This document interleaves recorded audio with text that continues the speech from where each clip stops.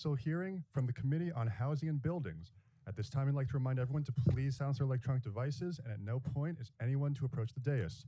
Additionally, no one is to approach the witness table unless invited to testify. If you have not signed up to testify and would like to, you can fill out a slip located on the table in the hallway outside with the Sergeant at Arms. Chair, we're ready to begin. Thank you, Sergeants, and good morning. Welcome to the March 24th hearing of the committee, the New York City Council Committee on Housing and Buildings. Today's hearing covers the fiscal 2027 preliminary budget for two critical agencies, the Department of Buildings and the Department of Housing Preservation and Development. I am Councilmember Pierina Sanchez, Chair of the committee. On behalf of the Council, I welcome members of the public and the Mamdani administration who are joining us here today. Commissioner, first, congratulations. Glad to be working with you in this capacity. Kind of again. So let me begin with my framing remarks, starting with a simple but urgent truth. New York City, as we all know, is in a housing crisis, and it's hitting low-income New Yorkers the hardest. In my district and across the city, housing is not abstract. Your conditions are, will the heat work? Will the ceiling cave in today? Will I be able to stay in my home? What we do about this crisis must remain multifaceted. We must build more housing, hopefully faster. We must preserve what we have, and we must enforce the laws that we have passed. This council took a major step forward last year through zoning reforms that will allow a little more housing in every neighborhood, paired with $5 billion in housing and infrastructure investment. So one key question I will ask today is, where are we on implementation? Turning to the preliminary budget, the Department of Buildings fiscal 2027 budget is $317.7 million, and HPD's proposed fiscal 2027 budget is $1.08 billion, including NYCHA. On the capital side, HPD's fiscal 26 to 30 capital plan totals in $12.16 billion plus $2.27 billion in Section 8 conversion pass-through funding for a total of $14.65 billion. These are significant investments, and this committee is going to be focused on the outcomes. For HPD, Preservation Enforcement and Systems in Distress, I want to focus on the way that agency, although they're not here right now, sits at the center of the crisis. The preliminary mayor's management report shows that housing violations are rising, emergency repairs remain elevated with emergency interventions increasing, and distress in our housing stock is not shrinking. I'm glad to work with the administration as they sharpen tools to go after the worst actors, as they did a few weeks ago, announced at 919 Prospect Avenue in the Bronx, and as they are constructively engaging in discussions around overhauling the city's power of municipal foreclosures for buildings in distress, my intro 657. However, with respect to the general financial and operational health of buildings across the city, we know that rent collections are down, costs are up, and while we go after the worst of the worst actors, we want to talk about what supports HPD is providing to owners who do want to do the right thing but are financially strained. We want to talk about stabilizing the entire housing ecosystem. In terms of asset management, HPD is also a steward of a great number of buildings, Mitchell-Lama properties, Article 11 properties, other regulated affordable housing portfolios. So we want to talk about how HPD is monitoring compliance under its regulatory agreements, and what is the plan for aging housing buildings that have received substantial public support but are still in disrepair. And lastly, on the HPD front, with respect to equity and homeownership, another concern that we cannot ignore is that New York City is becoming less diverse. Black New Yorkers are leaving the city in record numbers. And what is HPD doing to protect and expand homeownership in communities of color? How are we ensuring that our housing policies are not accelerating displacement? Turning to the Department of Buildings. Department of Buildings is responsible for the structural integrity of over 1 million buildings and tens of thousands of construction sites across the city. The mayor's preliminary management report shows that plan review timelines are increasing, means delays on the construction front. Enforcement activity remains high, but there is an outstanding unpaid fine total of $310 million uncollected by the city of New York, just from the Department of Buildings. At the same time, we are hearing concerns from the field. Buildings that were relatively newly constructed, are showing signs of failure. And workforce constraints are affecting our construction pipelines. So I will be asking, where are we seeing the most acute labor shortages, electricians, plumbers, general contractors, and what is buildings doing to address these shortages? With respect to Local Law 97, Department of Buildings is also implementing that local law, one of the most ambitious climate laws in the country. With the first compliance deadlines now here, we ask for clarity on how many buildings are in compliance, what enforcement is looking like, and how the department is supporting building owners in meeting requirements. I'll close with the facts. We know what the housing crisis looks like. We see it in rising violations, struggling buildings, and families at the brink of displacement. The question that we have is whether our agencies are equipped for success, because at the end, this is about whether New Yorkers can live in safe, stable, and dignified homes. I look forward to today's discussion with the administration and the public. Following DOB's testimony this morning, we will hear from HPD at approximately 1:30 p.m. and public testimony thereafter. Before we begin, I'd like to thank the finance staff, financial analyst Carla Naranjo, Assistant Director Daniel Krupp, Deputy Director Chima Obichere, and Percy Sutton, the fellow Catherine Mahan, sorry, I'm saying that wrong, McMahon, for their work on this hearing, as well as Legislative Committee staff, Austin Malone, Billy Eck, Jose Conde, Dirk Spencer, Reese Hirota, Noah Slosberg, and Mohammed Shadid. Finally, I'd like to take this opportunity to thank my team, Chief of Staff Maria Villalobos, Deputy Chiefs Ben Ratner and Kim Castellanos, Gerard Fernandez, Dylan Campos, Maria Jose Mares, Brenda Muniz, and Stephanie Kuzi. I would now like to acknowledge that we're joined by Councilmember Feliz on Zoom, Councilmember Joseph and Maloney here in person, and Public Advocate Williams.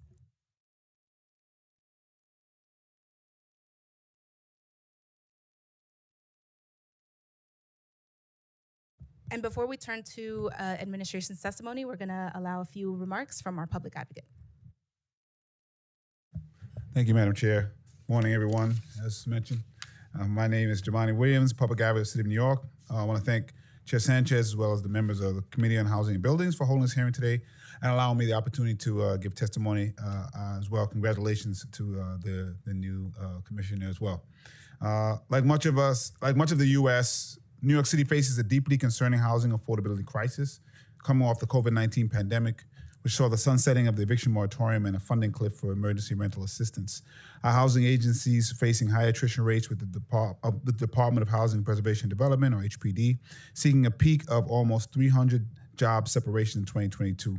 Similarly, the Department of Buildings, or DOB, saw an attrition peak of 223 during the same year. With this in mind, I am concerned by some of the cuts in the proposed FY27 preliminary budget. While DOB sees very little change with a decrease of $18 million from the modified FY26 budget, HPD's expense funding sees a $500 million decrease from the FY26 budget as modified and a $395 million budget reduction. $1 million budget reduction from the FY26 budget is adopted. While we understand that the city faces a real budget crisis, we must grapple with the reality of what these cuts entail, especially as we grapple with the uncertainty of federal funds. I look forward to hearing from the HPD where the reduction comes from and how it will affect the work of the agency. In the same breath, as we consider the budget crisis left to us by the previous administration, we have to look at City FEPS, the City Fighting Homelessness and Eviction Prevention Supplement. This rental assistance program has been a critical tool in keeping families housed and preventing evictions, but over the past 6 years, costs of the program has risen fivefold since the initial $25 million investment in 2019. The mayor's $1.64 billion investment in the program is a slight increase from last year's $1.25 million. Yet, as advocates have cited, this number also falls short of the expanded eligibility costs passed by the City Council in 2023. The under-budgeting of City FEPS program by nearly $800 million under the Adams administration is the single largest contributor to 2.2 budget shortfall the city faces. While I believe we must expand City FEPS and move away from costly shelters, I also recognize that in the short term, we have a budget that the city is legally obligated to balance. So I look forward to work with the mayor, the City Council, and the comptroller to balance these varying needs, also remembering that housing is probably the largest expense that most households face. Finally, I want to recognize our partners on the federal level, because without their advocacy, New York State and the city at large would be in a much worse fiscal state with the federal appropriations bill that recently passed, funding Section 8 vouchers. In dire times like this, it is critical that the city, state, and federal officials work toward and together to protect our communities and mitigate the harms being inflicted by the Trump administration and the harm is not a byproduct, it is the intention. I'm also hoping to hear from DOB to make sure that we have the staffing needed for folks who are coming to DOB to do what they need, either in their single-family homes or building additional rental units. Thank you very much. Appreciate it. Thank you, Public Advocate. I'll now turn it over to our counsel to administer the oath. Thank you, Chair. Please raise your right hand. Do you affirm to tell the truth, the whole truth, and nothing but the truth before the committee, and to respond honestly to council questions? Thank you. You may begin when you're ready.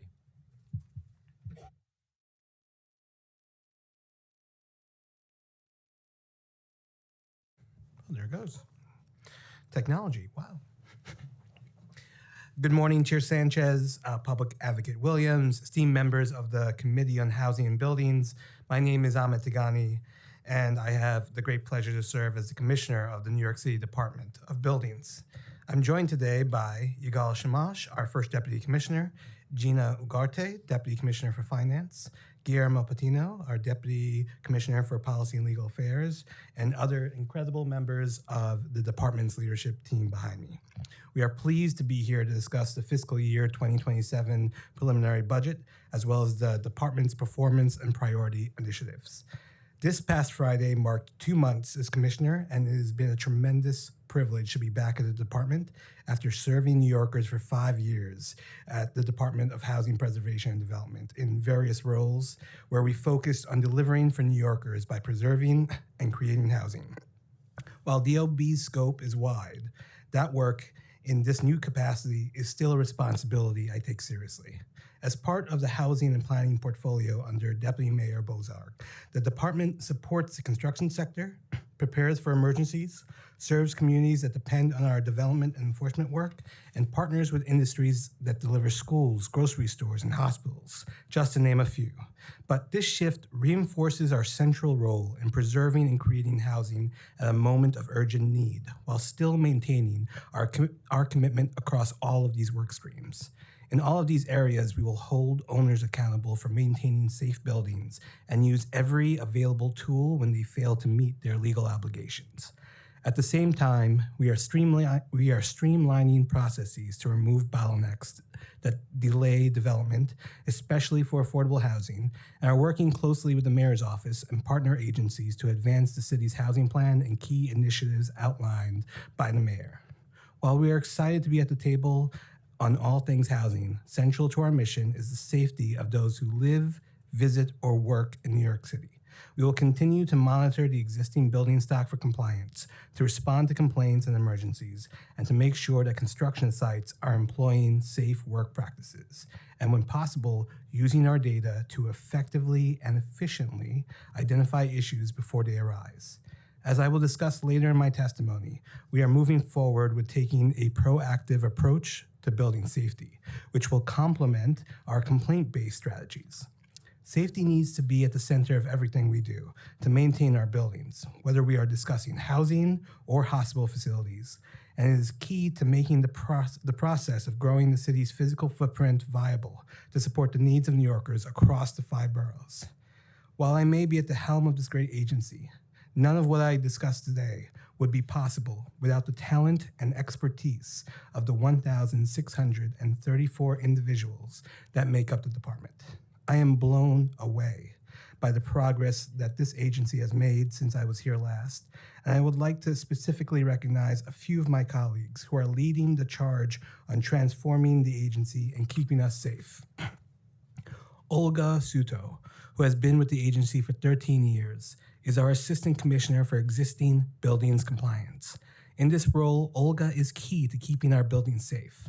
Olga oversees a team dedicated to the structural integrity of the built environment, which includes overseeing the myriad maintenance requirements building owners must comply with, including those that relate to facades, parking structures, and retaining walls, responding to crises, tackling the issue of long-standing sidewalk sheds, and moving the agency forward by utilizing predictive enforcement to keep buildings safe. Tarek Khalil, who has been with the agency for 9 years, is our Assistant Commissioner for Mechanical and Plumbing Inspections. Tarek's team is dedicated to building systems, including elevators, boilers, and mechanical systems, which are building systems that we rely on and the people we serve rely on every day. They have been key to the implementation of Local Law 152 of 2016, which requires that a large portion of our building stock undergoes regular inspections of their gas piping systems, which has been a Herculean effort.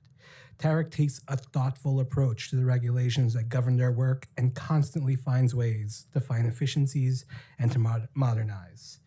And on a more somber note, I would like to take a moment to recognize Chief Richard Bauer, who passed away last week. Chief Bauer served the department with dedication for 18 years in various roles, where they put safety first as he rose through our ranks, including as part of excavation, interior demolition, and construction safety engineering teams. Our condolences go out to their loved ones. These are just a few of the incredible people that keep the city safe and moving forward. At this time, I'd like to move on to discuss the budget that supports this important work. The fiscal year 2027 preliminary budget allocates approximately $214 million in expense funds to the department. Of this funding, approximately $181 million, 85%, is for personnel services, which supports 1,864 budgeted positions, and $33 million is for the other personnel services, which primarily supports contractual services, equipment, and supplies. This funding is critical to supporting the department's mandates and priorities. Of note, the department has received 23 additional positions to support the implementation of local laws passed by the City Council last year, which gave the department additional enforcement tools to get sidewalk sheds down faster, and 13 additional positions to increase staffing associated with conducting background checks for the trades the department licenses. These new positions will be funded by fees the department is introducing or increasing by rule. As of today, the department's budgeted headcount is 1,853, and our actual headcount as of January ending is 1,635. Our budgeted headcount includes additional staffing received in recent plans. That includes positions to establish a proactive enforcement program to enforce Local Law 152 of 2016, which requires that buildings undergo periodic gas piping inspections, and to support increased development activity, which includes positions related to the City of Yes for housing opportunity and basement legalization initiatives. While we have 218 actual vacancies, we have 55 candidates in the hiring pipeline, which includes among them 41 inspectors, and leaves us with 163 actual vacancies, or a vacancy rate of around 9%. We are actively recruiting to fill these vacancies, including the positions we received in the preliminary budget to support priority initiatives such as reducing sidewalk sheds, and looking forward to keeping you updated on those efforts. In fiscal year 2025, the last full fiscal year, approximately 275,000 construction jobs were filed with the department, and we issued approximately 169,000 initial and renewal construction permits combined, which is consistent with the activity we saw in the previous fiscal year. So far this fiscal year, we are seeing a slight increase in construction job filings and a slight decrease in permit issuance. As it relates to service levels, I will focus on the service levels concerning job filings submitted through DOB Now, which represents about 95% of all our job filings as we continue to transition to the DOB Now system. On average, for all job filings submitted through DOB Now, it is taking the department about 5 days to complete its first review, which is an increase over 3.5 days during the same time period last fiscal year. Of note here, during this time period, we received about 2,500 more resubmissions, including for more complex new building and demolition projects, which means the plans came back to us for review more than once. In about 650 additional instances, our customers opted to have us conduct a full plan examination over what can be considered shorter professional certified approach for their job filings. Combined, these factors account for the uptick in our service levels for plan examination. The wait time between a construction inspection request and an actual inspection, which occurs after a construction project is completed by a contractor, has remained at 4 days for construction inspection, has remained at about 9 days for an electrical inspection, which is down from nearly 13 days from full fiscal year 2025, and increased about 2 to 6 days. It has increased by about 2 to 6 days for a plumbing inspection. With respect to electrical inspections, it should be noted that there has been an increased demand for electrical inspections, which could be attributed to the electrification projects that we are seeing come online. At the end of last year, the City Council passed a law, sponsored by the Chair, Local Law 42 of 2026, which would allow for electrical inspections to be self-certified, which is allowed for other trades. These changes will help improve service levels as it relates to electrical inspections, as the demand for inspection from the department will decrease. Overall, there will be an increased demand for development inspections and a reduction in the use of overtime to support such inspections. The department reduced its overtime spending by $5.6 million since fiscal year 2026, which is a 60% reduction. We will continue to identify ways to not only support, but also streamline development projects. We are investing in our most important resource, our people. We are working on establishing a planned examination training academy for the first time, with a comprehensive curriculum and ongoing training on changes to the vast regulatory landscape we are charged with enforcing, which will be similar to our existing inspector training academy. We are also looking to technology to help support these ideas. We continue to partner with the Partnership Fund for New York City on their Buildings Tech Lab, a public-private initiative to find, evaluate, and test innovative technology solutions that will support our work, including to make plan reviews, permitting, and inspections more efficient. We will soon be starting a pilot program with 5 companies, which will come at no cost to the department, and are in the process of identifying additional companies to work with in the near future. The department is appreciative of the partnership's support with this effort and look forward to working with the companies that have been selected to incorporate innovative technologies into our work, with the goal of working more efficiently. Finally, we're working closely with the Mayor's Office and our partner agencies on an interagency task force, streamlining procedures to expedite equitable development, speed, to accelerate affordable housing production. The Mayor's Office will soon be releasing recommendations related to this effort.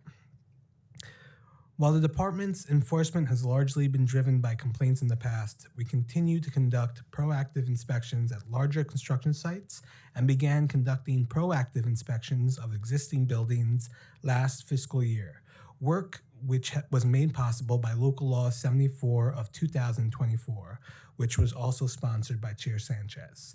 It tasks the department with establishing a proactive enforcement program. While our efforts were focused on recruiting to fill the 60 positions we received to support this program, which does include inspectors and plan examiners, data analysts, and attorneys, we have now begun this work. Since we began conducting proactive inspections last March, we have conducted approximately 9,200 inspections that have resulted in the issuance of 7,000 summonses, which includes follow-up inspections, following the issuance of a Class 1 summons until that summons is corrected, and the inspections of potentially at-risk buildings, which are identified and assigned a risk score through our data analytics. Proactive inspections make up approximately 30% of the 190,000 enforcement inspections we conducted last fiscal year. From experience, we know that proactive inspections keep the public, including the construction workers on those sites, safe. As it relates to construction sites between fiscal year 2024 and fiscal year 2025, we continue to see a reduction in construction-related injuries, with construction-related injuries dropping by 42% from 625 to 363. We urge the industry to continue working safely and to ensure that workers are appropriately trained. We will soon be implementing a new local law, Local Law 10 of 2026, sponsored by Councilmember Lee, that will add to the existing site safety training program.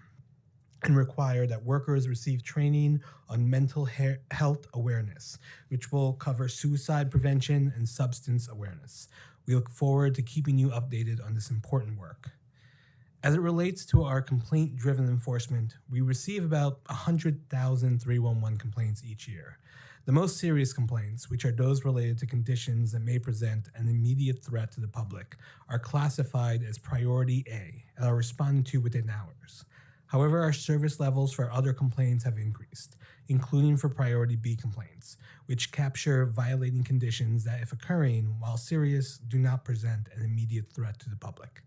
So far this fiscal year, we are responding to those complaints in 21 days, which is an increase over 15 days during the same time period last fiscal year.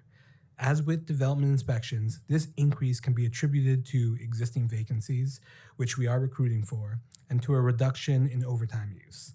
Of note, elevator-related complaints have driven this increase as well, given the reduced capacity of the elevator unit that responds to such complaints. To address this issue, we have launched a pilot program that allows for third-party inspections following elevator work in a building, which allows us to use our inspectoral resources to respond to complaints from the public. The inspections must be conducted and witnessed by qualified individuals that are licensed by this department. The program has been well received by the industry, and we are closely monitoring it. As it relates to sustainability, the department is responsible for implementing and enforcing a number of sustainable building laws. This includes Local Law 97 of 2019, which requires the city's largest buildings to increase energy efficiency and reduce greenhouse gas emissions over several compliance periods, culminating in achieving net zero emissions by 2050. Our sustainability team has worked diligently to implement this important law, including promulgating rules, conducting outreach with our agency partners, and issuing guidance to inform property owners and the industry about how to comply with the law. We have also hired a dedicated team to focus on the implementation and enforcement concerning the law. Last year, we achieved a major milestone as building owners were required to submit compliance reports to the department for the first time. We saw very high engagement rates for the first compliance cycle, but know that building owners have a lot of work to do to come into compliance with the 2030 emission targets and are prepared to support them with that work. In addition, the department enforces the energy code and the existing laws that require certain buildings to report their energy and water use, post energy grades, upgrade lighting, and install sub-metering, and perform energy audits and retro commissioning. Concerning the energy code, we worked with the council on Local Law 47 of 2026 late last year, which was also sponsored by the chair, and which resulted in the 2025 energy code. We will begin enforcing the new energy code later this month.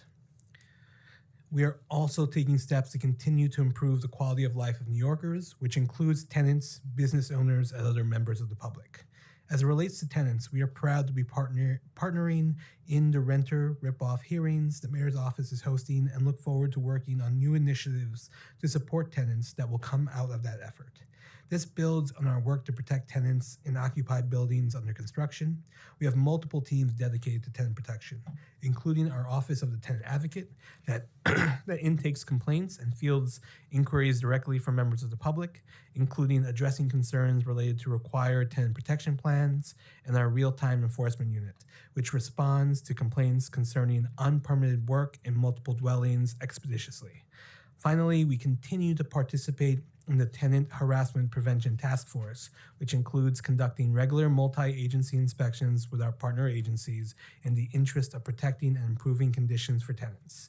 As it relates to business owners, we have a dedicated small business team that provides one-on-one guidance to businesses, including conducting plan reviews for job filings submitted in connection with those businesses. We encourage small businesses to contact our small business team to receive assistance before they begin a construction project or at any time during a project should they have any questions. We also took steps during the last administration to improve the regulatory environment for small businesses, including extending cure periods for all Class 2 and Class 3 violations to 60 days and doing away with the $6,000 work without a permit penalty that was imposed by the department on small businesses. Finally, we are continuing to focus on reducing sidewalk sheds throughout the city, with a focus on sheds that are up at buildings where no active construction work is occurring. Since we began this effort in 2023, there has been about a 15% reduction in the number of sidewalk sheds citywide, which benefits the public, including businesses that are negatively impacted by sidewalk sheds. We recently implemented a 90-day permit duration for sidewalk sheds, down from a year, which will require that building owners renew their sidewalk sheds more regularly and report their progress to repair facade conditions to the department during such renewals. Where a building owner does not make progress, we will use every enforcement tool at our disposal to prompt repair work, which includes the new enforcement tools we'll be implementing later this year and taking legal action against the worst offenders. We have also made tremendous progress reviewing the Local Law 11 program, which requires certain buildings to undergo facade inspections periodically. We issued a report late last year, which includes recommendations made by our consultant, Thornton Tomasetti. Based on our recommendations and regulatory changes made by the City Council last year, we expect buildings to go longer without having their facades inspected without sacrificing safety. Finally, we know there are sidewalk sheds that will continue to be needed in conjunction with new building construction, demolition projects, and facade maintenance. Late last year, we released 6 new shed designs, which are more aesthetically pleasing, allow more light and air to the ground, which will improve the look and feel of the public realm. We expect to make these new designs available for use by the public through rulemaking later this year. In closing, and my throat is definitely happy, at the start of a new administration, we are building the foundation for a renewed vision for our city. The Department of Buildings will continue to evolve through community input and internal innovation, but our core commitments to customer service, accountability, safety, ingenuity, and inclusive growth will remain constant. These principles will guide and support everything we do moving forward. We look forward to working with the City Council and community leaders to bring this vision to life. Thank you for the opportunity to testify today, and we welcome your questions.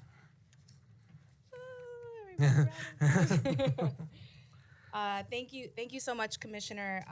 And I just want to start by sharing I share your enthusiasm about the progress that the department has made in the last several years, despite high obstacles. The number of vacancies that were reduced in the beginning of the Adams administration, kind of recovering from that.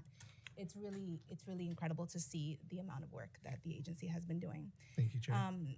And just to note that this agency, the Department of Buildings, does much more. I'm sorry, rest of the city agencies, but you do much more for the city than the city gives back.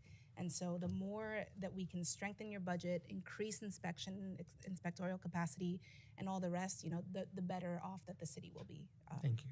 So that's certainly my position.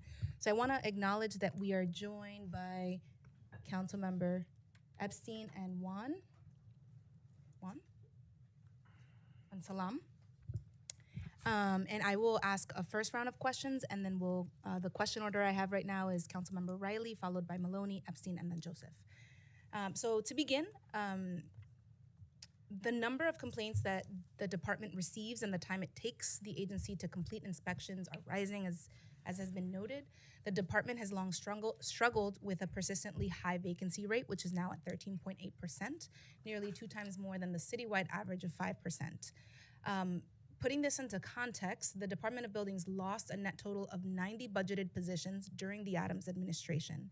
So first, can you tell us about the steps the agency is taking to fill its vacancies, and specifically where you are seeing the highest vacancies, plumbing inspectors, elevator inspectors? You mentioned a little bit about the elevator inspections, but can you tell us about the steps that are being taken to relieve the delays being caused by a shortage of plumbing inspectors? Thank you for the question, Chair. I'll start, and then I'll invite members of the team to add.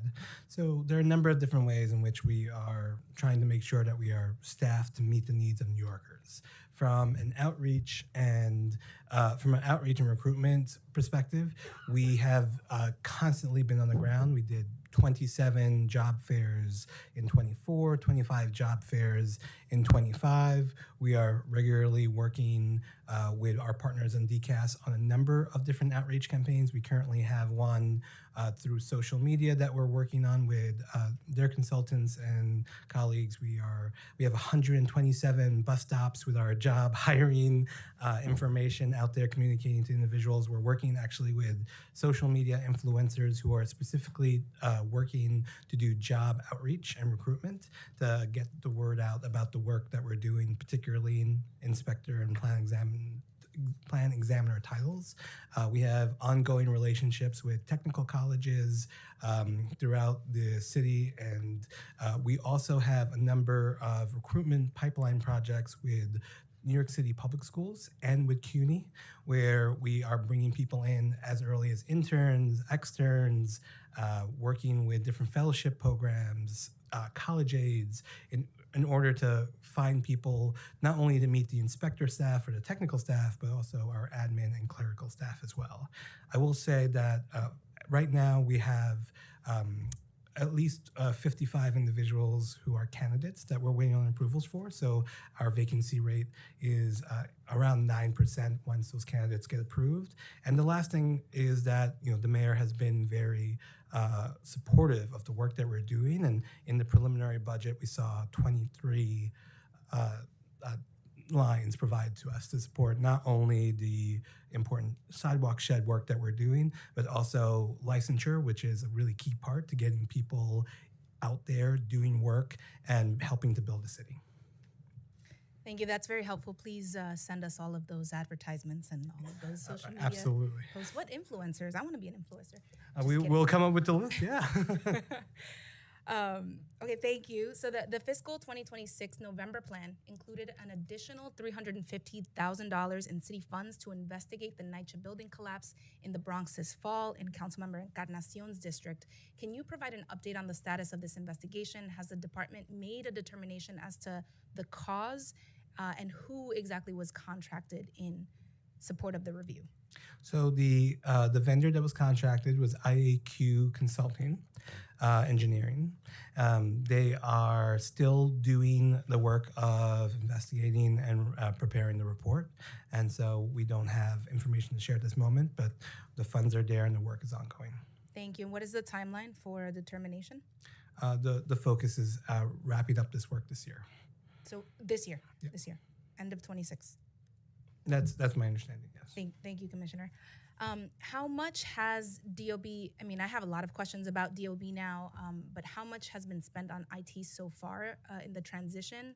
How much is in the budget for fiscal 27 across the 4-year plan? And when will we get to 100% of projects and work being reflected on DOB versus the BIS system? So as of the end of February, the department has spent $172.8 million. Fiscal year 26 is currently budgeted for $8.5 million. Broken out, that's $2.7 million for expense and $5.8 million in capital. And this includes capital funds and all commitments. And the out years are baseline for $1 million. What is the capital? The capital work is typically associated, tech work that is long-lasting is capitally eligible. So when you look at the scope, you can break down what would be capital versus expense. This is a Like kind usually of thing like that makes me feel vendor like it's on Monopoly services, money. like vendor services or consultant services would be expense. Copy. Thank you, Commissioner.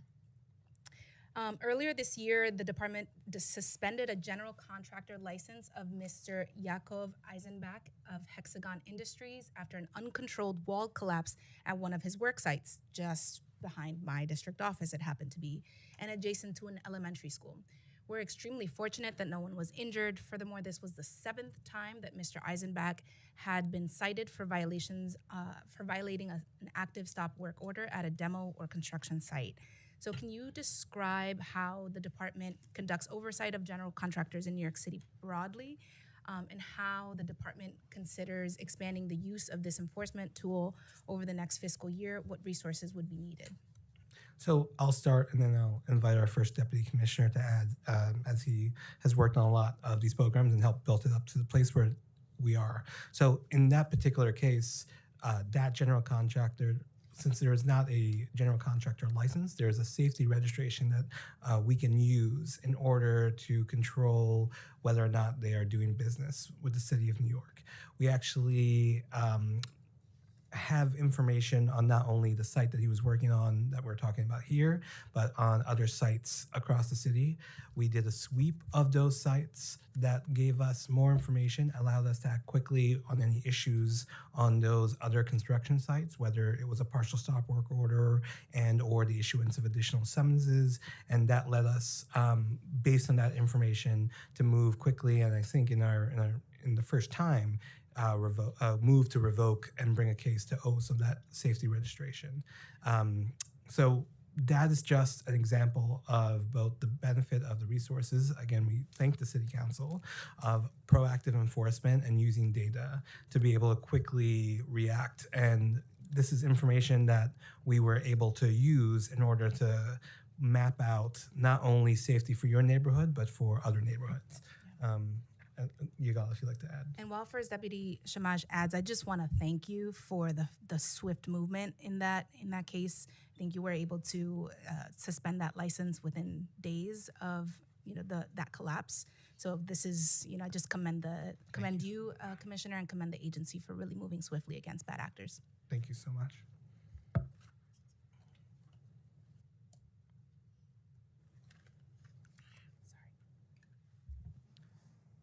In terms of construction safety, we have multiple teams, but our construction safety compliance team is one that does proactive inspections.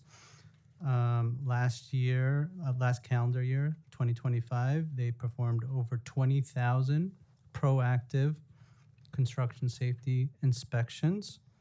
Our construction safety enforcement team, that's the team that responds to incidents, accidents, and complaints, but also sweeps. General contractors, subcontractors performed over 21,000 construction safety enforcement inspections. That team is the team responsible for ensuring construction safety. That team works with a construction safety engineering team that will review the plans and audits the applications that are submitted post-incident, post-accident. Those two teams together will refer to our attorneys, our licensing disciplinary unit, plus our special enforcement team. They discipline professionals. LDU disciplines the licensees. And they work together hand in hand to ensure that general contractors and professionals are performing the necessary duties per the code. Thank you. According to the mayor's PMMR, the department issued 2,683 total stop work orders in the first 4 months of fiscal 26, a 20% increase from the same period in fiscal 25. This is a very significant jump, and there's a related increase in the number of violations that have also been issued. What are the reasons for the increase in the number of stop work orders? Does the department believe that there has been a citywide increase in dangerous construction work? So the increase in stop work orders can be a result of a number of things, but what we're looking at is we're responding to additional complaints. We're doing more proactive inspection. A stop work order can be something that is a short time period where we're trying to make, or we're working with the owner to make the correction on site, or it can extend for a longer period of time. At this point, as I mentioned earlier, construction injuries are down.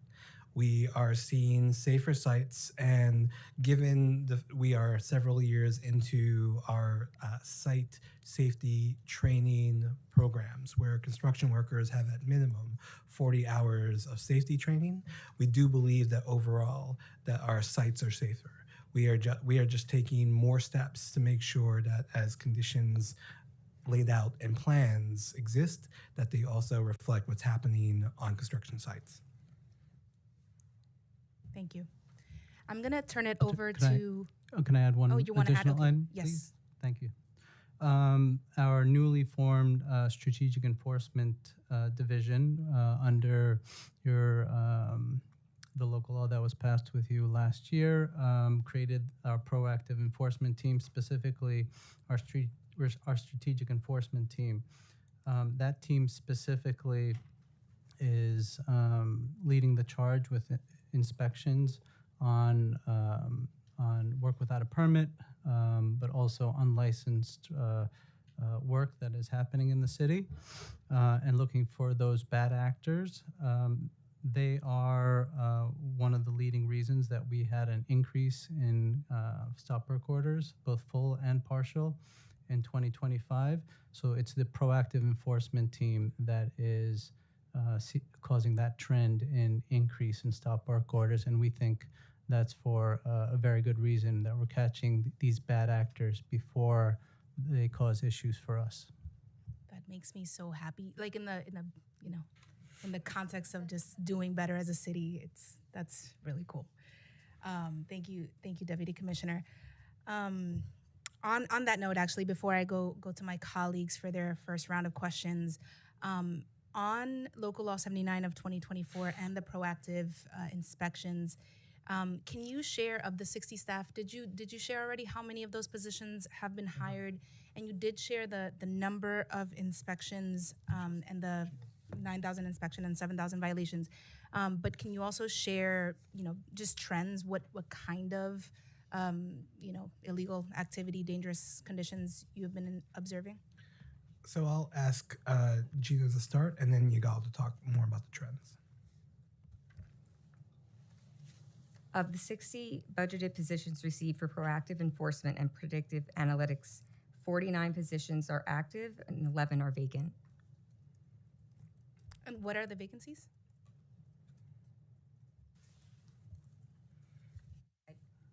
I don't have the vacancies broken down, but I can get you that information after this hearing. Perfect, thank you. So the three pillars of the proactive inspection program is focused on going outside and more actively being on construction sites on a regular basis. Definitely when it's next to or adjacent to other sensitive buildings, given the age of our building stock. We also have our Stay Vigilant program, which is a reinspection program mandated by Local Law 79 that makes sure that property owners remain accountable for maintaining code and safety compliance.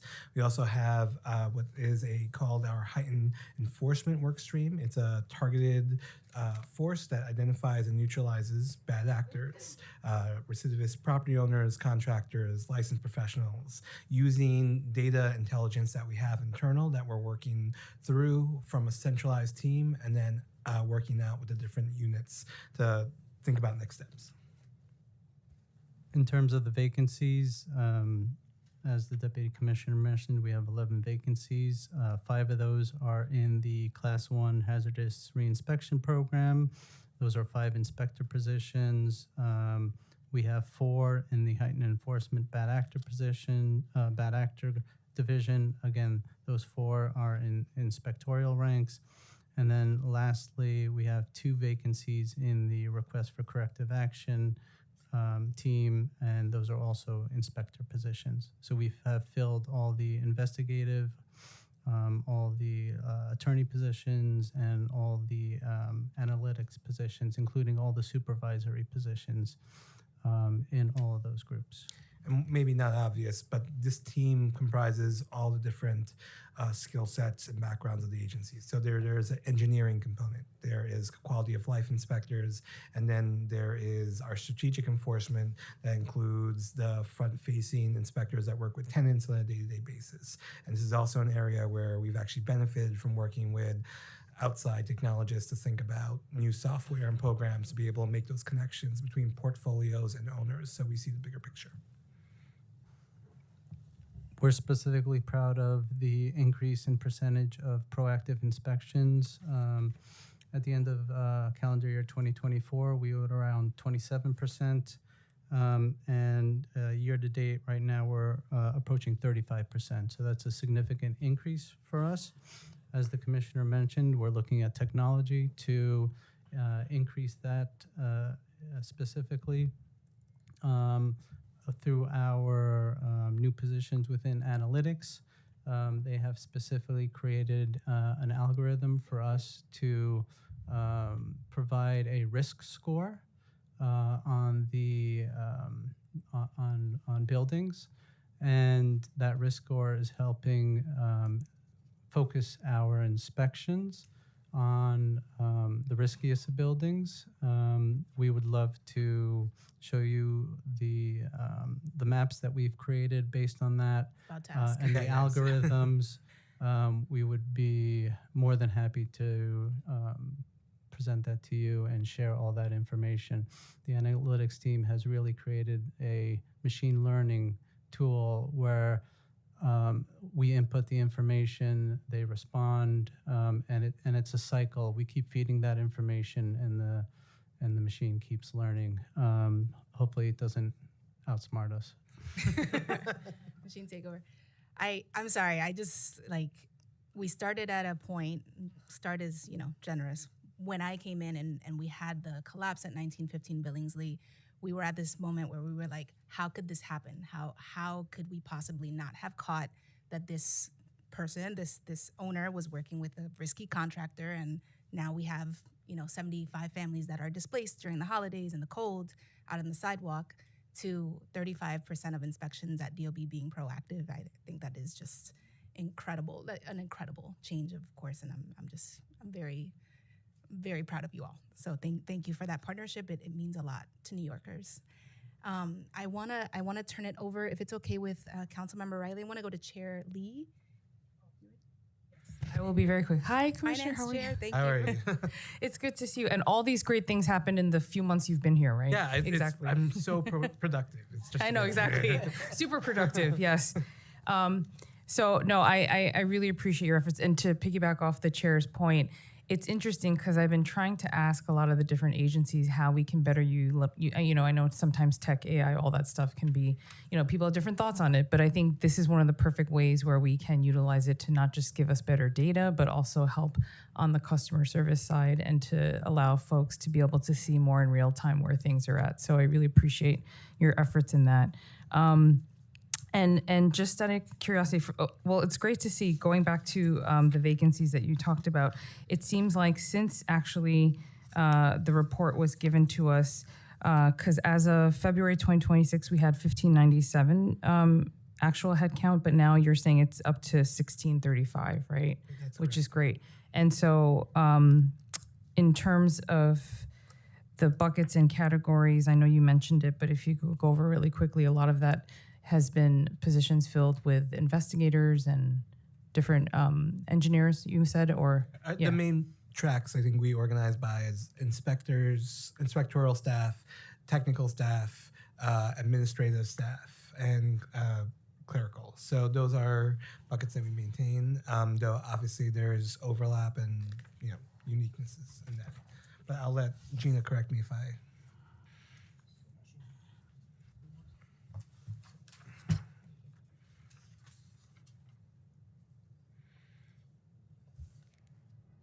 Of the 1,635 active positions, 558 are inspectorial, 330 technical, 557 administrative, and 197 clerical. 197 clerical. What was the second one? I'm sorry, I missed it. 330 technical. Perfect, thank you. And just out of curiosity, in terms of the contract budget, I noticed that from FY26 to 27, the number of contracts are relatively the same. I think there's one contract difference, but then professional services and computer services dropped a lot. So I was just wondering what that was due to. Those it were, went- yeah. sorry, Chair. Oh, no, go ahead. Those were one-time expenditures that we do not expect to need to renew.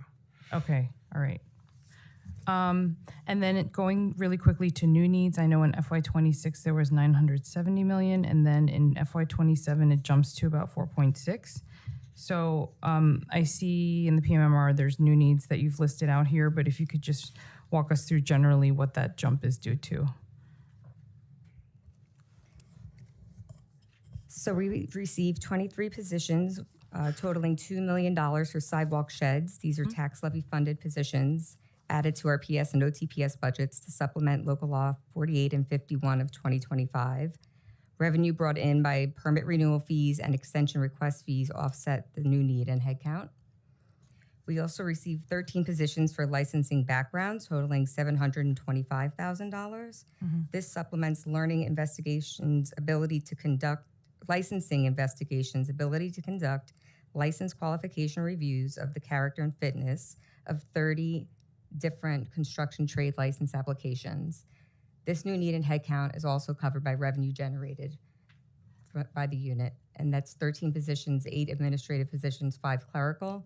And for the 23 positions received for sidewalk sheds, 12 administrative positions, 10 of those are for customer service, 9 technical positions, and 2 inspectorial positions. Okay. We also received a baseline increase of $350,000 for pre-clearance overtime for DOB elevator inspectors to perform inspections outside normal work hours. The funding will be covered by revenue accrued from inspection fees. And we also received $1.6 million in Modell's space renovation. This funding is renovation for the Modell's lease space located at our headquarters, 280 Broadway, to increase the capacity of our space by 100 workstations. Okay, perfect. Thank you. And then actually talking on that point about the revenue generation, the fees to be increased, or the revenue rather.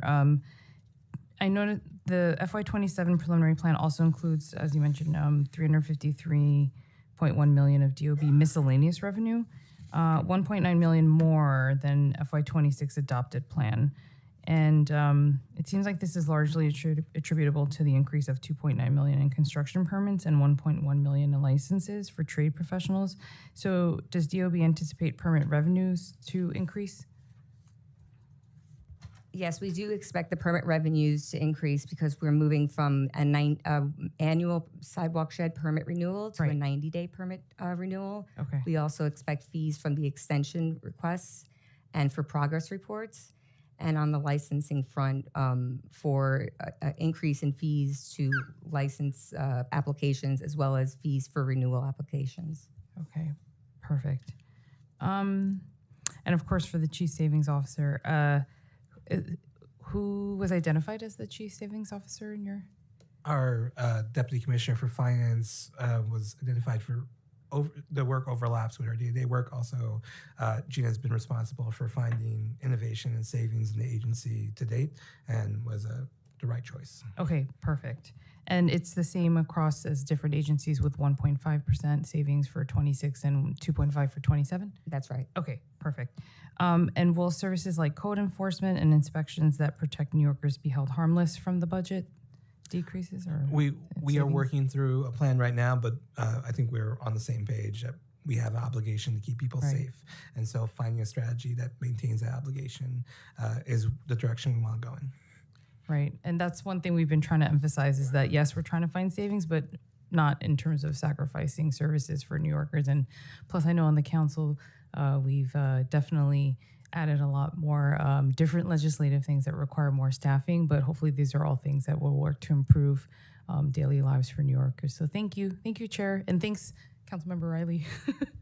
Thank you, Chair Lee. Chair Riley. Thank you, Chair Sanchez, and good morning, Commissioner, and good morning to the DOB team. Thank you so much for testifying here. As Chair's land use, I see the Department of Building as one of the most important agencies in the city's ability to actually turn policy into housing production. We could pass rezonings, adopt plans, and talk about affordability, but if the building process remains too slow, too costly, or too unpredictable, New Yorkers will continue to feel the housing crisis that we're currently in. So I just want to focus my questions today on how we could build faster, smarter, and be more sustainable. So during your testimony, Commissioner, you spoke about the agency not being focused on just enforcement, but also on production. Could you just state 3 ways you believe DOB can most directly help with the city's increase on housing production and also reduce the cost burden associated with development? Absolutely, Councilmember, and I agree with you on that position that DOB holds. While we are the steward of the zoning resolution. So, as you pointed out, taking policy and language and taking into action is something that we care about deeply. To answer your question directly, I think first and foremost, thinking about how we're investing in the people who are reviewing plans and doing the work of moving projects through our process is going to be a key way to moving projects faster. So the movement to taking continuing education that we currently have and moving it into a formal plan examiner academy so that we are updating and continuously building up that staff so we're working through applications faster, I think it's going to be very key. Additionally, we're working on, and this is a public-private partnership, talking more about the standardization of the plans that come into our agency so that we are not spending time going back and forth over small matters, and we are actually looking at material in the same way, in the same format, which will reduce review times, in our opinion. The technology that comes with that, DOB Now, has allowed us to create a faster back and forth between plan examiners and the industry, but it's also drastically increased the number of applications that people are allowed to submit and when they're allowed to submit. So those two factors, better investment in training to the staff that we have coming in as plan examiners, and then also creating a standardization of the work that we do, including reducing the number of unique objections and coming up with more clarity there. The other part that I think is really important is that it's the formalization and the streamlining of our codes and rules. So I cannot understate how important the code committees are to creating more consistency and more updates to meet the construction industry where they are, to create a code format that makes sense. And so we're grateful to the many people who volunteer their time for that. And I mentioned creating housing, but also preserving housing is a very big part of that. Yes. Right? We can never Well, replace Commissioner, let me just go into some more questions. I only got 5 minutes. Existing building code. The existing Yes. building code that we passed, and then training and working with the outside world to implement will save time, save money, and create more consistency. Thank you so much. And you spoke about something important about the planners and examiners. What are the biggest challenges DOB faces in hiring and retaining plan examinators, inspectors, engineers, and technical staff? Does it come with compensation, competition, the private sector? We really want to highlight because these are very important jobs, and we want to make sure we have the best people for the jobs, but we're seeing a lot of our people going into the private sector. Yeah, I mean, on average, I think in both inspectors and plan examiners, and our deputy commissioner for administration will correct me, we see at separation they're here for about a little over 6 years. Within that time, there is a lot of competition. We compete with the private sector on wages, though I will say city benefits and compensation packages are strong. There is the opportunity to train and move up in their career and have a diverse portfolio. So what we're trying to do is create ways to diversify the workload of individuals inside the agency so they get the experience that they need. For plan examiners in particular, as they have to go and seek their license, it may not be something you can do within the four walls of DOB because of the particular steps you have to take to get it.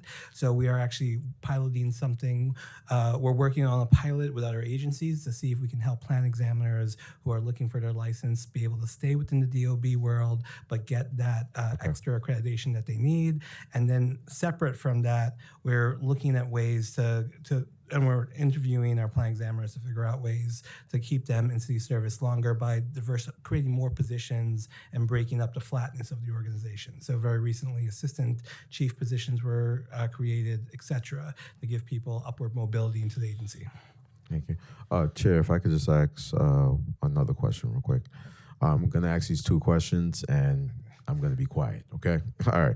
So one concern we hear is that sustainability compliance can impose real costs, especially on affordable housing providers, co-ops, and older multifamily buildings. So how is DOB thinking about implementation in a way that drives compliance without worsening affordability pressures for tenants and owners? So that's one question. And my next question focuses on interagency coordination. How often are delays attributed to DOB that are really rooted in issues involving other agencies and sequential approvals? Would a more integrated interagency approval model help move projects faster? So I think the question about interagency coordination is something that we're working on right now through the Speed Task Force. And I would say that the work that we're doing to integrate systems with partner agencies, DEP or HPD or other agencies, we actually have a couple of initiatives we're working on now to cut through that. But I can come to you with more specifics, just to say that this is something we recognize as a place of work and we're working on it. The first question, I would say that right now we have seen a very high compliance rate with phase one, over 91%, 89% of Article 320 buildings, 94% of Article 321 buildings. Though the reality of complying is very difficult. We have the New York City Accelerator, which is managed by the Mayor's Office of Climate and Environmental Justice, which provides people with direct technical support, access to financial lending resources, actual project managing and case managing to get them through. Our Deputy Commissioner of Sustainability can talk about our work with the CUNY Sustainability Center to also provide that work. We also citywide have tools at HPD for those who need lending support to be able to meet their retrofit and energy upgrade situation. And then we, as a city, we have been advocating for J51 as a tool in this area. So there's still hardships faced by buildings who have to meet the 2030 requirement. And we're currently going through the audits of the phase one reports to better understand what they're facing, who needs to pay penalties. And then at that point, we'll have a better sense of what the landscape looks like and what tools we need. Thank you, Commissioner. Thank you, Chair. Thank you so much, Chair Riley. Councilmember Maloney. Oh, I'm sorry. I need to acknowledge that we've been joined by Councilmember Brewer and Zhuang and Deputy Speaker Williams on Zoom. Councilmember. Great. Thank you so much for being here. As a Manhattan Council member, I have to ask about scaffolding. And I'm thrilled about the 15% reduction. And as you noted, the council passed a legislative package on this last session. So hopefully we'll see that trend continue. Could you give more information on when you expect DOB to fully operationalize those enforcement mechanisms? We expect the rules to be out this summer, but we've already started doing the work of, we've already have the 90-day shed permit provision in place in DOB now, so going from a year to 90 days. We're already doing the education with the industry, and we are hard at work on all the work streams. So the enforcement piece, we are working through the recommendations on the design piece, so making sure the new shed designs are available for the public as part of those rules. And then last but not least, we're working on the Thornton Tomasetti recommendations, which will also make it more flexible but still maintain safety for property owners, moving from 5 to 6 years, and then going from, for new buildings under 40 years old, with a safe report already under its belt, moving from 1 cycle to 12 years, which will also include visual inspections in between. And then last but not least, the radius of sheds will now be reduced to 40 feet, which will increase mobility and access to open space while still maintaining safety. Just wanted to add specifically our longstanding shed program.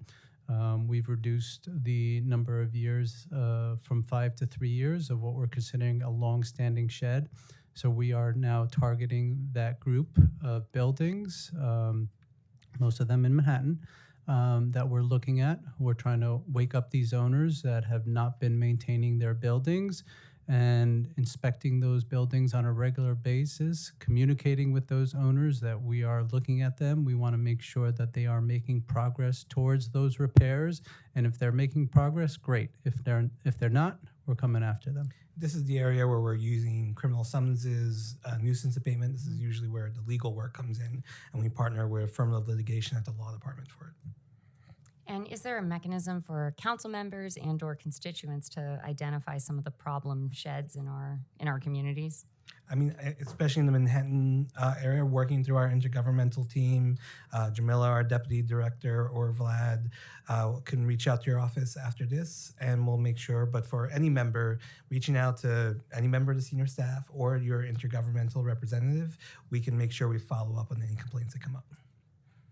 Thank you. So it sounds like this summer, most of the implementation will have started. So my follow-up question is, when will we have enough data on if the laws go far enough? When would be a good time for us to reassess that?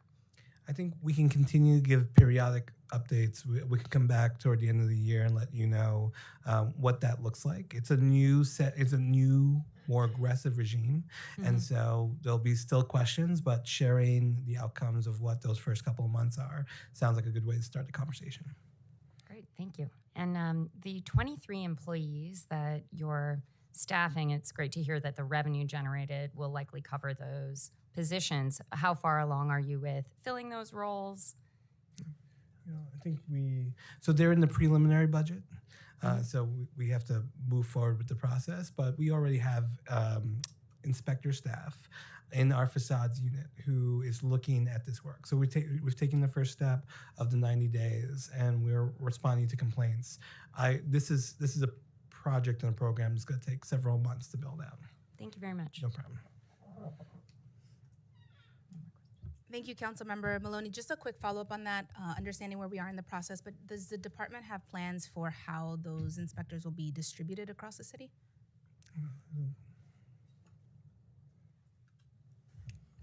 The new positions for sidewalk sheds are broken up into essentially 3 distinct groups. The first one is for our bureau staff to process the permits. As you can imagine, we have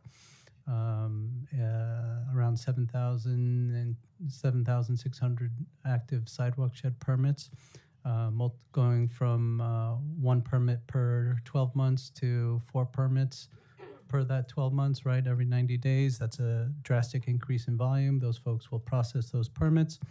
The second group will be going into our engineering services team under Assistant Commissioner Jill Rebecki. Her team will focus on reviewing the reports that come in every 90 days per the local law to ensure that those owners are making progress towards those repairs. And if progress is not seen, then civil penalties will start accruing. And lastly is the inspectorial team. We are anticipating the inspectorial team to join our construction safety compliance team under Assistant Commissioner Juan Arias, and focus specifically on inspecting sheds with expired permits, sheds that are there with no work going on, or even if they are telling us work, we'll go out and confirm that that work is occurring. So it's threefold. What was the name of the first division? Borough operations. Thank you so much. Next up, I want to acknowledge we're joined by Councilmember Aviles, and next up is Councilmember Epstein. Thank you, and thank you for your time. So we have, I just want to follow up with Councilmember Maloney's on the shed issue. So sheds that have been up, construction sites that have been installed 5, 10, 15 years. What is the expectations for kind of those construction sites are in the middle of, there's 4 stories up and they're not being done. What are we doing with those sheds that are just sitting there with kind of a lot of debris? So I can start, and then I'll ask the first deputy to add or correct.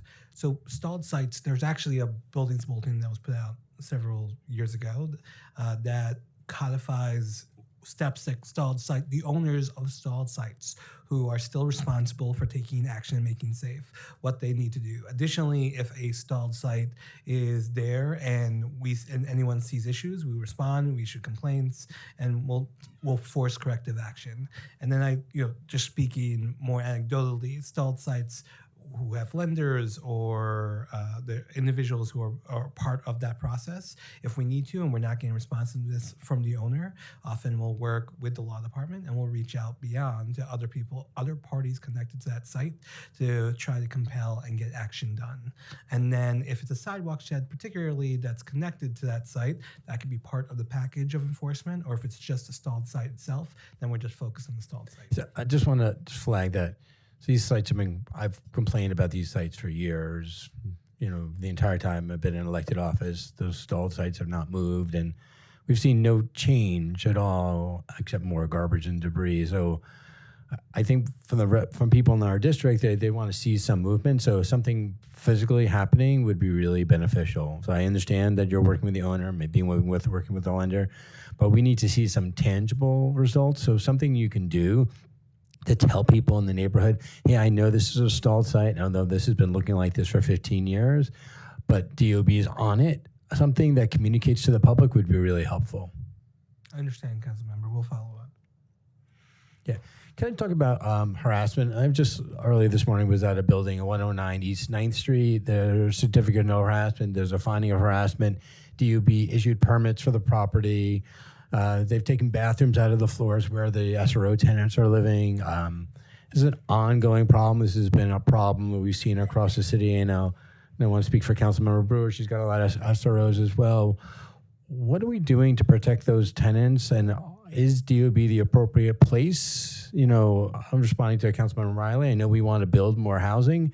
We also want to protect the people who are still here, and especially some of the most vulnerable residents or SRO tenants, to ensure that they are protected during these projects where we know there's a finding of harassment. What are we doing here to protect those tenants? I think, and again, for the particular, I can't speak to the particular address because there's ongoing litigation involving the city to try to protect those tenants. And in fact, I would suggest that one thing that's happening is that there was an owner that requested permits to do work that they are not allowed to do because they don't have all the paper that's required. And we would not allow work unless people meet the requirements that they had to. That being said, we want to make sure that tenants who are in emergency and hazardous conditions, that there could be a path forward to do at least that minimal to make that work. So I think there are conversations going on about that building. But writ large, if we are faced with an SRO that has certain requirements in order to get work done, the owners have to produce and make sure that they show us they have the certificate of no harassment or meet any other zoning or code regulations about special protections that may adhere to that district before they can pull permits. And we look at the scope of work and make sure that the scope of work is within the boundaries of what they're allowed to do if they're doing things without a CONH. And anything that's permitted work, if they are doing permitted work without permits, we go out, we issue a stop work order, and we issue out the penalties and fines, which could be up to $25,000. Yeah. I mean, at least for this property owner who's still engaging in harassing behavior, and we found that there's been a finding of harassment there, I would love to see other tools in our tool belt to protect those tenants. Like they took bathrooms out of people's floors, so people don't have bathrooms on their floor anymore.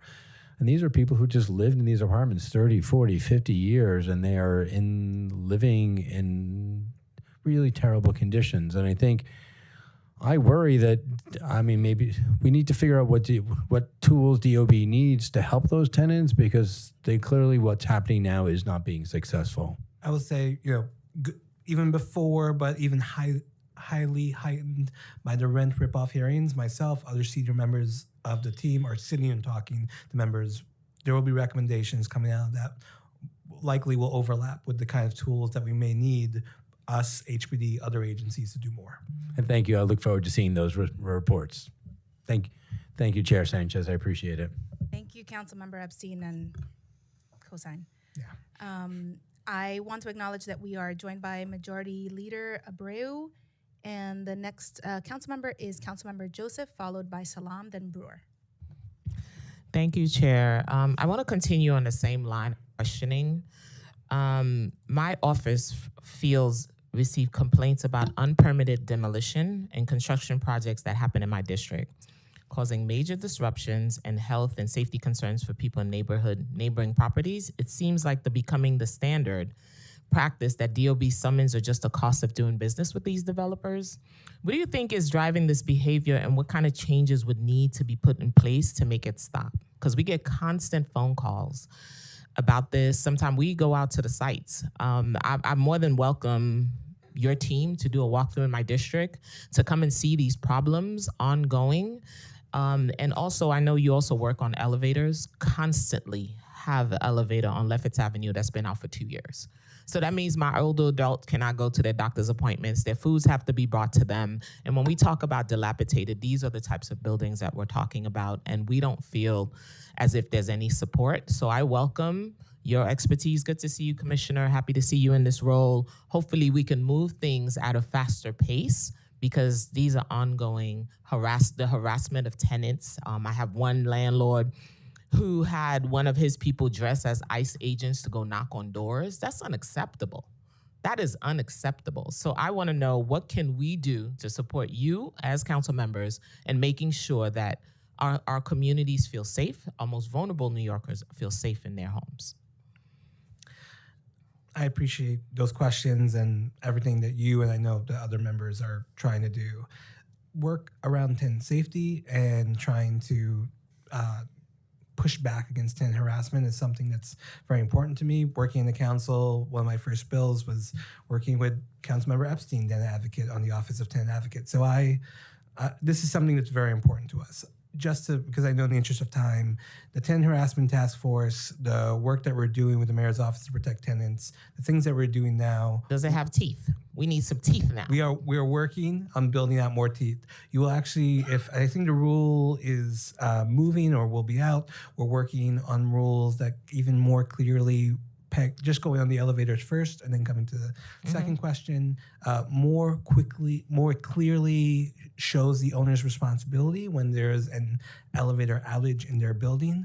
Additionally, what we've tried to set up around the changes for elevator inspections is hopefully a way to get more elevators up and running, inspected, and moving faster, given that outages obviously have an outsized impact on our vulnerable New Yorkers. We are in conversations now to think about what more we can do in elevators other than make clear in our rules their responsibility for reasonable accommodations, working to get inspections happening faster to put that work in service. That's in addition to the annual and every 5-year inspections and the maintenance contract that they're supposed to have. And then we'll have to do more. I think the elevator outages, we see this a lot. There are 70,000 of these units across the city. And we know that when these outages happen, the disruption is massive. How many elevator calls do you get per year? How many outages, how many inspectors you have, and what's the timeline to get them fixed? So the timeline varies. It depends on the age of the cab, the part that is broken. We're also in a time period over the last couple of years where elevators were required to modernize.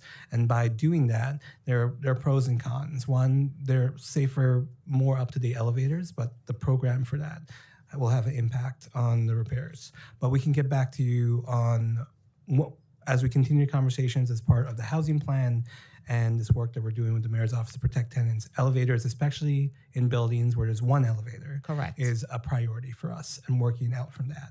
And then on the first part, the Office of the Tenant Advocate is a key part of that work, but there's a larger Office of Strategic Operations under Assistant Commissioner Agostino, who is working every day to respond to complaints. So we are working with HPD, working with the AG's office, with our local DAs, and we're bringing cases. This is also part of the proactive enforcement that we talked about earlier.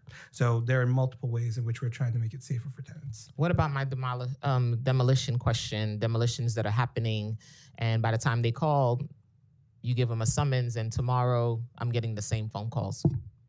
So this is another thing that's coming up in proactive work. We're trying to understand if there is whether it's done more broadly or if there's a small cohort of subcontractors, general contractors, individuals who are flouting our rules and taking on proactive portfolio cases.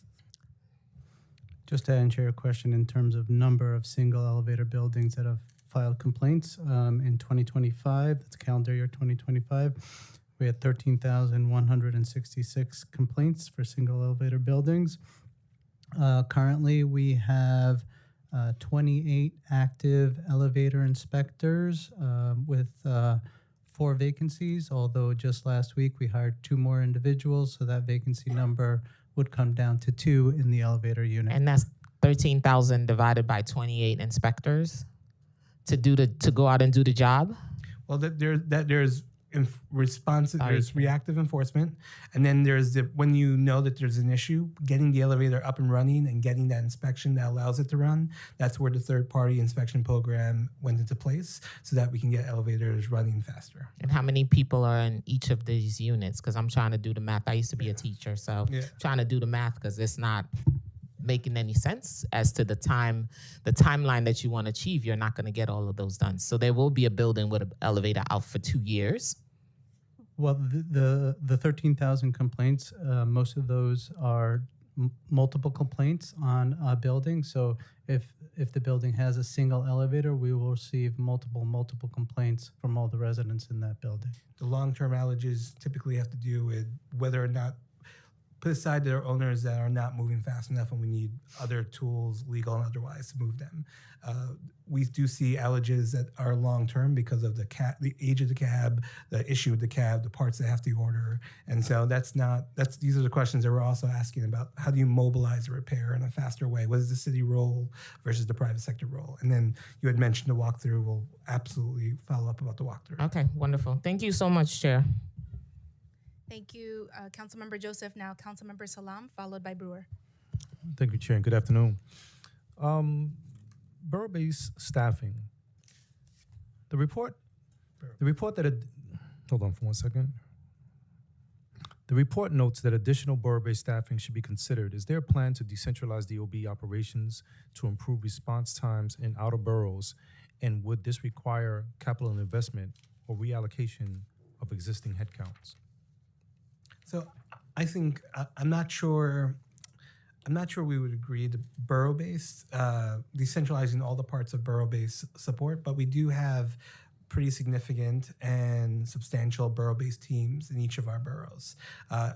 I would really want to talk more about what the issue is that we're trying to tackle, whether it's quality of life or elevators or a specialty that is seeing a high response time. For some of our work, particularly our forensic engineering, for instance, having centralized teams that are working together and building off their expertise together is a more efficient and effective way versus maybe quality of life. But, Our borough enforcement team, specifically under Assistant Commissioner Ronaldo Hilton, has offices in all 5 boroughs, and they are the entity that respond to the majority of complaints for the Department of Buildings. Dealing with staff lossing during the Adams administration, DOB lost a net 90 budgeted positions during the Adams administration, creating cascading delays. The fiscal 2027 plan adds only 42 positions. Does this restore adequate capacity, or will you continue to request additional staffing in future budgets? So I'll let Gina talk about any technical pieces, but we are working to identify and firm what our initiatives and programs will be in the future. Right now, we're already seeing the support of the administration around 2 key initiatives, which is on our sidewalk shed work, and then also on our support of the sector, which is on licensure and making sure that we are getting people employed and having been able to do work. So we feel confident that the ongoing conversations with OMB will get us the resources we need. In fiscal year 27, the department received 36 new positions, but these are dedicated to specific initiatives. But I would like to note that since the November 26 plan, the department has received 185 new budgeted positions. So we have received investments as of late. Just to name a few, the proactive enforcement and predictive analytics, Local Law 152 gas piping inspections, City of Yes, basement legalization, parking structures, and sidewalk shed monitoring and removal. Thank you. Dealing with the plumbing inspector vacancy crisis, plumbing inspectors have a 21% vacancy rate, 16 out of 76 positions, the highest among all inspected categories. Given that local law 429 of 2025 now requires licensed master plumbers to conduct gas piping inspections, how will you meet increased demands without existing vacancies? We are currently having negotiations with OMB on the impact of 429. That's an ongoing conversation. Thank you. And I'm going to ask about the sidewalk sheds as well. So, the 2 million baseline for 23 positions to implement sidewalk shed local laws assumes the positions are revenue generating. What is the projected penalty revenue from these new positions, and how quickly will this offset the 2 million salary investment?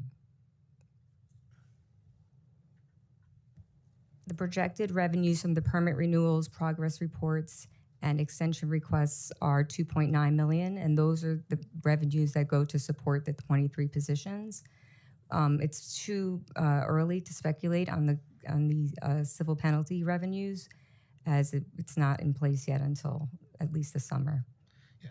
Again, our big hope is that the communication that goes out is really about compliance. This is affecting a wide range of folks, including vulnerable individuals who own properties. So we want to make sure that we're really trying to force compliance more than anything. Last question. DOB has 627 million in unpaid penalties from 2017 to 2022. DOB Now enhancements, 370,000. Fiscal year 26 is intended to auto-issue electronic penalties. But will this new programming actually improve collection rates? And what is your strategy for the $627 million backlog?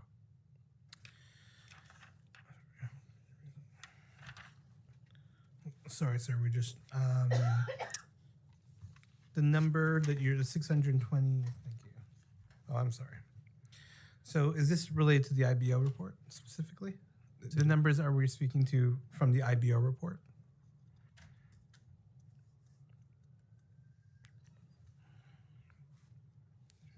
Okay. Yes. Great. So, so the IBO report, just a couple of quick pieces of it. It was issued in 2023. It covers the time frame from 2017, 2022. These charges are mostly assessed by HPD and DOF and not DOB. As it relates to unpaid oath penalties, it includes summonses from other agencies. So, according to the most recent annual report from OATHS, which was issued by DOF late last year, the penalties that stem from DOB issued summonses are around 310 million, again, over an 8-year time span. And so that's over 8 years, 310 million that are due. I will also note that DOB collects somewhere between 75 and 80 million a year. So over that same time, we actually have collected 640. It doesn't mean that in the budget crisis that we're in, that we do not find ways in order to try to collect money. For instance, DOB has a number of tools around holding back licenses if unpaid penalties aren't issued, or permits on specific buildings if the unpaid penalties are not there. So individuals' livelihoods, their ability to make real estate transactions or decisions on their property can be held up. But we're happy to talk with both our partners in city government or with the council about other ways we can increase what we collect. Thank you, Chair. Thank you, Councilmember Salam. Now, Councilmember Brewer, followed by Zhuang, Abreu, and then Aviles. Thank you very much. You do rock, Commissioner. You both answer every damn question, and then you also answer every email 24/7. That's impressive. That's very impressive. Okay, so I have local law 97 question. That means the great Laura Popa. I have a question about after hours variances, which I hate. Expediters, those three to start with. So the issue with local law 97, I know that your DOB and Laura Pope are working hard. I guess I want to know, because I do support it, but you know it's challenging for some of the buildings. Are we on track? What are the major barriers that the department faces in terms of being on track? And then are there places or communities that are particularly challenged in terms of complying, maybe the older buildings? And are there any other resources, obviously resources are tight, to help individual buildings comply if they can't?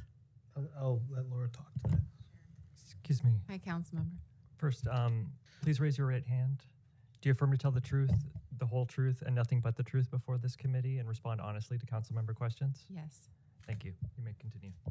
So our approach to 97 has been to support building owners through the process of filing their first reports, because it was a tremendous lift to get, basically, we're looking at 32,000 reports filed. And we needed to work with their service providers so they could understand how to file the reports. We had to build a platform and all of that. So we have, as the commissioner said, about a 90% filing rate for a 90 to 92% filing rate for the reports. We don't know yet who's complying with emissions rates because we're still doing the audits. So part of filing the reports was that people had till December 31st. So now we're going through this massive amount of data. But we estimate that's also in the 90 percentile that people comply. So we need to know this. This is just important so we decide like how to move forward with the buildings who aren't complying, right? So there are several compliance pathways, and we are trying to work with building owners who need extra attention. And New York City Accelerator is our main venue for that. And there's a relaunch of the Accelerator this year with a new provider, and they have new software called Momentum. And building owners can more easily access their data and go on and get scenarios about, what might be good for their building depending on the age of the building and the type of the building, et cetera. So we're excited about that because Accelerator is very important for non-Class A commercial office space buildings. Additionally, we're working with Always, NYSERDA, and the utilities in order to figure out how to get the appropriate amount of funding to these building owners. So the Accelerator will hook up a building owner with funding that's available to them. And we're always seeking additional funding from our state partners and others in order to help building owners comply with 97. So we know that a lot more building owners have to do something for 2030, and so we're very focused on that now that we are, dealing with the first year and now the second year of reporting. Okay, without going into much more, 2030 seems to be the real challenge. Yep. And so I guess you'll let us know where you're at and the fines, which I hope don't amount to much, because we want people to comply, et cetera. Okay, number two, what are these? I hate these things. After hours variances, I hate them. So how do you determine, and how can we not have every single Saturday automatically? It's more like a policy question. I don't know that there's much costs involved, but when you're in a neighborhood and you have 5 days of noise and then you have a Saturday also, so how do you decide? To me, it should be if the crane is coming or something extremely, needing in terms of blockage of the street, but shouldn't be automatic. Is it automatic? It's not automatic. There are at least 5 different conditions in which is evaluated for whether or not an after-hour variance is issued. So just for the benefit of everyone, emergency work, public safety, city construction projects under certain conditions, construction with minimal noise, and there is an undue hardship of variance stream. And I think we have regularly tried to work with communities around deciding whether or not this could be issued or not. Additionally, I've tried to be transparent through an after-hour variance map and other information we put out there. I think moving forward, 2 things will have to happen. We're thinking more about how to communicate why these go out, because when people see this and don't understand why we've issued it, because sometimes it's because of to disrupt maybe issues at school or to keep a small street that could be piled up with traffic from not being a safety hazard, and after-hour variance may be worthwhile, or it's interior construction versus external. We need to do more to communicate this out and putting the information on our website. But we do work on a case-by-case basis. It's not automatic. We have made changes or decide to slow down. I would just look to see if I know some buildings that get it automatically and I had a fit and you stopped. But I'm just saying where it is every single Saturday, somebody's gaming something would be my suggestion. Number 3, I hate expediters. So that's another thing I don't like. Do they help you? I mean, I've just paid $12,000 to an expediter just in my own building because that's what the architect wanted. Yeah. So do they help you? Is it better for you to have expediters or not? Or do they cost the city money? Or how does that work? I think ideally the perfect state of what our work looks like, you don't need to hire someone else to understand. That's how what to I work. think. So that's what we're trying to do with DOB. Because I think now it's and hard, with maybe not on the agency, but it's hard on the developer and the homeowner because they spend a fortune on these people. So it's through a combination of making the technology more accessible, giving more guidance and education. We're also trying to work through and give people more access to our staff. So DOB after hours, where individuals can interact directly with more flexible time and get questions answered without having to go through another third party. Construction is complicated. There may be a role in other ways for people to help folks project manage, but we would like people not to have to hire or spend that money to do it. Madam Chair, I'd love to have a hearing at some point on expediters because I do think that they have a role, but not the extreme role that they play. All right. Thank you very much. Thank you, Councilmember Brewer. Now, Councilmember Zhuang, followed by Abreu and Aviles. Thank you so much, Commissioner, and I'm very glad to see you here. And we have good experience working together when you work for HPD. I appreciate that. But I know this is not a question for you. You did not answer before, but the previous commissioner, we sent multiple letters about some illegal activity in my neighborhood. We never heard back. So I'm not saying it's your fault, but I want to hear the answers. The first, there's a fraudulent ACP-5 asbestos report filed by inspector with prior criminal conviction at 2501 86th Street. The inspector actually never entered in that building. There's a 24-hour camera there, but we didn't. People in the community never see that inspector come to that building.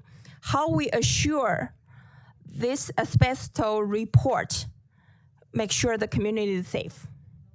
That's my first question. The location is 2501 86th Street. I don't have the building file information or the plan review information, but we can commit to following up with you and your office on this address and any questions you have related to it. And also, DOB have give all the waivers on mandatory safety and the demolition request in that location also. 2501 86th Street. There's every single item, I have a list I'm going to give to you. It's waived. Asbestos report waived. That's not acceptable in the community. There's a lot of children and senior living in the community. It's not safe. And the scope of these waivers is highly unregulated. There's a safety concerns in the community. And also, DOB renewed demolition permit without DEP give a storm construction permit. Also in that location. I'm going to ask my team bring the letter to you directly because we send emails, send letters.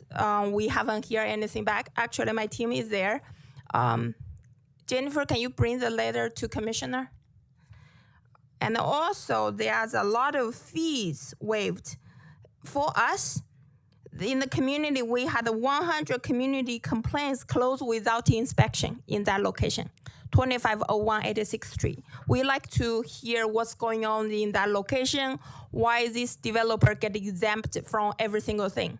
And this is a minority community, and without all the privilege and all the immigrants live there. And also, the community deserves the answer there. Absolutely. And then we just give you the letter in person. And also I have another question about some permit stop order issued on 55 Church Street. It's a nonprofit location. The stop order was issued in 2008. And the owner and the developer changed so many times. And the developer right now, and also it's a nonprofit there, they want to reach out to DOB to see what they should do to lift the stop order. And they did not hear anything back. We sent a letter in January. I know you are not there yet, but we didn't hear anything back. It's also in the pile of the letter. Great. We hear the direct response also. Yep. On the first issue, it's in particular the first question you raised, that actually goes to DEP, but not us.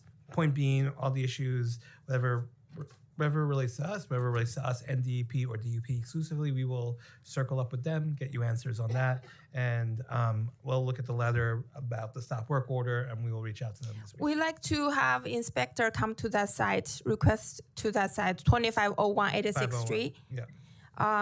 Because a lot of seniors, children live there. We get a complaint almost every single day. It's a minority group. People usually don't speak English. We can have an interpreter come with you guys to tell you what's the issue there. And a lot of time for minority group, my community, 70% immigrants. Most of them don't speak English at all. They don't know where to complain. The only place they know how to complain is my office, because they think I speak Chinese. I'm their council member, no matter they live in Manhattan or live in Queens or Staten Island, everyone come to my office. That's the reason we get complaints from all over the place. I have one more question. Thank you, Chair. My district is the least affordable district, have least amount affordable units in whole city. Is any plan DOB can work with us about address this issue? Well, I think three ways. One, if there are affordable housing developers looking to build in your community and they need help from DOB to accelerate and move those projects forward, either to just ideate and do that or figure out how to save costs, we'd love to talk to them about that. We are obviously working under the deputy mayor and the mayor to think about how the housing plan helps communities like yours build more affordable housing. Additionally, existing buildings that are either naturally occurring, rent regulated, otherwise income restricted, preserving those units or rehabbing units that are offline that could be rented. That would be something that DOB can help them with any permits that they need to renovate and put that back on the rental market.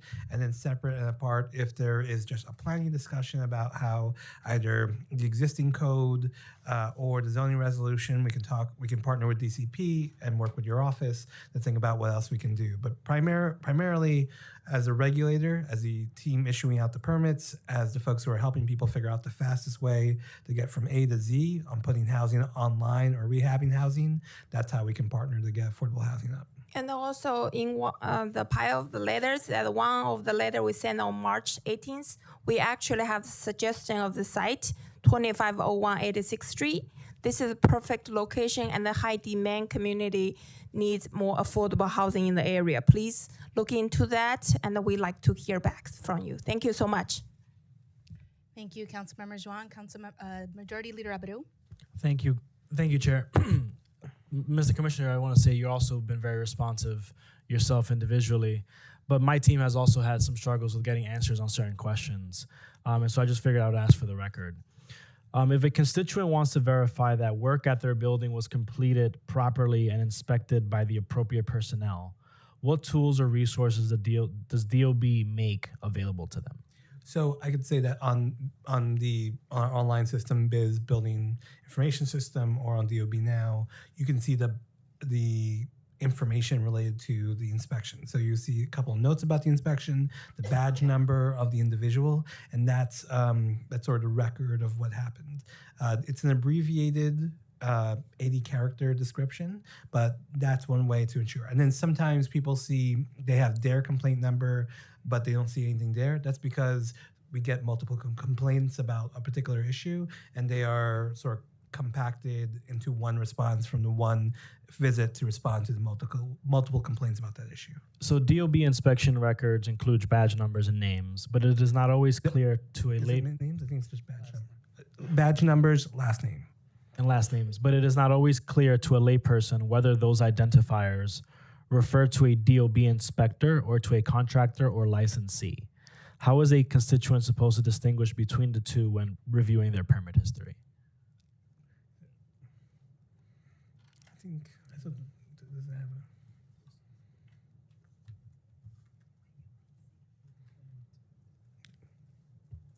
Are you referring to complaint inspections or inspections following work that's occurring? Inspections following work that's occurring. like for a new construction site, like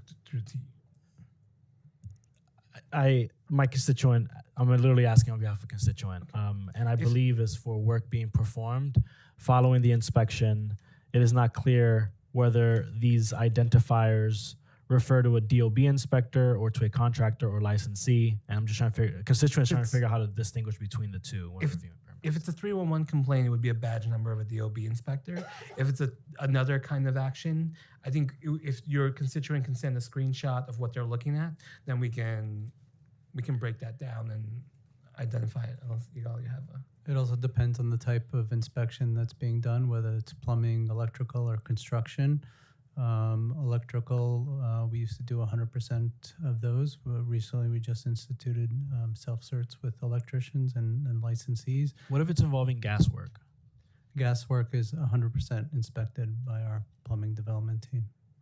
If a constituent contacts DOB to ask, let's say a constituent really wants to get on the phone and ask DOB whether a licensed inspector was present and signed off on a specific inspection, is that information DOB will provide? I mean, my sense is that, and I can double check this after, if you call the borough enforcement unit for the borough, then you'll be able to get information about the inspection that happened. It should correspond to the information that we put also available on the website. And so those two things should match. So you can either call the borough enforcement team, the borough enforcement office, that information is available on our website, or you can look online once the notes are updated for that complaint. And I would just make sure that people know that if it's not their specific complaint number, that they should look at related complaints, since there may have been a bundle of that issue into one inspection where it covers all of them. And then my last set of questions on gas work specifically. For inspections involving gas work, who is required to be present, and how can a constituent verify after the fact that these individuals were actually there? The licensee. I have a lot of skeptical constituents that some of these things are being done, is what I'm getting at. Yeah. And I do think to the extent that there's a mechanism for them to have confidence that individuals who are supposed to be present and licensed, I want to make sure that they have that information so that they're not concerned or living in fear that some serious work like gas work is being done by unlicensed professionals, for example. First and foremost, if there are specific addresses that you or your constituents are worried about, please let us know. We're happy to work with you on those. With regards to gas inspections, in terms of our plumbing development team, the licensee is required to request that inspection and be there during the inspection. Our plumbing team, the inspection is reviewed by a supervisor and by a quality assurance team as well before any gas authorization is issued. All right, I'll have Jaleesa Quigley from my team follow up with your InterGov team. I just want to reiterate again, Commissioner, you are so accessible. Anytime I text you, you pick up, you're always responsive. And I know that if I had reached out to you about this issue, it would have been resolved too. It's just something that came into my lap as I came to this hearing. So I want to thank you so much for your work and your team's hard work. Thank you, Councilmember. And since we're on the record, I just want to say also, if anyone has any reason to believe that a plumber is unlicensed or doing work without a license, please report that to us. We have a strategic operation team that does investigations into those plumbers. Thank you, Commissioner. Thank you. Thank you, Majority Leader Councilmember Aviles, and then I will ask my questions, and then we'll go to a second round. Great, thank you, Chair.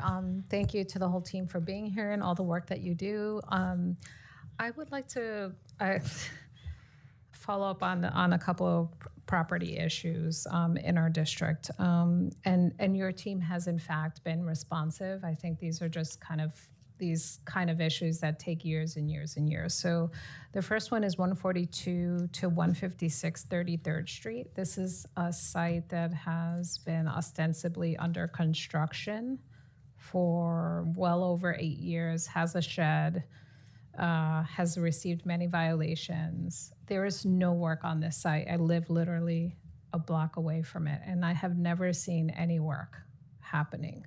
And yet they continue to renew all the various permits for the site. I've never even seen a human on the site. It is constantly unsanitary. We have to have sanitation there all the time. People are hanging out there. It's just terrible. I just would love to remove this shed finally. Their expiration for the shed is coming up. And I don't see any reason why we should renew it because there is no work happening at that site. We'll have So to look we'll, at this. we'll look into it. I know you don't have it with you, but I want to flag it. Similarly, we have at 8220 12th Avenue. This is a residential area, a home that somebody has decided they want to use it as a storage, a restaurant, commercial, manufacturing. Your team has been out to inspect the site, has observed the legal activity, has put forward a violation. I think somehow they think the violation means they should do more. So what I'm receiving from residents is they see more activity than ever before. So I would love to understand how long an owner is given. I know they give a warning letter for their violations, and then how long it takes for a padlocking operation. This is clear violation all day long, 7 days a week in a residential neighborhood. Would love to know like what the next steps for that will be. Understood. We can talk, Guillermo, if you want to talk through our normal padlocking. Yeah, maybe just like to describe the process. I'm not familiar with the specific address, so we'll Sure. definitely look into it. I'll get back to you No, right just away. generically. I think it would help the Generally- residents to understand that, it's a process. Generally, if there's a commercial use in a residential area, then a padlock is an option. So we would have to go to court to seek closure in that scenario, but we'll definitely look into the specific issue and then update you right away. And how long does that process generally take? It varies. It depends on when we've issued the violation, what violation we issued, and then if the operations continue, which you're saying they are continuing. Yeah, full-fledged. I'll get back to you right away. Okay, thank you so much. And then in terms of local law 97, I was curious if DOB has observed particular building types or boroughs that are disproportionately at risk of noncompliance, and how the agency has been targeting to support these areas. So we're actually going through the auditing and review process now. We had given owners more time at the end of last year since we heard very much from the community they needed that extra time. Yeah. So we are working on that data, and we'll be releasing that as soon as we have it ready. But right now, overall, I just say that, and reiterating what the deputy commissioner said, we have seen tremendous compliance with phase one, and also reiterating that phase two is going to be a challenge for some, and we're just trying to figure out what the tools are to help them tackle that. Great, and thank you for that. I think we are in full support of Local Law 97 and know how important it is and want to continue to push through. Obviously, as we move through the tiers, it will get more complex. But I think, for the record, I think it's important to note that we want to continue to move through the various phases. Do you anticipate needing any additional funding or resources to make sure that we can move through this next phase?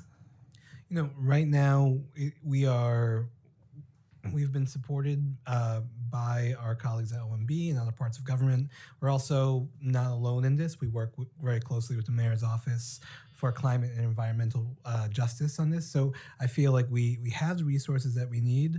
What we have to spend this year doing is finishing up these phase one reports, starting the next round of reports. We're also doing some additional analysis and study to see how the changing environment impacts the way we help people comply with the rules on the books, with the laws on the books. Great. Thank you so much to your team. Thank you for your responsiveness, and look forward to working together. And Chair, just to second Councilmember Brewer's request for an expediter hearing, I would very much like to participate. All right. Thank you, council member. I'm going to move to another set of questions and then the final round with our council colleagues. Uncollected fines, DOB's uncollected fines. In the latest Environmental Control Board report from November 2025, we see that between fiscal 18 and fiscal 25, DOB is owed more than $300 million in fines and accrued interest. This accounts for 1/3 of all outstanding ECB judgment debt. First, is this number inclusive of all unpaid fines and charges owed to the department? If not, can you provide an up-to-date number? Second, to the extent I know DOB does not collect, but if you have any insights on why the city has had difficulty collecting these unpaid fines, please share it. Third, given the multi-billion-dollar funding gap we are facing, what steps could the city take to recoup these uncollected revenues? So, of the 310 million, I would say about 2/3, 196, is default penalties and interest. And so default penalties, which as another context-setting piece, DOB violations could be higher than some other agencies, that upwards of 25,000. That is a default is usually when someone does not respond to their oath hearing, and that plus the interest that carries over time is what accrues. I had mentioned this earlier, but the 310 is over an 8-year period. And so that is something, while not insignificant during a budget environment, we do have several ways that we collect, since over that same time period, we are collecting somewhere between 75 million and 80 million a year. And over that same time, quick math, it's about $640 million that we're collecting. So with DOF, there are a couple of ways that we do this. So from the DOB perspective, again, we're holding licenses, we're holding permits. DOF is also acting upon its lien authority. From the DOF report in fiscal year 25, DOF converted 1,108 violations, totaling 1.9 million to property liens. They received 4.5 million in payments, up from 2.2 million in fiscal year 24, from owners who were notified about the lien conversions. There's also the option of affirmative litigation, which DOB works with the law department when we're dealing with property owners, and this is a mix of addressing violating conditions and collecting outstanding penalties. Beyond that, I think we're always open to a conversation, and in fact, we continue to have active ones internally about what our lien authority is, what our collection tools are, given that we want to hold people accountable. We're in a budget situation, but I also don't want to lose sight that still our first goal is to get compliance. So we need these property owners to make fixes, make safe, and if there's a penalty at the other side of that, we collect as well. Thank you. And I'd want to sort of invite you to invite us to be a partner in that conversation, especially what is lienable and what is not, so that we can, do any, take any steps that the council can take to increase that collection rate. A lot has been asked about sidewalk sheds. So my only follow-up to Councilmember Maloney's line of questions is regarding the 15% decline in the number of sheds. What does a department attribute that decline to? What policies exactly are working the best?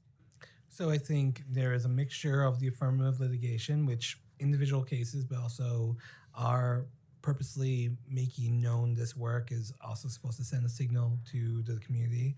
We've also been actively having staff make outreach, proactive outreach to folks who, especially those who have long-term sheds, which are now 3 years and older, asking them more information about what's going on, why the sheds are up, is it a DOB permit or plan review issue? Is it something on their financing side, trying to connect them with other resources that may exist to move their project forward? I think there are a number of things, especially the additional external climate and communication and negative perception of sheds that are moving folks along. Additionally, having a long-term shed or having outstanding violations or issues with your building can complicate things like getting insurance or getting a mortgage or being able to make a financial transaction on your property. So in order to make your property in a place where you can do those three things, you try to move through, correct the condition, remove the violations, bring down the shed. Thank you so much, Commissioner. Regarding shame people, shame. So that's what I took away from that. Let's shame people into. No, I'm kidding. But it's really helpful to understand that litigation is working and that the deep conversations are working. Speed and Lift Task Force, can you provide an update to the extent possible on where these task forces are, when the public can anticipate reports coming out, recommendations? Yeah. So I believe that all of the housing plan and the speed report is in the probably the end of the second quarter of this year. The conversations have been robust and ongoing, and they involve multiple units within DOB in addition to the larger team that the deputy mayors have set up. So between the speed task force, Lift, which is focused on activating public land, the work around the rent ripoff hearings, and that task force, plus a series of other working groups that the mayor and the DMs have sent around affordability and protecting New Yorkers. There's a lot of active work focused not only on the housing and building space, but on the process, fines, fees, and affordability questions. All right, a lot of hopefully spring break reading coming our way. Local Law 97. So picking up where colleagues have left off, heartened to hear about a 90 to 92% compliance rate. Is this, just making sure I understand, is this compliance with reporting requirements or with actual emissions reduction requirements per the first phase? So this is reporting. We are working through the details of those reports and doing our audits now.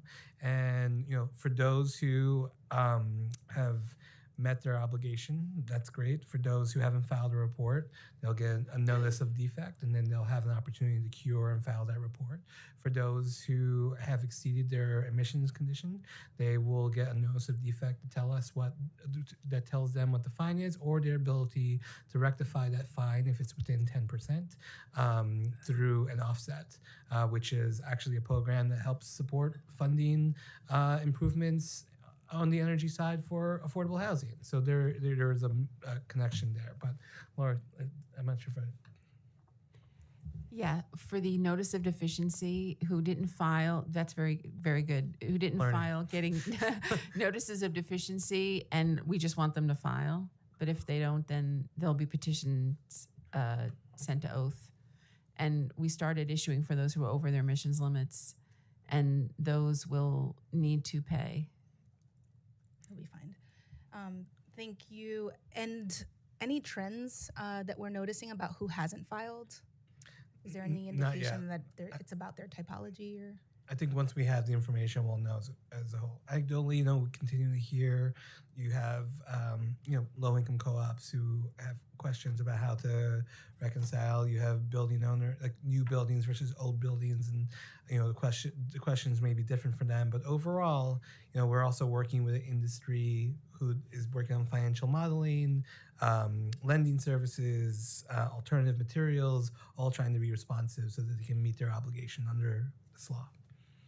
Thank you. Are we confident in our progress toward the 2030 goals? I think It's too early? Yeah, I think it's too early, but we have done a lot of work to give people the technical assistance to figure out what they need to get there. Between the NYC Accelerator Program, the work we're doing with CUNY with their Sustainability Center, there's a slew of financial tools that have been out there. The renewal of J51 will, I think, give more confidence and support to help a lot of people meet those needs. And we, through City of Yes for carbon neutrality and subsequent code changes that we've been working on, trying to modify the building code and the multiple dwelling law to allow for new technologies to better fit rehabs. That gives us more confidence that we can move forward. Thank you. My next question is about changes being contemplated in the state with respect to the CLCPA. Does the department have a perspective on the impact of the governor's proposed changes on our ability to implement, or the building's ability to, New York City's building's ability to comply with Local Law 97? And my understanding is that the targets are being changed, and that could, the targets are being changed and deadlines are being changed, and specifically, if requirements are softened at the state level, wouldn't that mean that utilities would provide dirtier energy, or could provide dirtier energy to buildings, and make it harder for our city to meet our targets?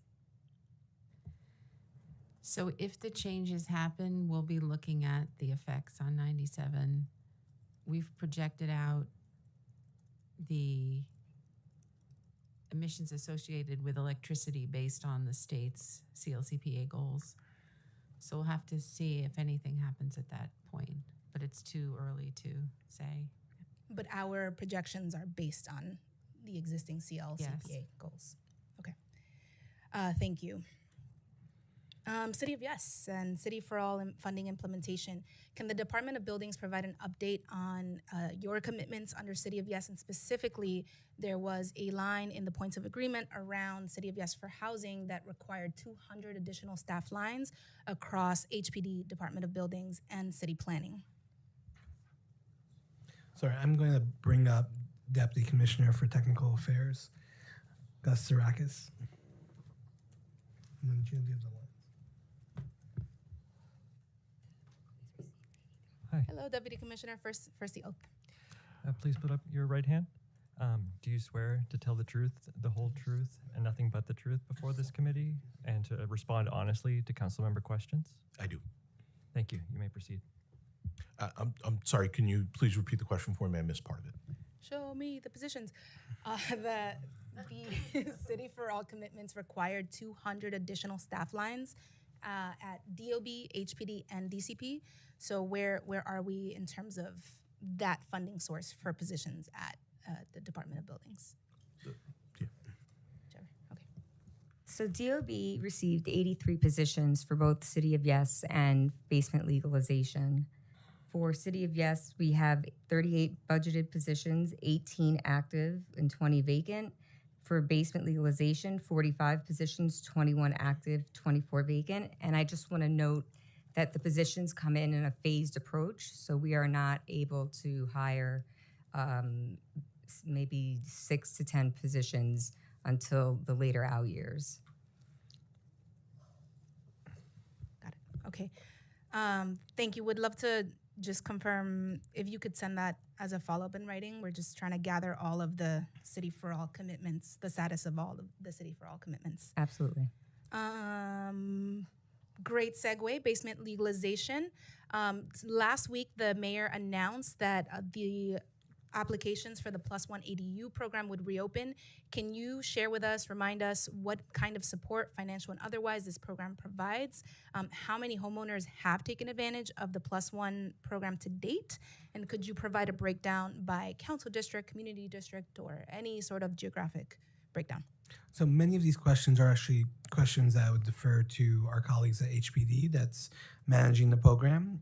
I'll just say that the ADU the ADU program is going to do a number of things. In this particular announcement, like with the shed designs that we talked about earlier, we have created a template, a set of different diagrams and floor plans to help expedite the type of ADUs people can choose, feel confident complaint about DOB's review and acceptance of this. It would still have to go through plan exam review, but we are trying to take the guesswork and trying to make this feel more real and available to New Yorkers. The city has seen millions of dollars, and we're grateful for the state's support through their EDU pilot program that's funded part of this.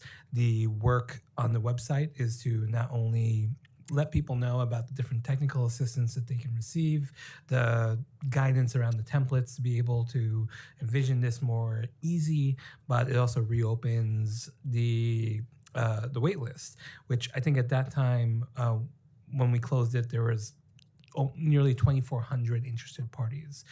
The program within the pilot areas laid out by state law will continue under this refresh, and we look forward to helping out homeowners who can take advantage of the City of Yes and the MDL changes that have happened over the last couple of years.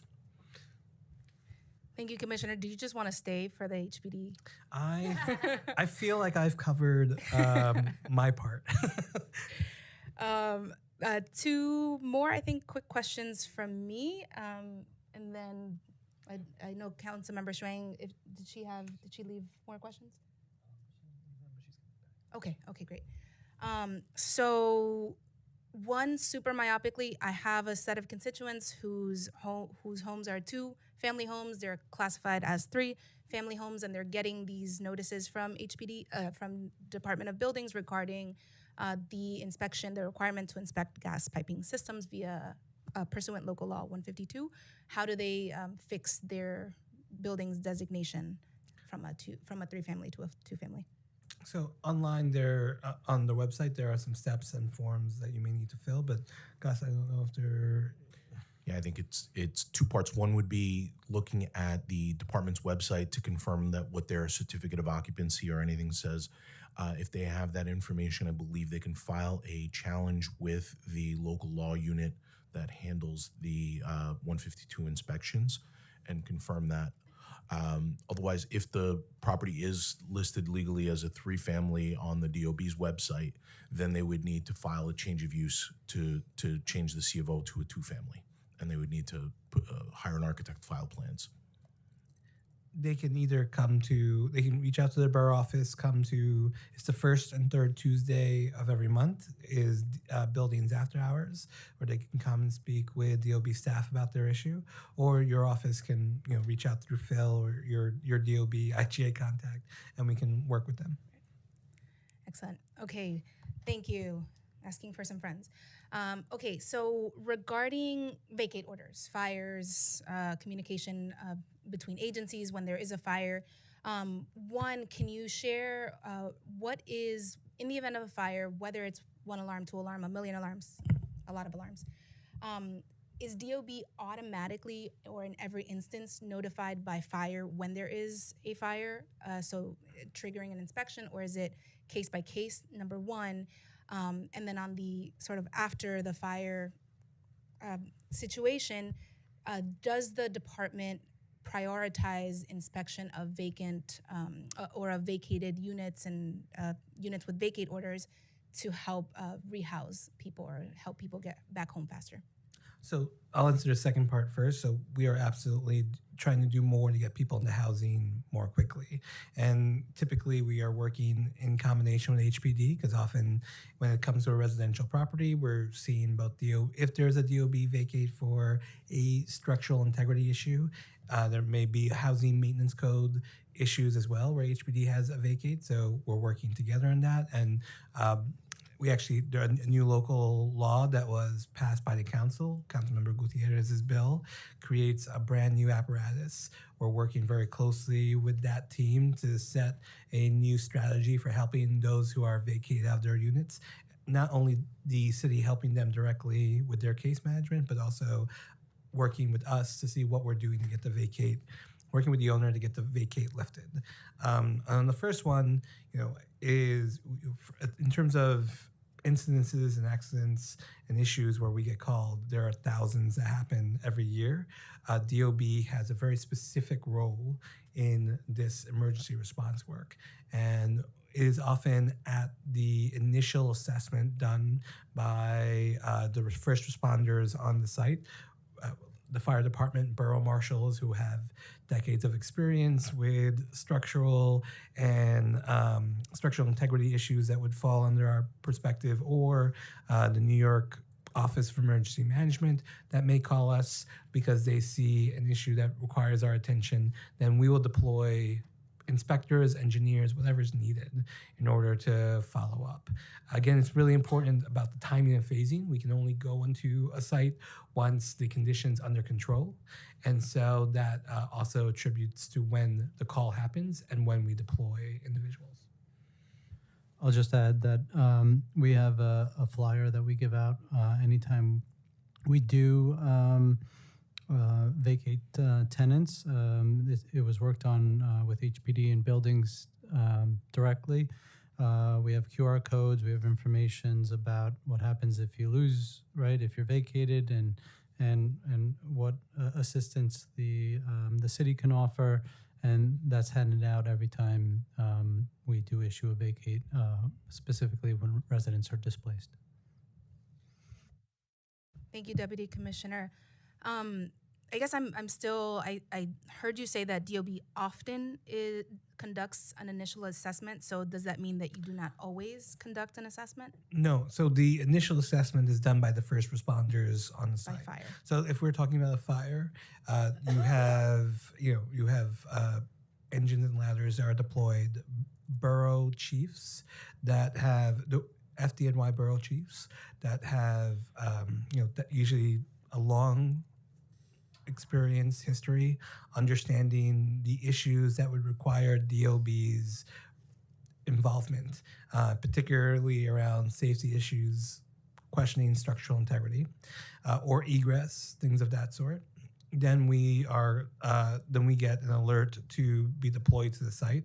Our emergency operations team, which continues to be staffed 7 days a week, we will then deploy, we'll deploy DOB personnel there, and then our DOB personnel on site will then determine, do we need forensic inspections, the facade unit, whoever else we need, we send.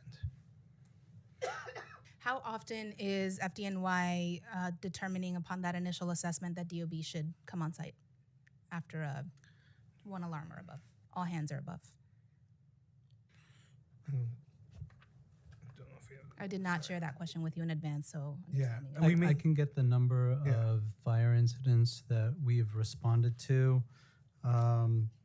Specifically, I have the list in terms of the last calendar year that we've responded to. Let us get you that full list, a more comprehensive list, but specifically. With regards to what the commissioner said, FDNY will only call us if there is a structural stability concern. Got it. All right. Thank you so much for that response. And you all know what I am getting at, just making sure that buildings that need to have vacates issued, whether it's by buildings or by HPD, which we'll continue this discussion later, that those are issued in a timely fashion because it impacts the access that tenants have to emergency support services. Oh, the only thing I'll point out is that American Red Cross, ARC, operates on a different schedule than this in parallel. So if there's emergency services, residential services that need to be provided, it's not predicated. It may not be needed that's predicated on a vacate, that those services can be provided otherwise. Okay, that's very helpful.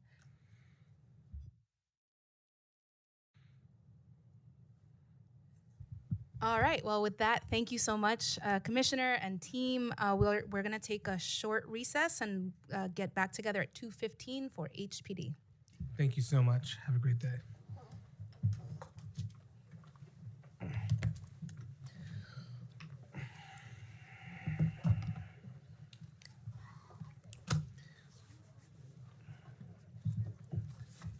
Sir, I can't get used to you in the tie. This doesn't make sense to me.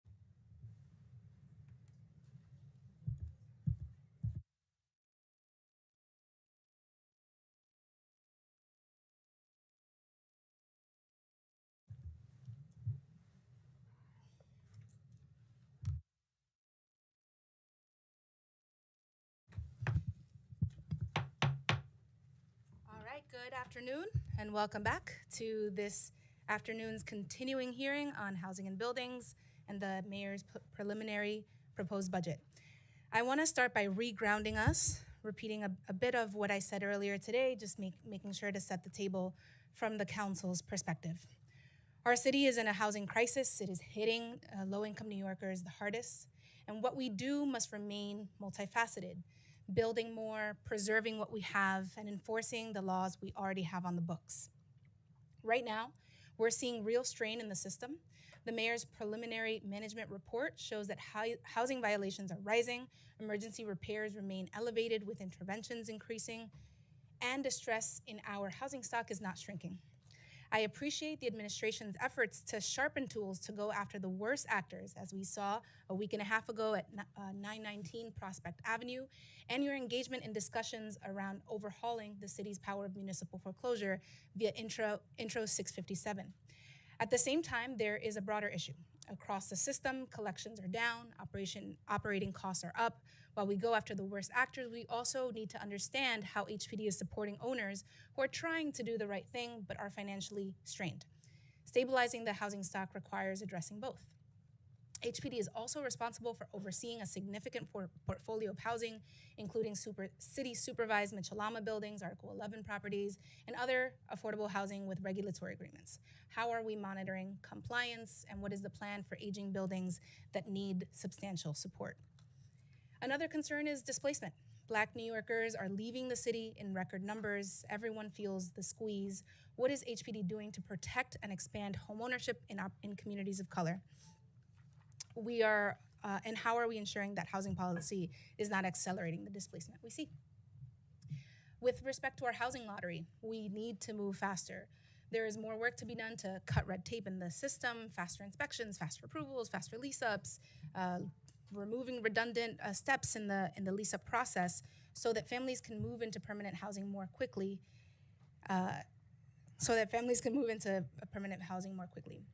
We also continue to see individuals remain in HPD emergency housing after vacate orders for extended periods, nearly 2 years for a single adult and over a year for a family. What steps is the agency taking to improve these metrics and reduce the census there? And with respect to vouchers, we see utilization rates down with our Section 8 vouchers, and fewer vouchers are being issued by the agency. At the same time, related to the point above, households in HPD shelters and the families that HPD helps cannot currently access City FEPS vouchers, although hopefully that may change someday.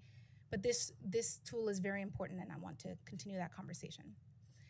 Finally, there are broader system issues that intersect with HPD's work. Uncollected fines and charges also apply to HPD. Concerns about construction quality in newer buildings have surfaced in the media in recent weeks, and how our capital dollars are being deployed is important. The final note is that our council took a major step forward last year through zoning reforms that allow a little more housing in every neighborhood, paired with $5 billion in housing and infrastructure development investments. And so we would want to see an update on how we're doing in spending those funds. And with that, I look forward to today's discussion. I'll turn it over to our council to administer the oath and hear your testimony. Please raise your right hand. Do you affirm to tell the truth, the whole truth, and nothing but the truth, and to answer all council member questions honestly? I do. Thank you. You may begin when ready. We just had a little spill. Give us 1 second.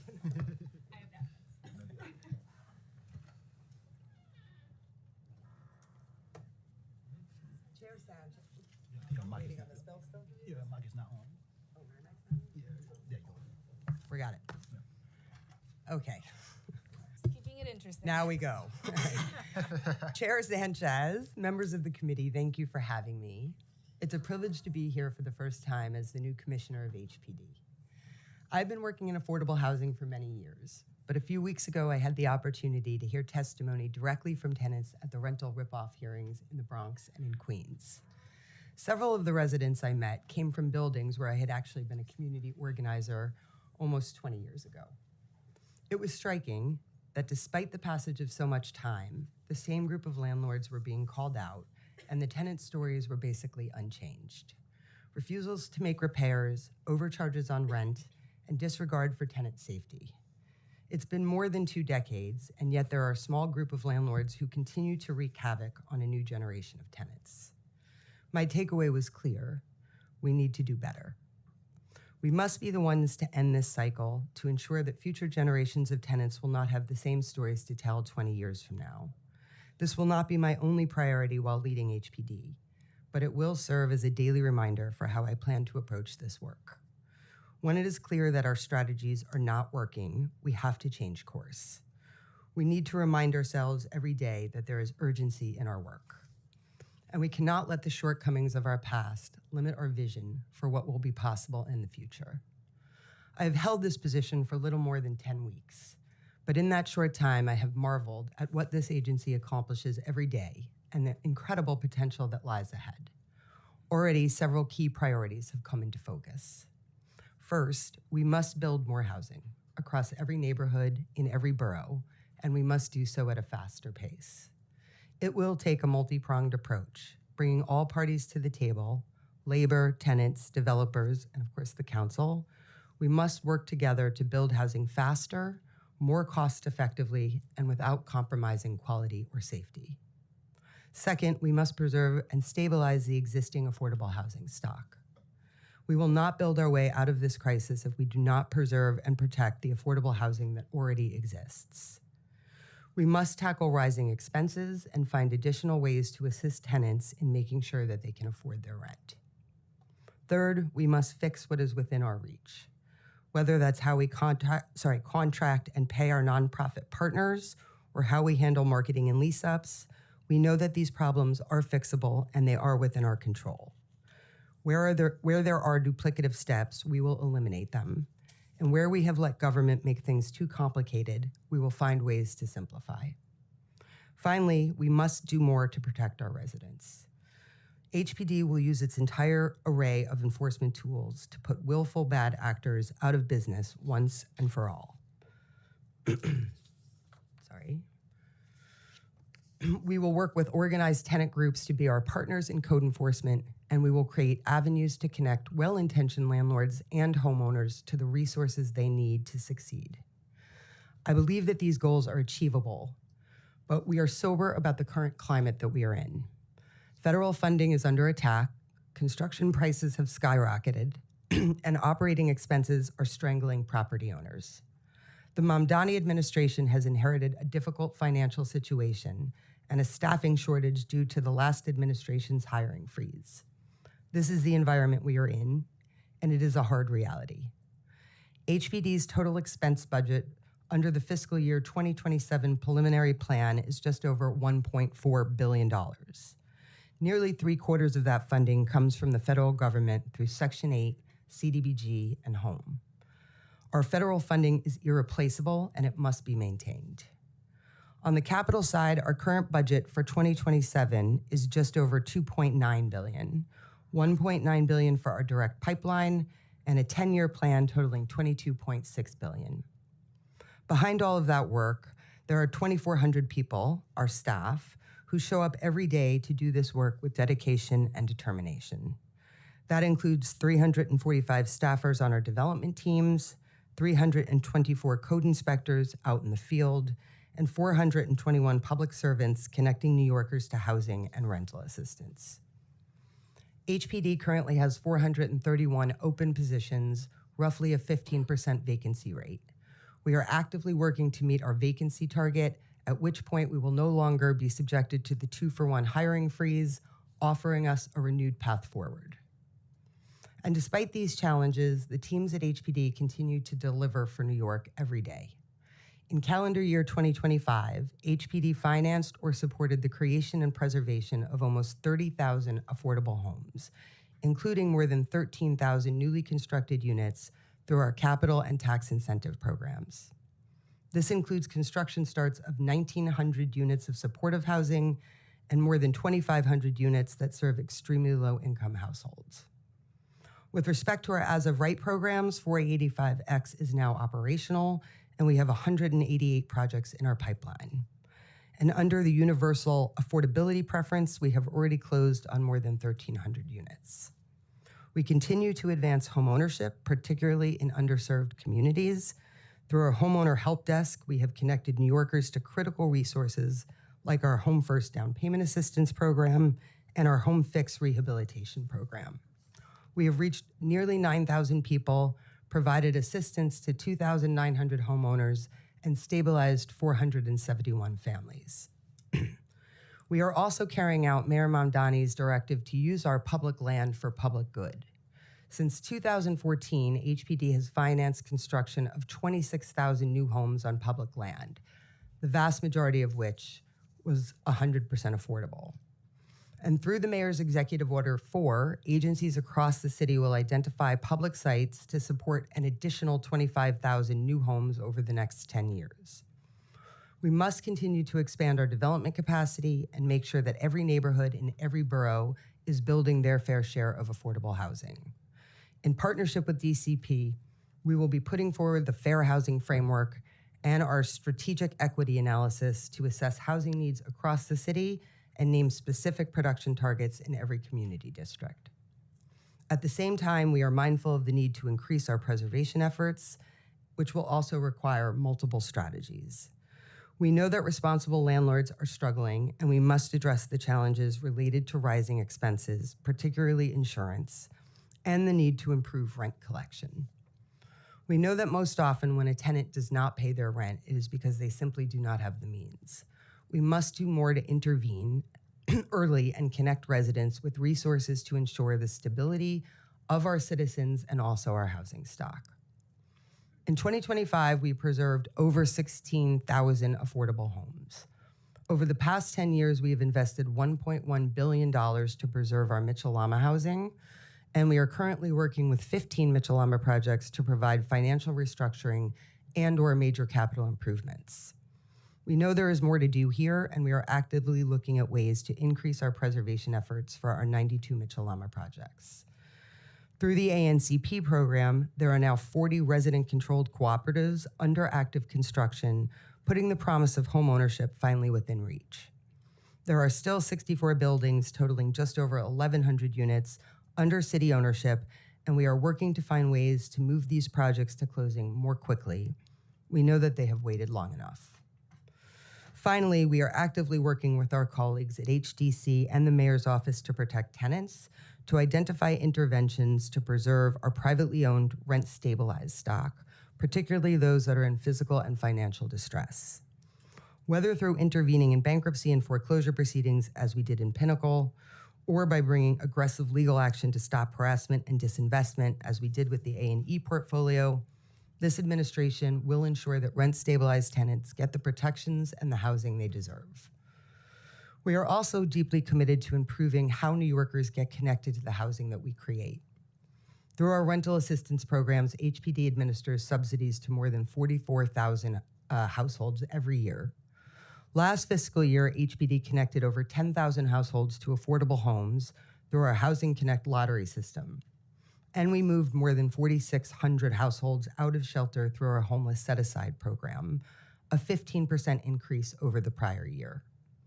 But these improvements are not sufficient, and we plan to revamp both our housing lottery and our homeless placement systems. Incremental fixes here will not go far enough. We are taking a hard look at every part of the process, and if necessary, we will migrate to a more efficient and nimble system. Finally, we are committed to redoubling our efforts to ensure that tenants are protected once inside their homes. In the last fiscal year, HPD's enforcement team issued over 870,000 code violations, initiated or joined more than 12,000 legal actions, and resolved more than 22,000 code violations through comprehensive litigation. We spent $25 million on emergency repairs, impacting more than 177,000 units of housing, and we discharged 199 buildings from the Alternative Enforcement Program. With regard to tenant harassment, in fiscal year 2025, we completed 1,000 site visits at almost 600 buildings and initiated 25 court cases related to those inspections. Through our Partners in Preservation program, we support a network of grassroots community groups who have knocked on 21,000 doors in distressed properties across the city and organized new tenant associations in 86 buildings.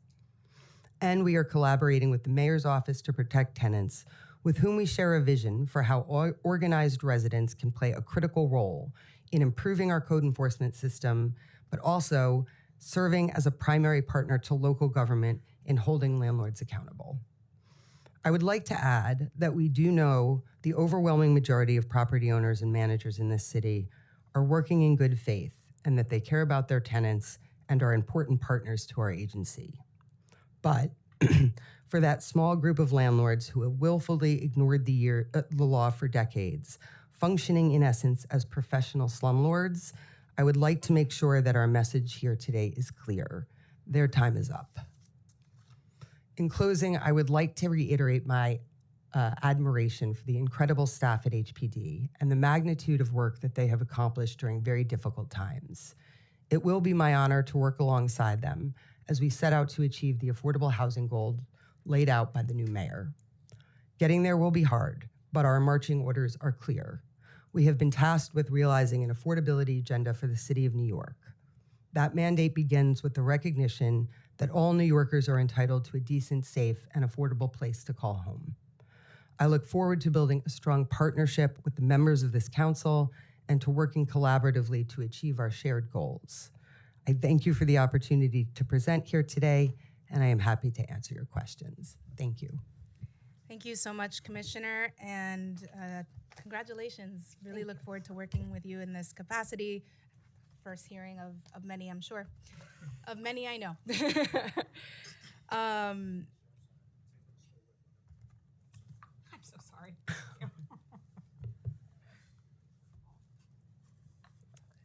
It's good luck. It is great luck. It is great luck. I didn't want to mess you up while you were talking. Thank you.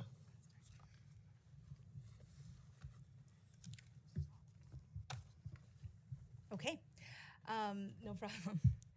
So starting with, well, and first I just have to say it is completely refreshing to hear the priority of going after the worst actors. We know that that is not the majority of owners in the city of New York, but they are here and they are terrible. And I'm very glad to have that partnership across the hall and that HPD in this form of leadership, this iteration of leadership. Okay, so my first question is looking at the HPD capital budget. Can HPD provide an update on its funding commitments under the City of Yes, City for All points of agreement? Specifically, capital funding, there was $2 billion in capital over 5 years promised, including $1 billion from New York State. How much of the $1 billion from New York State has the city drawn down, and for which HPD programs and term sheets? And then you mentioned some statistics about who we're serving with the homeownership programs, but if you can give us a breakdown in terms of how many families we've been able, or households we've been able to help with Home First down payment assistance, with Home Fix, with legal services and outreach via the homeowner help desk, technical assistance for creating ADUs in the Plus One program. Okay. So maybe we could start with the City of Yes, council member, is that okay?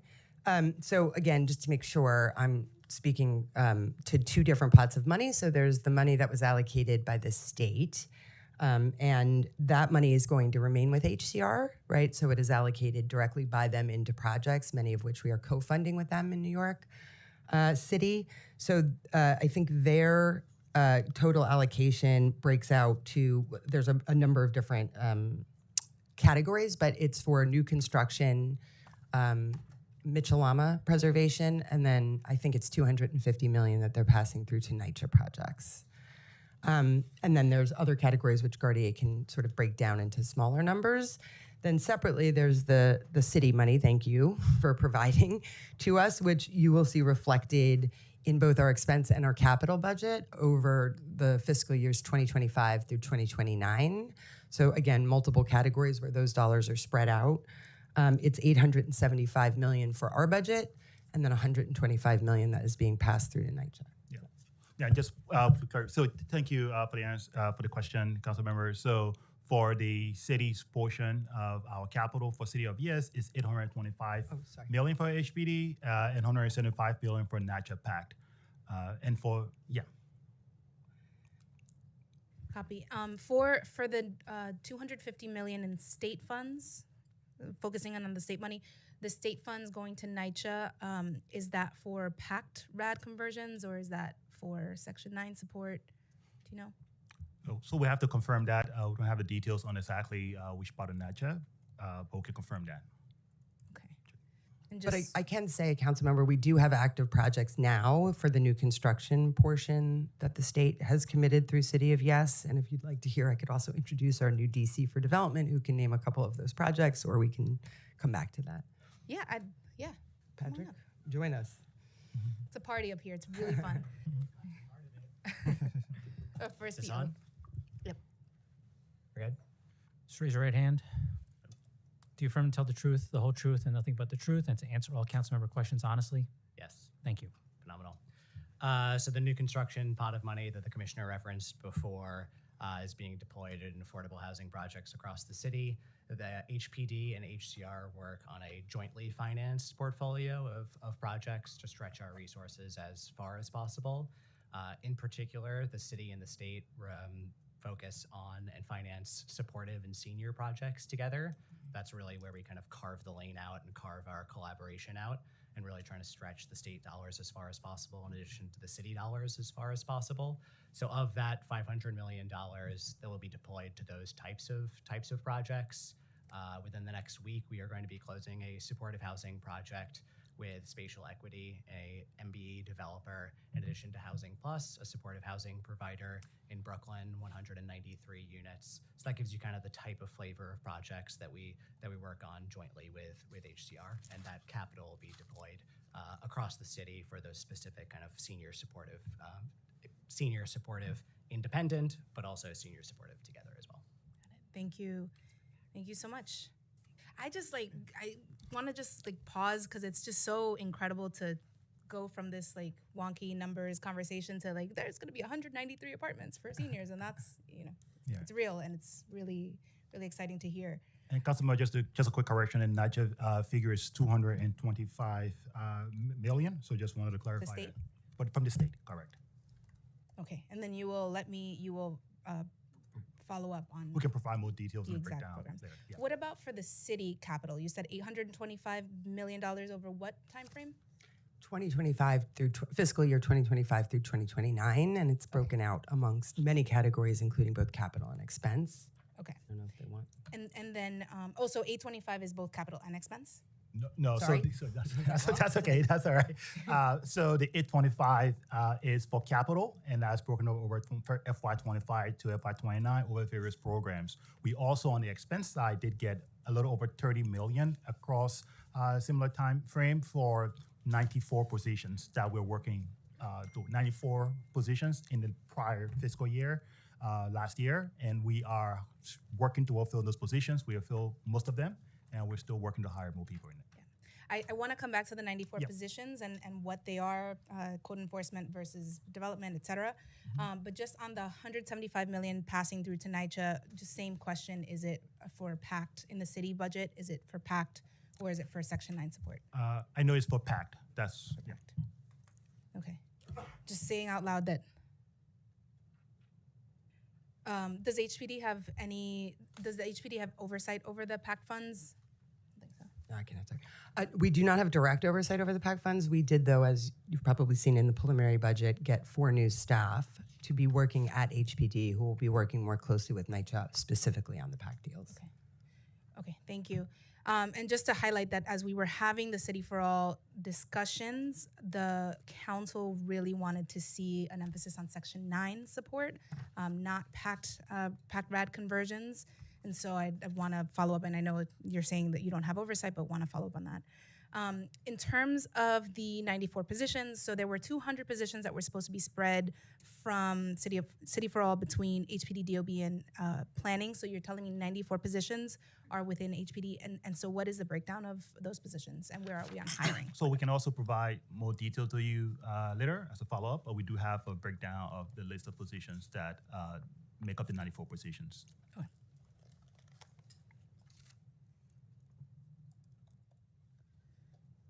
And 1 second. Can you give us a breakdown,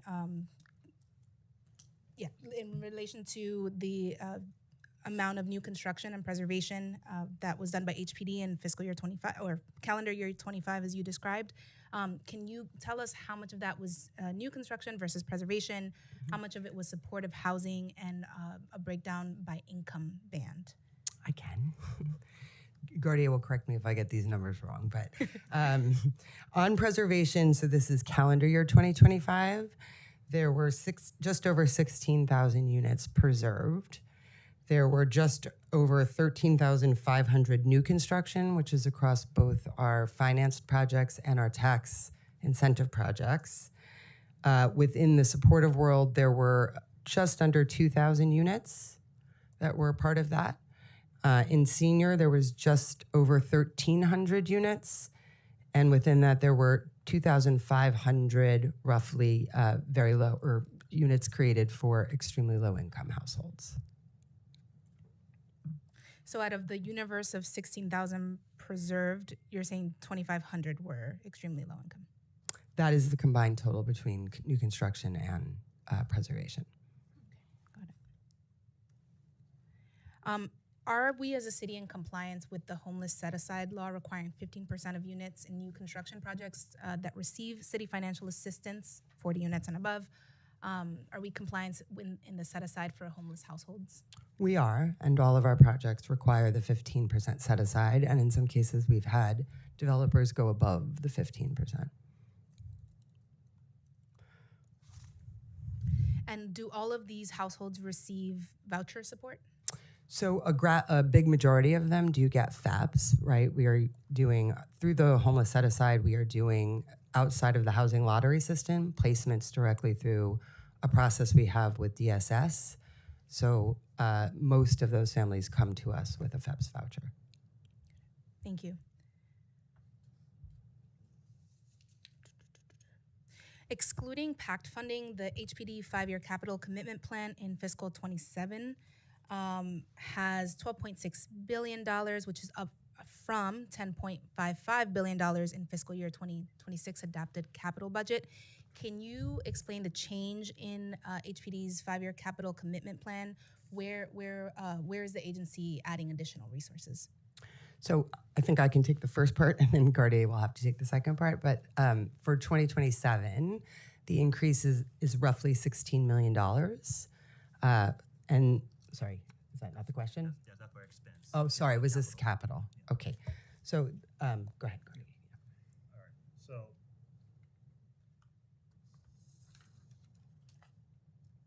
sorry, just before I go there, just a quick point of correction, council member, on the City of Yes funding for the NACHA amount, the $175 million. I have confirmation that that is specifically for Section 9 with emphasis on vacant units. So just wanted to correct that for the record. I was very pregnant, but I was paying attention. Yes. So yeah, we're used to the NACHA funds usually being packed. So I just want to make that correction. Thank you. And then for our capital plan, part of it is that, as we mentioned last year, we did add $825 million in capital for City of Yes, so that increased our 5-year capital with the last year. And then also there were some advanced capital for the current fiscal year, mostly in the new construction, to advance projects and take advantage of some light tech changes that we're trying to take advantage of before the end of the calendar year. So those account for the increase in capital that you see in the first few years of the capital plan, and then it goes back to the normal range for the outer years. Thank you. How is HPD's capital commitment plan changing due to passage of Local Law 57 of 2026, which mandates that at least 4% of new construction be for homeownership opportunity programs? Yes, council member. So we are still trying to finalize what we think we need to make sure that we are in compliance with the 4% of new construction being for homeownership, which I just want to say I'm a big fan of homeownership and worked on that issue for many years. So happy to be doing more of it. We don't yet have final numbers, and we will be working with OMB to sort of make sure we understand the full cost associated with that requirement, but we have every intention of meeting it. Thank you. I want to acknowledge, well, everyone who's here was here before, so thank you for coming back. Welcome back. Okay, I'm gonna just intersperse my questions in between so that I can get to my colleagues as well. So we are going to hear from Councilmember Joseph first, followed by Zhuang and Brewer. Councilmember Joseph, you're up.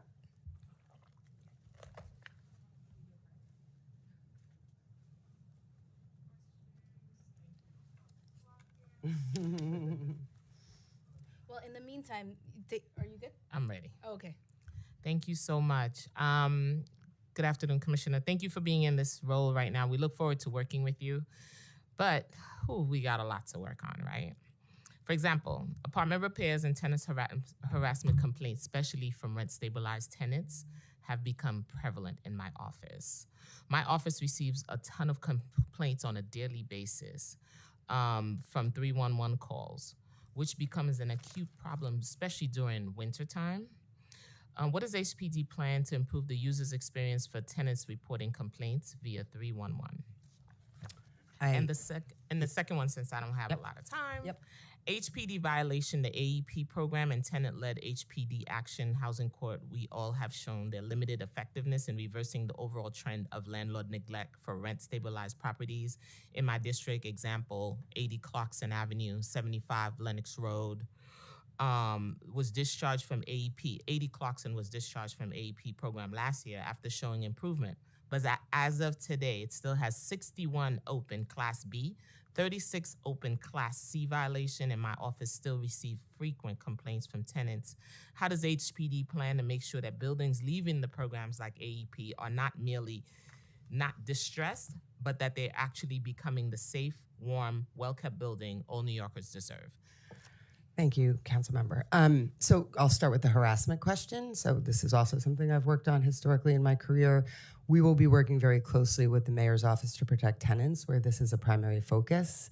I think one of the strategies that we're hoping to employ, which we actually used in the Pinnacle buildings and then also in some pilot programs in Brooklyn. And I have some Pinnacles in my district as well, 470 Ocean Avenue. Got it. So the thinking here obviously is that where there are patterns of both harassment and distress across these larger portfolios, we do want to work more directly with tenant leadership to sort of schedule times for when we will come out to the buildings and really do a full sweep of those portfolios. I think that would significantly change some of the sort of predatory behavior that we see in that space. So that's part one. And then again, working with the Mayor's Office of Tenant to Protect Tenants, I think there will be more capacity to make sure that tenants are organized and serving as partners to code enforcement so that we are more responsive in real time. On the AEP question, I would be happy to set up a conversation that happen there. We obviously have statutory requirements that guide us in the AEP program. But if the building has been discharged, which usually means compliance, and things are slipping again, we would want to know that. Yes, and as wide range along with Pinnacle, there are quite a few other buildings in my district that are also facing bankruptcy. So I'm working with another building, 55 East 21st, the owner filed for bankruptcy. So we're working with those and we're attending tenant meetings as well. 75 Lenox Road is also facing, if you watch their Instagram page, it is horrifying to see what's happening currently at 75 Lenox Road. And I do these walkthroughs in real time. I go to tenants' homes to go see 80 Woodruff Avenue. When the public advocate and we did the worst landlord list, that's in my district. We actually did a walkthrough through the basement, through the tenants' homes. And what we're seeing, dilapidated. And folks can't move. It's like they're trapped. They're not getting the repairs on time. No one is coming to help them. But again, they cannot move because they cannot afford anything else. When we talk about the affordability crisis, it is right here where these communities are trapped. So to me, this is a trap, and I look forward to working with you and see how we can support these tenants, turning these buildings around. I would love to see more HDFCs. Chair Sanchez, that's something we should look into. People who are long-term tenants, they're not going anywhere. So they might as well invest in that property and make it their own. And we know when people invest in their properties, they tend to take care of it more. The rent is paid on time, and they feel a sense of ownership, right? So I think those are along the lines where we should start looking. If we're looking at affordability, keeping the Black community in place, where we lost 200,000, and I'm sure my community lost 20,000 constituents in the last 10 years. And we want to make sure we're aging in place and we're supporting communities where they are. Understood. Can I just ask you quickly so I don't lose it? 75 Lenox, do you know who owns that property? No, we can get that to you. My team can get that to you ASAP. So I'll just quickly say, to your point about tenant ownership as a preservation strategy, this is also something I worked on a lot. I'm going to name all my old careers at UHAB for many years as the head of organizing. It is a very, I think, appropriate strategy when a building is in distress or in bankruptcy and therefore going through foreclosure and can be transferred. One option certainly that should be available to tenants is to work with a nonprofit, but also to own it if that is, where they're inclined. Right on time, right, Chair? You get extra points for that. Thank you, Councilmember. Councilmember Zhuang. Thank you, Chair. Very good to see everyone here. I have a question. I like to know, as a lot of time we see in poor and minority neighborhoods, many homeless shelter built in this area. I would like to know what's the metric you guys use to pick the homeless shelter site?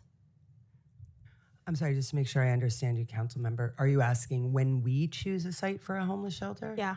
So generally that's not how our development pipeline works, right? Projects are brought to us by developers and we're typically building housing, not shelters. So if a shelter is being built, it's not necessarily because HPD is choosing to build it there. Okay, thank you. And I have another question. With affordable crisis in New York City, what's the plan for senior housings? And from a lot of providers, the feedback said it's very hard to get CASA program moving. Yeah, so I will say, just to repeat, we did do a fair amount of senior units last year through our new construction pipeline. So over 1,300 units of senior housing. And we do have, I think, about 11 projects right now in our development pipeline that are for seniors that also have an award for project-based Section 8, which is critical to making a senior project get to closing. So I do think we have on deck a lot more senior housing coming. It is challenging, and we do need to marry senior housing with Section 8, and we are resource constrained on Section 8 right now because of the federal government and their, all of the things, right, that they're doing. So we are very committed to building more senior housing, and I think we've been doing a lot of it, and we intend to do a lot more of it in the coming years. What's the reason the CASA program moved very slow?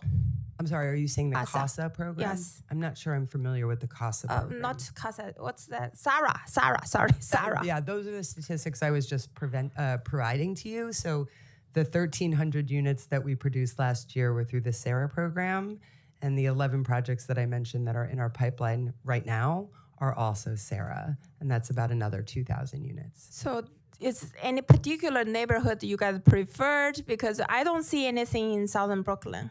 So I do want to say again, we don't select the sites where developments happen. There are publicly owned sites that we do control, and there we do competitive RFPs to select a developer, and sometimes they're appropriate for senior housing and sometimes for very low income housing and sometimes for a mix of things.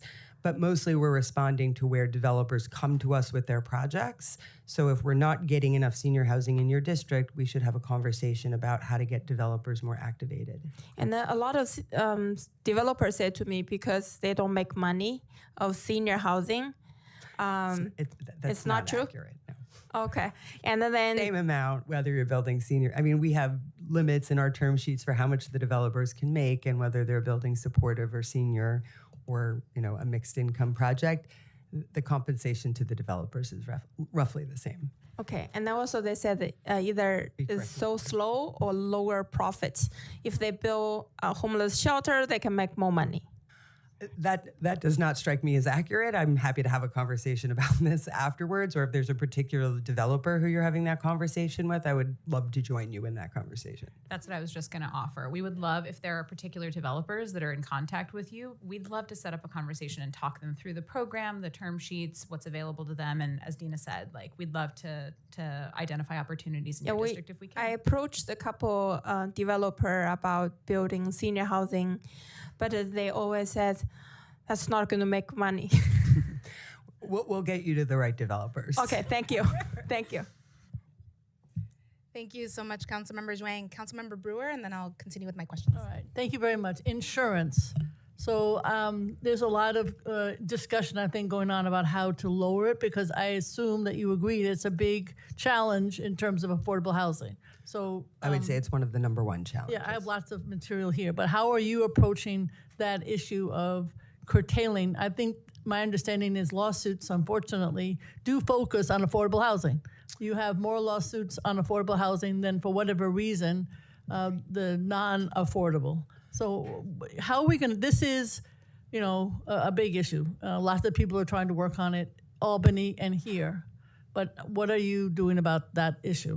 So first, I want to acknowledge, council member, we saw the presentation that John Crotty did about the lawsuits and whether they are sort of showing that there's like a disparity in terms of how many lawsuits are being filed in affordable housing versus market rate housing.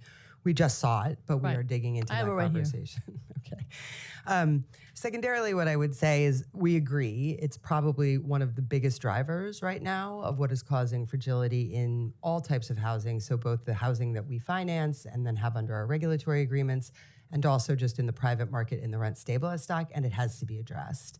Again, I've been here relatively short time, but in that time we've had a number of conversations with City Hall and external partners on what can be done to rein in insurance costs. I think we're in process of developing some proposals, and we'll be working both with OMB and with City Hall to figure out exactly what the government can do to drive down those prices. I think we don't regulate insurance. I know, so, state. Yeah, that's the state and the federal government.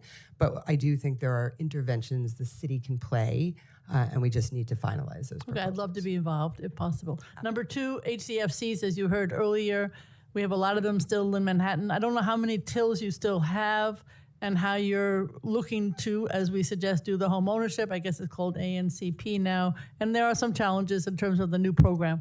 So do you have the division is focusing on it? I know you're trying to get TILs to become home ownership, et cetera. But there are some groups that are challenging on this topic. I think you know who they are. So we're trying to see where are you at with this HCFC and what's the financial aspect to it? Yeah. So a couple of things. As I said in my testimony, there are still 64 I saw that. buildings remaining in the Yep. TIL. Yep. It's about 1,100 units. We happily are moving about 40 projects right now through construction, so they will get to the other end and be able to actually take ownership of their building. The 40 of the 64, or that's something different? Separate 40. Okay. And then there is additional funds that we were able to get for both 2026 and 2027 through the Attorney General Settlement Fund, Right, yep. specifically to work with the TIL buildings. So it's about $3 million for 2026 and $2.5 million for 2027. That all said, That doesn't go very far. it doesn't go very far. Because and I have there's- $8 million left over from the borough president's office in one building, Yeah. still sitting there. Agreed. It is not sufficient. I think we need to do more to move these projects through. It would be my honor to have finished the TIL program during my time here since Yeah. I started working in the TIL program when I got to UHAB. It's challenging for a couple of reasons, and not least of which, we want to make sure that tenants are organized and ready for the challenge that collective homeownership requires. And I say that with all due respect to the model and to UHAB. I love co-ops, but it is a challenging style of I'm homeownership. very aware of it, yeah. So I think we need to do more to move the ones that have been, particularly where folks have been out of their units for the longest. Yes. We are going to be moving those to the front of the pipeline. Like Louise and 1610 West 105th Street. I'll give it to you. And I was just going to add, council member, we want to thank you so much for your partnership. This is actually an area where partnership with council members, where you are constituents and where you have TIL buildings in your district can be so valuable. It's not just my district. I got all of Manhattan. in Yeah. many cases. Yes, Now, ma'am. the final question is Bloomingdale. So that is a project that I think is EDC, but they would like to have HPD be in charge. So it's one of those above the library, blah, blah, blah. But nobody's happy with EDC doing it. They'd rather have you do it, perhaps more affordable housing. It's on city-owned land. I thought that when something was on city-owned land, it should be 100% affordable. This is not.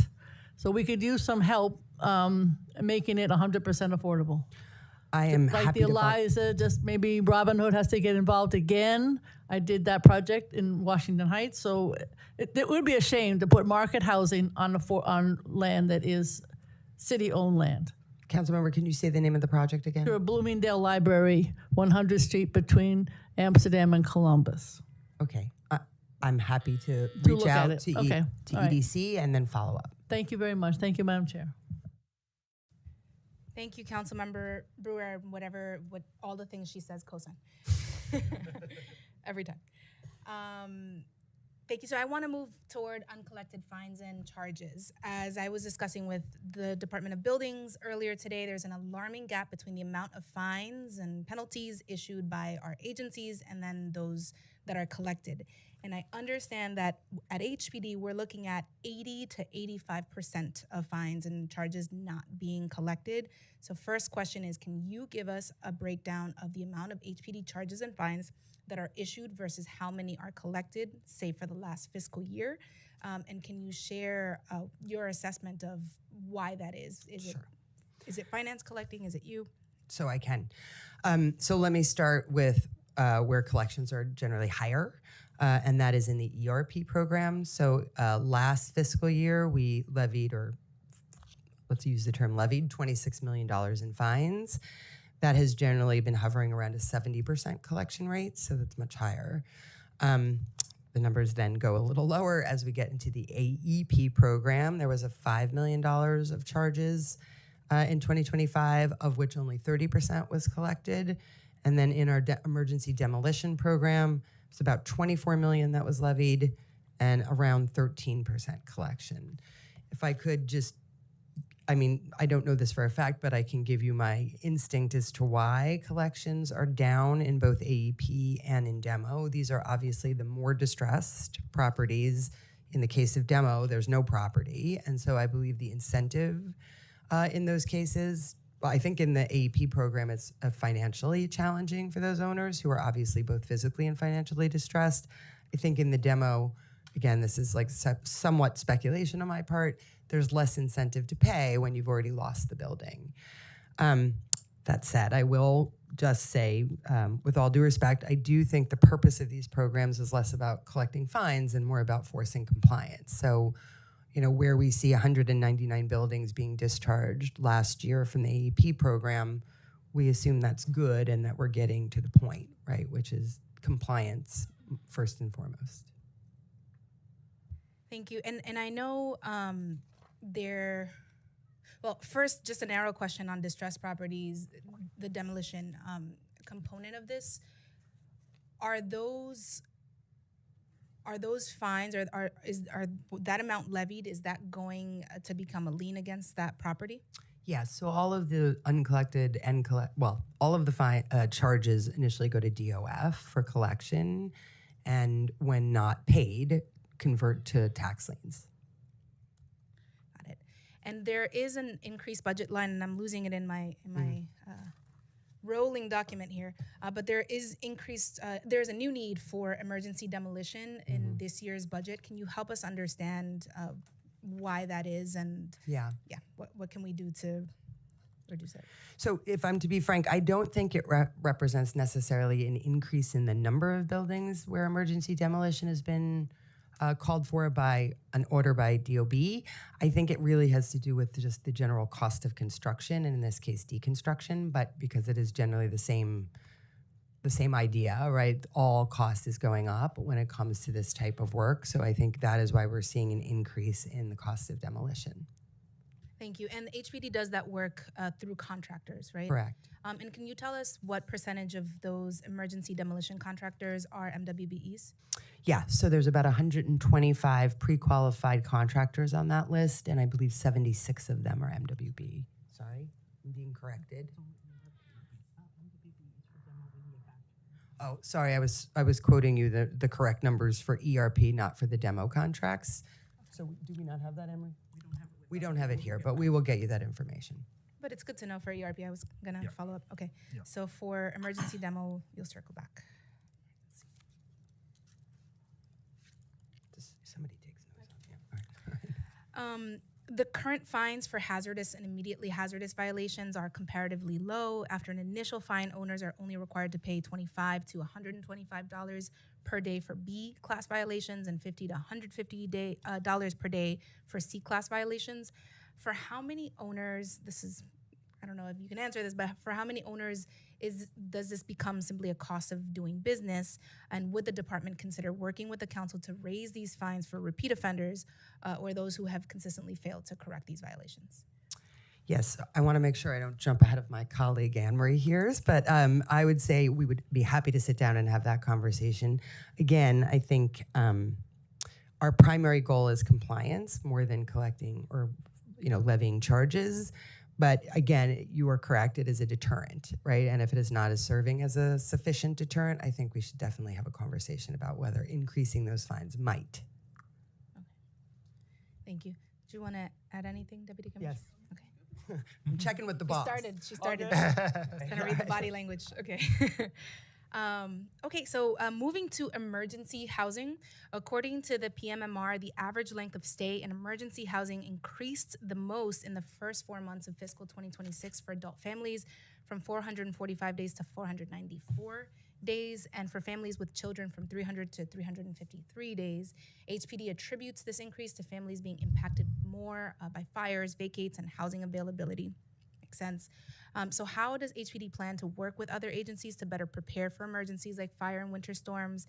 Can you explain the reduction of $136.3 million of city funds in the emergency housing program, given these increases? Can you explain the removal of emergency funding for asylum seekers, and are all HPD shelter contracts expiring in fiscal 27? Okay, so starting with the vacate orders, council member, it is true, it is taking a very long time to get folks back into their homes after a vacate order is issued for whatever reason, whether it's illegal occupancy or whether it's a fire. I think you may know a little from our conversation, this is a high priority for me in figuring out how to get owners, particularly where there's been a fire, to repair their buildings more quickly is challenging, but is definitely a place that we need to pay some attention. And if they will not repair the building, perhaps there are alternative ways to remove them from the building. So that is something we're definitely exploring.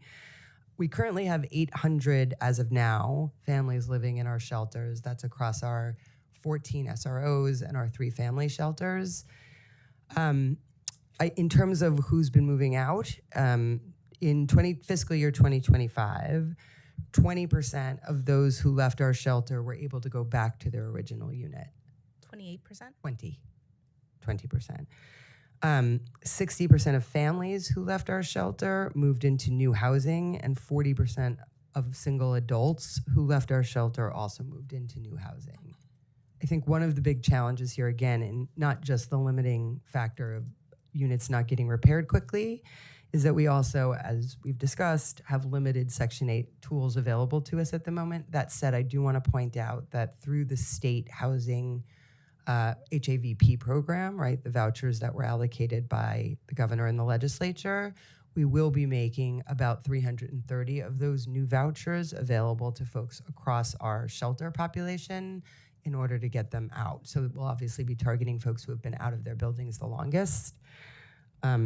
And because I gave you a long answer, I forgot the second part of your question. Sorry. Do I remember the second? Oh, And I I just want to jump in also because, council member, you mentioned about emergency housing funding being reduced. I just want to clarify, Second part of the question, thank you. Sorry, excuse me. I just want to clarify that that's in reference to our asylum seeker program. So what happened is that the funding that is in our budget for that program is also in the same funding area where emergency housing service is. And that's because, as you mentioned, our HERCs, our emergency shelters, are close. We're down to 1 shelter at this point, and that shelter is scheduled to close this year. And so as a result of that, we will not see money in the out years to support that shelter. Our asylum seeker funding was over $120 million, and that funding is only in this fiscal year, and it goes away next fiscal year because the program is winding down. I will say, though, for the caveat, the last shelter that we have open, it may stay beyond June. We don't know yet, but just it was on schedule to close this fiscal year. That's why no funding is reflected in this fiscal year. If it is open beyond this fiscal year, then we will work with our colleagues at OMB to ensure that we do have funding in our budget to cover the cost for the shelter for next fiscal year. Now, on emergency housing services specifically, we did see an increase in our budget because we did get one of the new needs items that we got was for our single room occupancy shelters for single adults. So we did see a small rate increase for providers there. And so we did see an increase in our budget to support that. So the funding for emergency housing services actually went up instead of going down. And that was 1.6 million. So yeah, no, actually it was 2 million, 1.6 million this year, you're right, and then 2 million in the out years, each year in the out years. Thank you. Just stay, bless you, bless your soul. Just staying on asylum seekers for a moment, where are they going?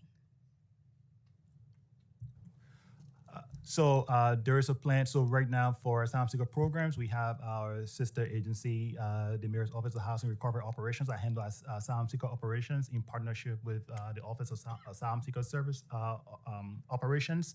And so they plan overall, as we know, is to have those transition into the regular DHS system. But that's a plan that is still being worked out. It's not being finalized yet.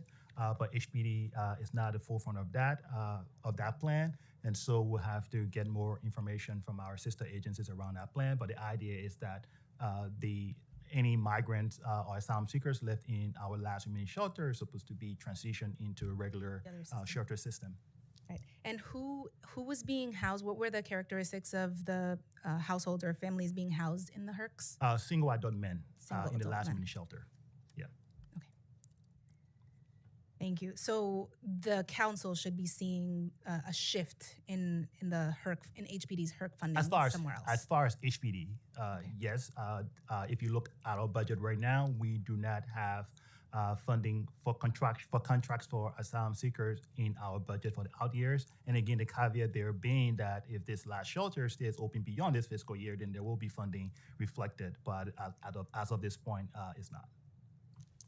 Thank you. And then just rounding out the question on families exiting from HPD shelters, from emergency housing shelters, what percentage of those have either Section 8 or access to city FEPS or some other kind of rental assistance for the ones that are going into a new home or back to their old home? So at the moment, we have the set aside of the HAVP vouchers, which is about 330 vouchers that we're going to make available to do the permanent transition out of temporary shelter and into permanent shelter.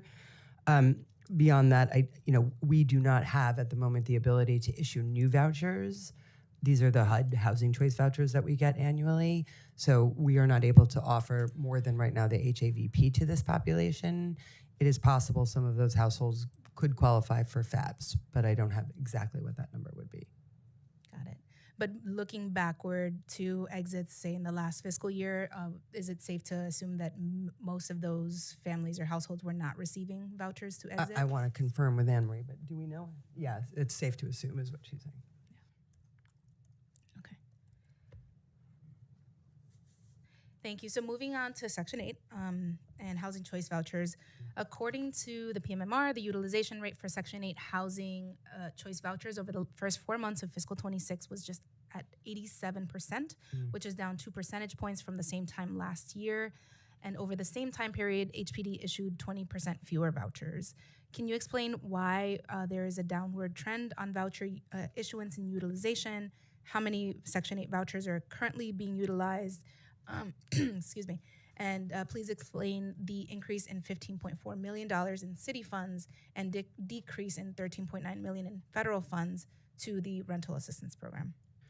So yes, council member, let me start with the utilization. So we have between the federal government, both the major program, which is housing choice vouchers, and then the smaller programs, and including the HAVP vouchers, we're basically at a total of, just doing the math, for about 44,000 families that are getting this ongoing operating rental assistance. The utilization rate is really a function of the shortfall situation that I've described, in which we cannot issue new vouchers. So we have, in some cases, the funding to allocate, but we are unable to issue those vouchers while we're in shortfall. That is a result of HUD having swept reserves from HPD. So we are working very hard with what partners remain at HUD to try to get out of shortfall. And then we will be able to issue new vouchers, which should improve that utilization rate. On the capital side or on the funding side, I would ask Gardier. Yeah. So, Councilmember, I have to get back to you on the Section 8 changes there. Just trying to confirm as far as the exact figures, because the only program, it may be our emergency housing voucher program is a program where this funding is in this year, but not reflected in the out years, but we do have Section 8 funding, and we did see a slight increase in Section 8 funding. So I just have to confirm just to be sure. We can follow up with you in terms of the breakdown you just provided around Section 8. Thank you. Moving to housing access, the housing access voucher program. In 2025, the state lawmakers allotted $50 million for HAVP, with $32.5 million going specifically to the city, and is projected to create between 900 and 1,100 vouchers in New York City. So, one, can you help us understand the delay in disbursement of these vouchers? What has HPD been doing during this time frame to make the program operational? And second, if the state were to increase HAVP funding to $250 million per year, would HPD be able to administer these vouchers? Yes, Councilmember. So as I started to say, you're correct. We estimate it's about 1,000 vouchers, and we're going to be prioritizing about 330 of those for our emergency shelter population. The remainder will be focusing on families in shelter, so all the different regular, families who are living in shelter. And I am happy to report that that program is now operational, and we've started taking in applications and are processing people to get those vouchers. To your second question, of course, if we were to be given new resources through an increase in HAVP, we would 100% take those vouchers and use them. Thank you. Yeah, and just to add quickly to what the commissioner just shared in terms of what we've been doing so far, we have the staff up of the program. We work with OMB to schedule headcount into our budget. So you see a reflecting our budget from last plan. There were 15 lines that were added for the staff to staff up that program, so we can start ramping up. And as we do issue vouchers, our budget will be adjusted to reflect what we expect to spend each fiscal year. Thank you. And so any increase in the number of vouchers, if we were to see these $250 million materialize through the state budget, that would require additional staffing up at HPD to process? We'll see. It might, but as we get more, we'll assess and see what the needs are and work with our state partners and OMB to increase our budget accordingly based on what the implementation will look like. Would be an excellent problem. Wouldn't be? Go ahead, Commissioner. No, I was just going to say, now that the program is functioning, I think having more vouchers, obviously if you get to incrementally larger numbers, you do need additional staff. We can't say for sure what we would get. We were sort of guessing a little bit about what portion of the $250 million would come to us. We could guesstimate that it would represent another 5,000 vouchers for us. Okay, thank you. Housing Connect. Yes. Our favorite, well, they're all our favorite topics. Okay. This month, the New York Housing Conference reported that it took about 27 months to lease 180 apartments in a newly constructed apartment building in the Bronx for low-income renters. New York Housing Conference attributed delays to repetitive documentation requirements, inspection requirements, especially for tenants who use rental assistance like Section 8 and City FEPS. For example, even though the Department of Homeless Services determines if a household qualifies for an affordable housing referral, additional income eligibility reviews are conducted and additional inspections are required, even though this building just got its C of O and all of its approvals for a new building. What are HPD's current strategies and tactics to improve the Housing Connect process, especially for low-income renters? How does HPD currently work with DHS and HRA to streamline the referral process for the homeless? And one recommendation that the Housing Conference had is to limit HPD oversight, step-by-step oversight, and have more of an audit process. How time-intensive is step-by-step oversight of the marketing plan for HPD? Yes, Councilmember. So again, it's been 10 weeks, but I can say frankly, I have spent a good chunk of that on Housing Connect. And we have new staff at the agency who are also working on Housing Connect. I do want to say first, in support of the team that built that system, that oversees that system, it is a very challenging sort of tension that exists between having a system that works well and quickly and a system that is fair and transparent. and complies with fair housing. So there's just a lot there, and they have been working really, really hard to look at where the choke points are. I will say we are all on the same page. It is not working. It needs to be overhauled. I know there's a lot of folks who have I've been given 3 different unsolicited proposals about what's wrong with Housing Connect and what needs to happen. I did want to take a look myself, and I have been deeply, deeply engaged in it.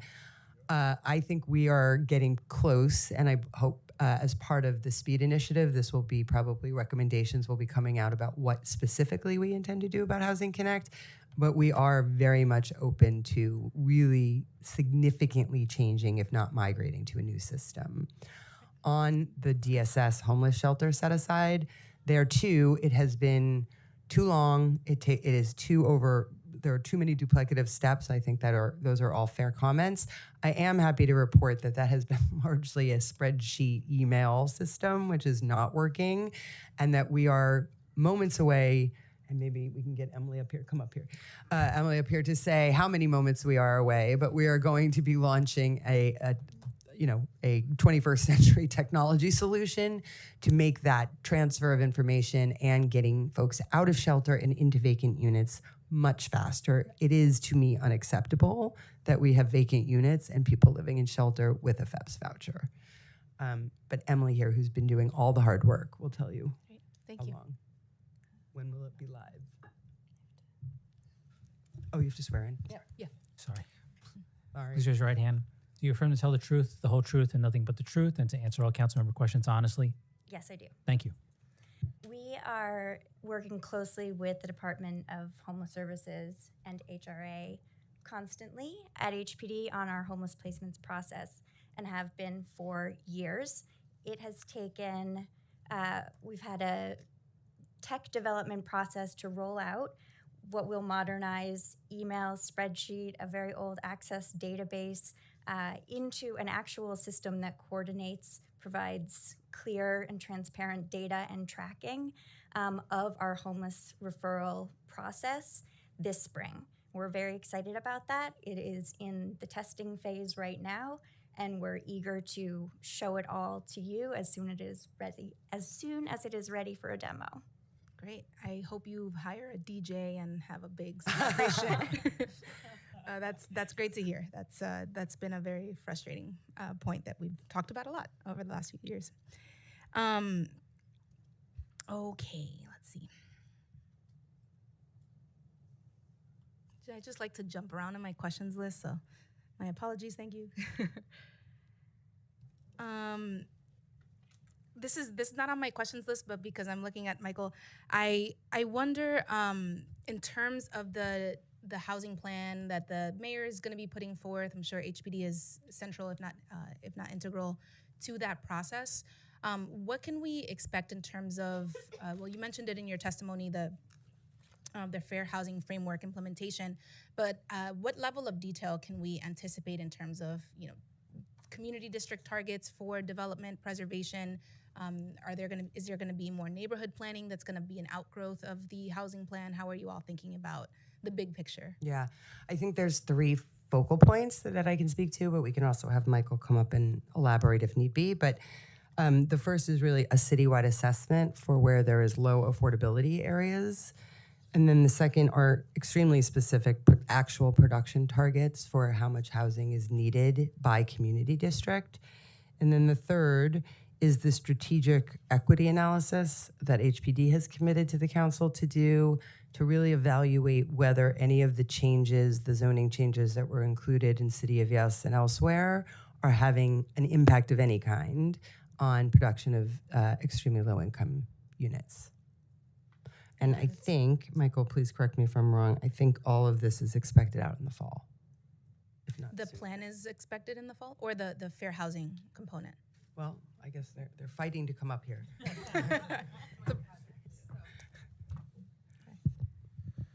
Okay, let's do this. If you're from the administration, you think you're going to come up to the dais, just raise your right hand. Okay. I'm new. Do you affirm to tell the truth, the whole truth, and nothing but the truth, and to answer all council member questions honestly? Yes. And when you come up to the dais, just state your name. Thank you. Michael Sandler. So I think the Fair Housing Framework will be implementing. That's set to be released in the fall.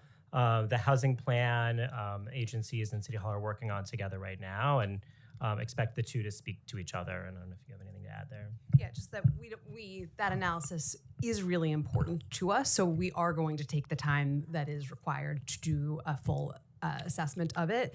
It will build off of where we live, as we've talked about, the housing plan. All of these things will work together. But that exact analysis, we are not going to be able to complete any earlier than the time that we had negotiated amongst ourselves. Thank you. That's really, really helpful. A lot of fun reading coming our way. Okay. Asset management within the agency. It's been a long time since we've talked about HPD's asset management function at a hearing. So I'm wondering, thank you for the outline of, the number of Mitchell-Lama properties and, 485X properties and all the rest.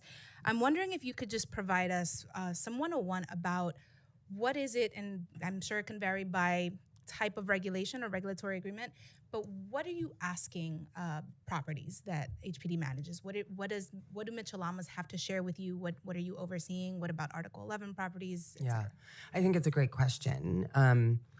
And I think actually we are kind of taking a fresh look at all of that because we know there is so much distress even within the affordable housing stock.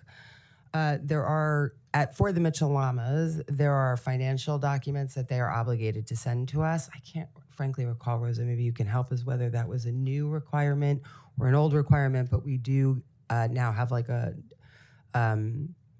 list of financial documents that the Mitchell-Lamas need to report to us every year. For the HDFC co-ops, there are about 1,000 of those in the city, and only about 280 of them have a regulatory agreement with us. So those are the ones where we do have asset management responsibility. We can go out and inspect the buildings. We can check on their financial health. They can come back to us for additional financial assistance. I'm just going to say frankly to you, I think one of the places we need to spend some time is digging in a little deeper into how all of those portfolios and buildings are performing. And I do think, like the private stock, they are struggling with things like insurance and with taxes and with utilities. And so we are looking really hard at ways to bring more stability to those portfolios, both the rentals and the co-ops, particularly in the Mitchell-Lama set. For the 1,000 HDFCs, you say 280 have a regulatory agreement. The rest of those, who is sort of responsible, is it us, for oversight of their affordability restrictions? Are they getting Thank you, debt council member. credits?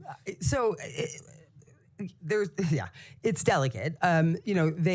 We don't directly regulate them. They do, I think in most cases, have an Article 11 tax abatement, which does subject them to scrutiny from, say, the Attorney General's office, but we don't have any kind of asset management relationship to them. We do have a contract, I think with UHAB, who goes out and provides technical assistance to HDFCs, and they will work with more than just those that are under regulatory. So they have technical assistance support through that contract. But it is in fact true, they're private, as private in as much as they're not city government regulated. I was going to, particularly in Manhattan, where it's very lucrative to put your 1099 and then put money under the table. And I see it many times. So I wish that we could have more regulation on it, but it's controversial because they don't want regulation on them. And so I think it's a longer discussion. But we're losing out on HDFCs being affordable as a result. And these 1,000 minus 280 is 600. Okay, the non 280 they are subject to receiving DEMP, right? You're asking if the non-regular ones get the DAMP tax cap? That's a good question that I don't know the answer to. Somebody in this room knows, so we will get you an answer. I know they get Article 11, but I don't know if they actually are eligible for the DAMP tax cap if they're not regulated. Got it. Okay, thank you. Yeah, it's always been a conversation about how do we get them back into regular discussion with the city.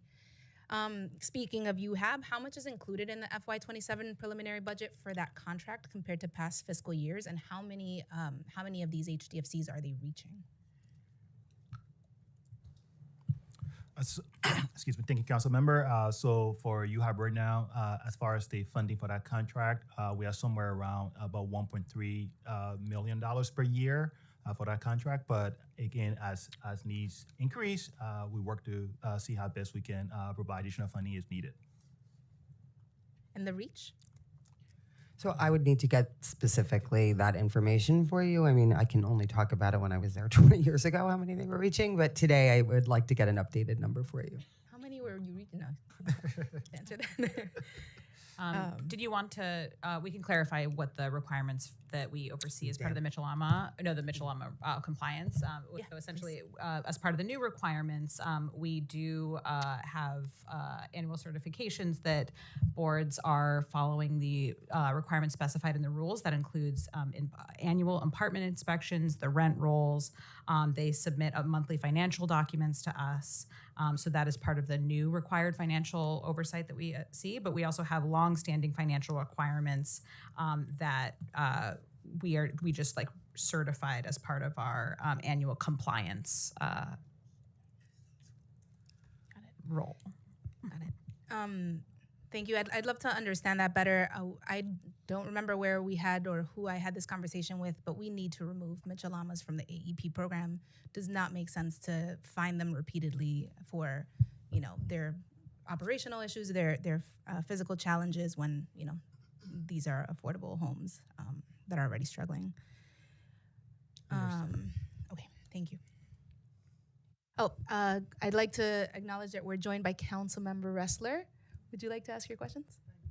Thank you so much, Chair Sanchez. Appreciate your tremendous leadership of this committee. Commissioner, congratulations. It's nice to meet you. I wanted to ask about some legislation that we passed at the end of last year to mandate. I find these screens. They put these screens up that are just pictures of ourselves talking to ourselves. It's very strange. It's not a computer. It serves no function. It's just to see myself while I'm talking. No, do you disagree with me? It's wholly useless. I'd rather have the space for my laptop, as Purina would too. But I digress.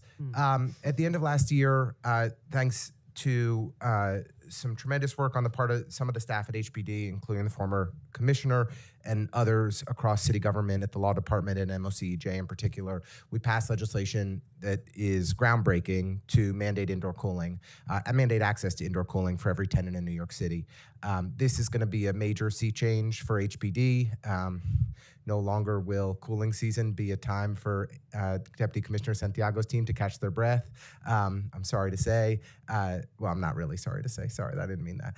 But wanted to understand, as you're coming into this new role with many, many priorities on your plate, has the agency begun to look at planning on this initiative? What, the undertaking of public awareness campaigns, educating landlords, educating tenants, and also what will be the needs for the agency to be able to successfully implement this law. We do have a few years to get ourselves organized, but it's going to take that long for a law of such scale and consequence. Yes, thanks, Councilmember. Nice to meet you. So I'll start just by saying I haven't had a chance yet in my 10 weeks to get deep into this, though I want to say at the top, I worked for the state, and there one of my duties was overseeing resiliency and energy efficiency improvements. And so, this is hugely important. We agree climate change, we know, is getting worse, and heat is probably the number one risk to both citizens, right? Tenants, homeowners. So it's hugely important that this has happened. In terms of getting up to speed on this, I'm not yet. We might have Lucy here, who's already sworn in and can come up and maybe give you an update on where we are in implementation. If there is more to say, where's Lucy? There you go.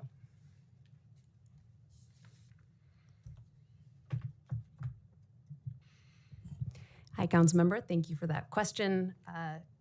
Anne Marie and I were grateful to be working with you and your team on this legislation for a while. It is an issue that we care deeply about and is reflective of our current circumstances, of course. We recognize that there is a lot to do to comply with this law. We look forward to continue to working with the council in terms of some of the upcoming deadlines. We are working with OMB to ensure that we're prepared for some of the more immediate parts of the law. But generally, we'll look forward to continue to working more generally on how we address this issue. Yeah, I wasn't expecting for you to say, Commissioner or Associate Commissioner, that there's been a tremendous amount of progress done in the 10 weeks that you've been there, or 10 weeks since we passed the bill. But I raise it because it is such a substantial piece of legislation. It's going to require years of planning and coordination, and I want to be an active partner with Deputy Commissioner Santiago and with the agency as a whole in making sure that you all are resourced appropriately to be able to effectively implement this, and that tenants have an understanding of their new rights to ensure safety. Because as you know, extreme heat is by far the #1 killer for climate-related deaths. Nearly 600 New Yorkers die every single year from extreme heat. We can save lives, and we will with this legislation as long as we implement it effectively. So looking forward very much to working together on affordable housing projects across District 33. We have produced more housing in Council District 33 than any other district in New York City over the last 15 years. It's not particularly close. And we hope to produce a whole lot more, especially affordable housing where folks in our community, just like every other, are getting priced out. So we'll look forward to meeting one-on-one to go through some specific projects in the district. And as always, appreciate Chair Sanchez's great leadership of this committee. And thank you for the time today. Absolutely. Thank you. Thank you, Councilmember Ressler. I just wanted to go back to a question that I don't think we got to earlier when we were talking about City of Yes and Homeowner Help Desk and all of that. Can you give us a breakdown of family households served per program? How many have gotten down payment assistance? How many have gotten home fix? You know, that sort of thing. So the numbers for the combined numbers of new production, so that would be primarily through Open Door and ANCP. This is in calendar year 2025, was about 136 units. I'm sorry, that's wrong. 336 units that were produced. Through the down payment assistance program, we reached 142 first time, or I don't know if they were all first time, but home buyers, new home buyers. I would say, you know, we are looking hard at how to expand that program as well as the Home Fix program. You know, we do that program in partnership with the Center for New York City Neighborhoods. It's been a little slow going, but I think we've just sort of made some strides in getting that up and running. So that is actually what we did historically. And again, home ownership is very close to me, so something I'm looking to do more of as we keep going. Got it.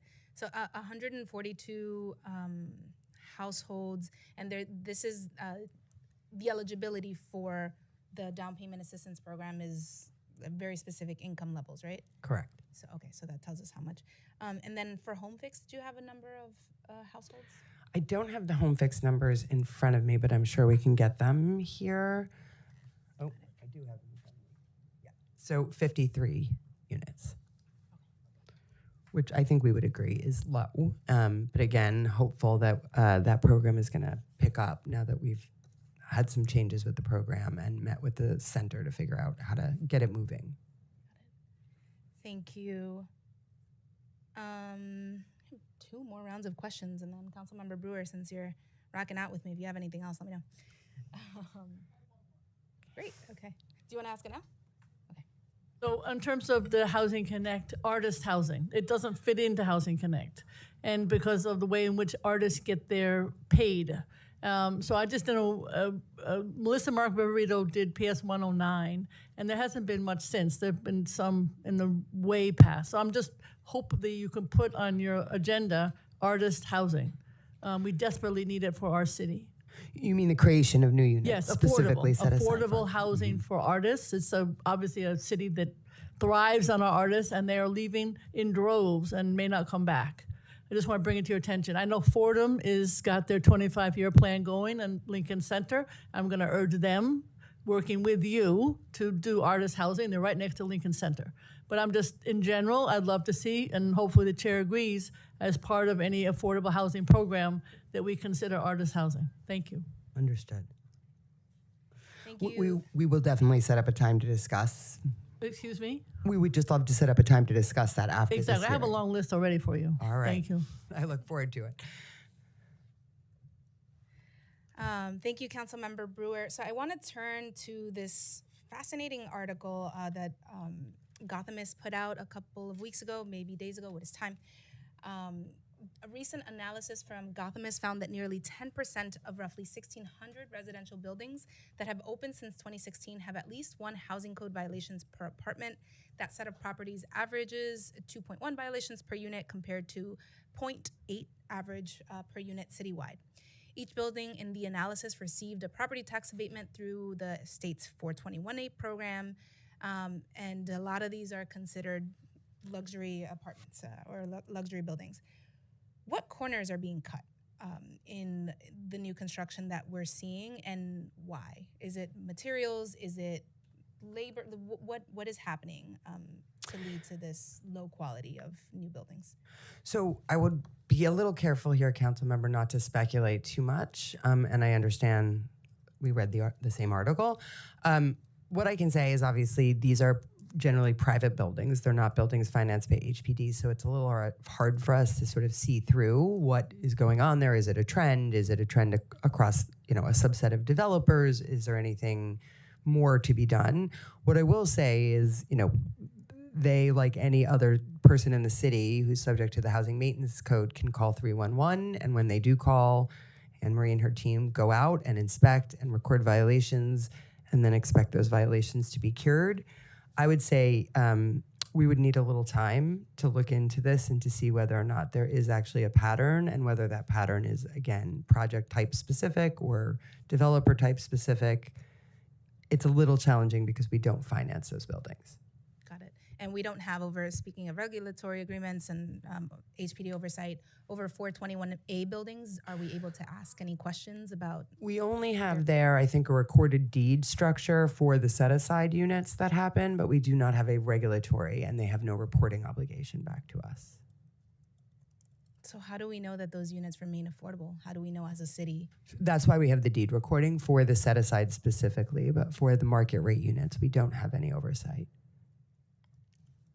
And is HPD monitoring those in any way? Is there any kind of auditing that we're doing to make sure that? We do track all the set-aside units, and at turnover, they have to go through the same process that the original, so right in the first generation, second generation, third generation rentals, they all have to go through the same process, which will soon, as you just heard, be vastly improved by getting off paper and into a 21st century system. Magical sometimes the way that government works. We're talking about all of AI takeover, but not within our agencies yet. Until now. Okay. The last set of questions I just wanted to ask was to get a sense of vacancies by department. So what are vacancies in inspectorial, in the code enforcement, among inspectors? What is vacancy looking like in the Office of Development?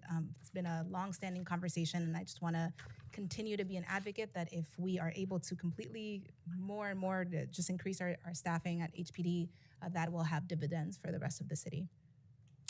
So do you want me to do it, or do you want to do it? I can do it. Okay, Garde is going to share with you the department by department. So thank you for the question, council members. So starting just with the specific title you were asking about, as it relates to our project managers in our development programs, we budgeted to have about 114. We allocate our headcount about 114 headcount toward project managers in the project manager series.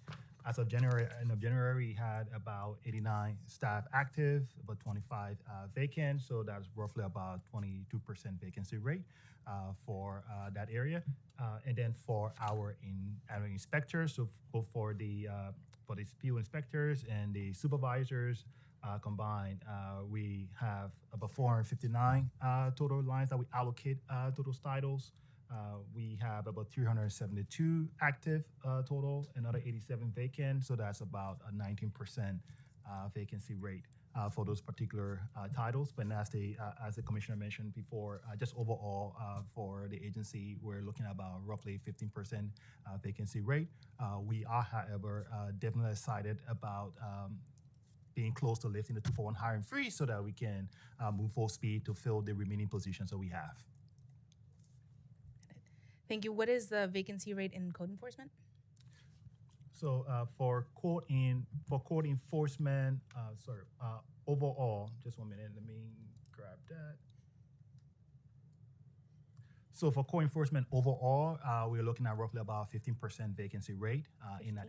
Yeah, roughly about 15% for that office. That's for all the titles, not just the inspectors. Okay. What about inspectors? Oh, that's And so AMS they is go on back. deck. She's got the body. Yeah, yeah. No, that's fine. So I'll go back. So for the inspectors, so for both the field inspectors and the supervisors, that's why I mentioned earlier, the total lines we allocate to those titles is about 459 total. We have active roughly about 372, vacant 87, roughly 19% vacancy.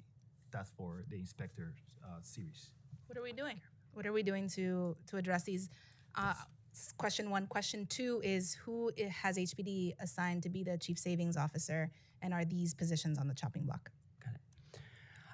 So we've named our chief compliance officer as the chief savings officer, and we have been working, frankly, as a team in the executive, so myself included, have been pretty embedded in this exercise. We believe we have identified the savings that we're being asked to find in both 2026 and in the out years, it's 1.5% and 2.5% respectively. This will not come from any of our essential services or a reduction in staff in any of our critical programs. Did you want to tell me something? Okay. Definitely not the inspectors. They can bring in a lot to the city. Okay. Yeah. No, yeah, just echoing the commissioner. Yes, and just to say in terms of your question about hiring, yes, we do bring in hiring classes, and even during the hiring freeze that we're going through, we did have an exemption for inspectors because we recognize how important those positions are. So we have a modified 1-for-1 as opposed to the across the board 2-for-1 hiring, and we'll just continue to make sure we fill positions as soon as we have the hiring freeze, the 2-for-1 and the 1-for-1 are lifted. Thank you. So I have a couple of more follow-up. I don't have them written out right now, but I had some questions about term sheet. Actually, maybe I do have them. Let me see. Term sheet investment. So just a quick general question while I find my actual questions. Sure.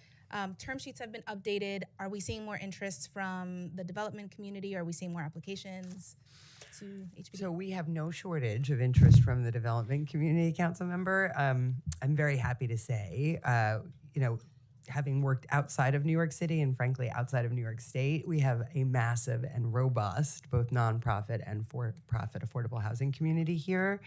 The term sheets have been updated, and it was obviously overdue, right? It had been about 5 years, and I think it is more reflective of the cost environment that we're now in, which is good.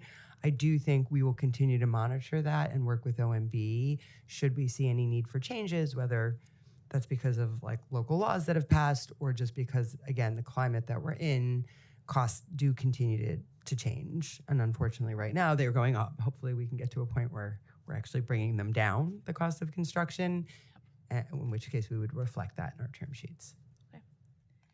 Thank you. And then for you highlighted partners in preservation. We also talk a lot about pillars. Any notable changes there in terms of what is allocated in the capital plan? Not at the moment, right? I think the program for partners in preservation is about $5 million annually, and I think that is holding. Is that right, Grady? Yeah, and that's for expense dollars. So it's not capital dollars, that's expense dollars. Yes, and it's about $5 million a year across fiscal years.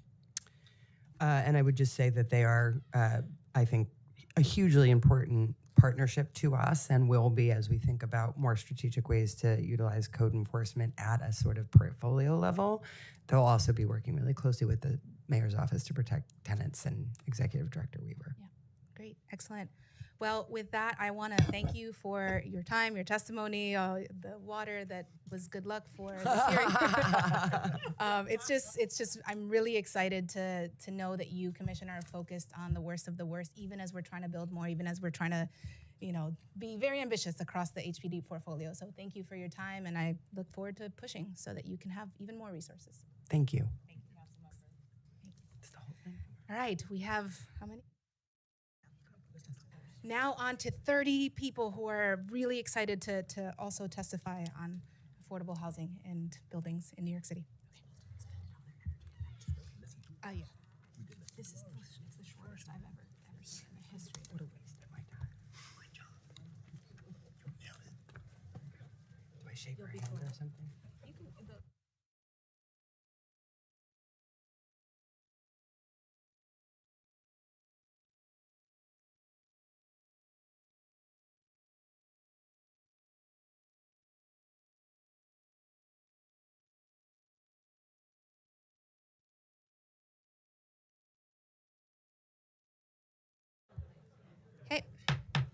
I now open the hearing for public testimony. I remind members of the public that this is a formal government proceeding and that decorum shall be observed at all times. As such, members of the public shall remain silent at all times.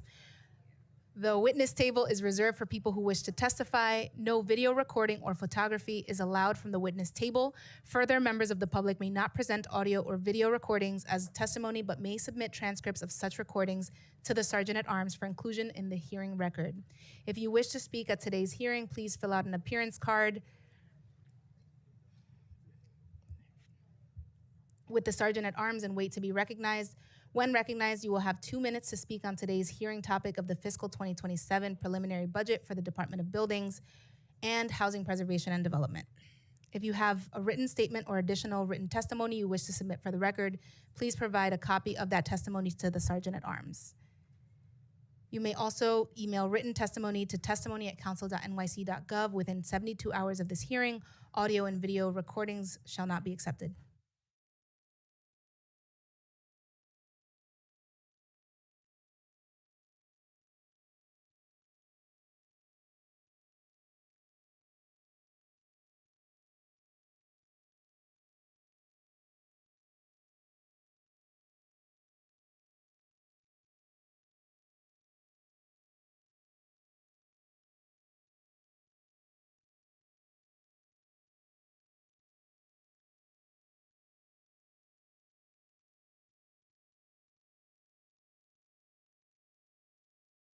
I'm going to take a 1-minute recess.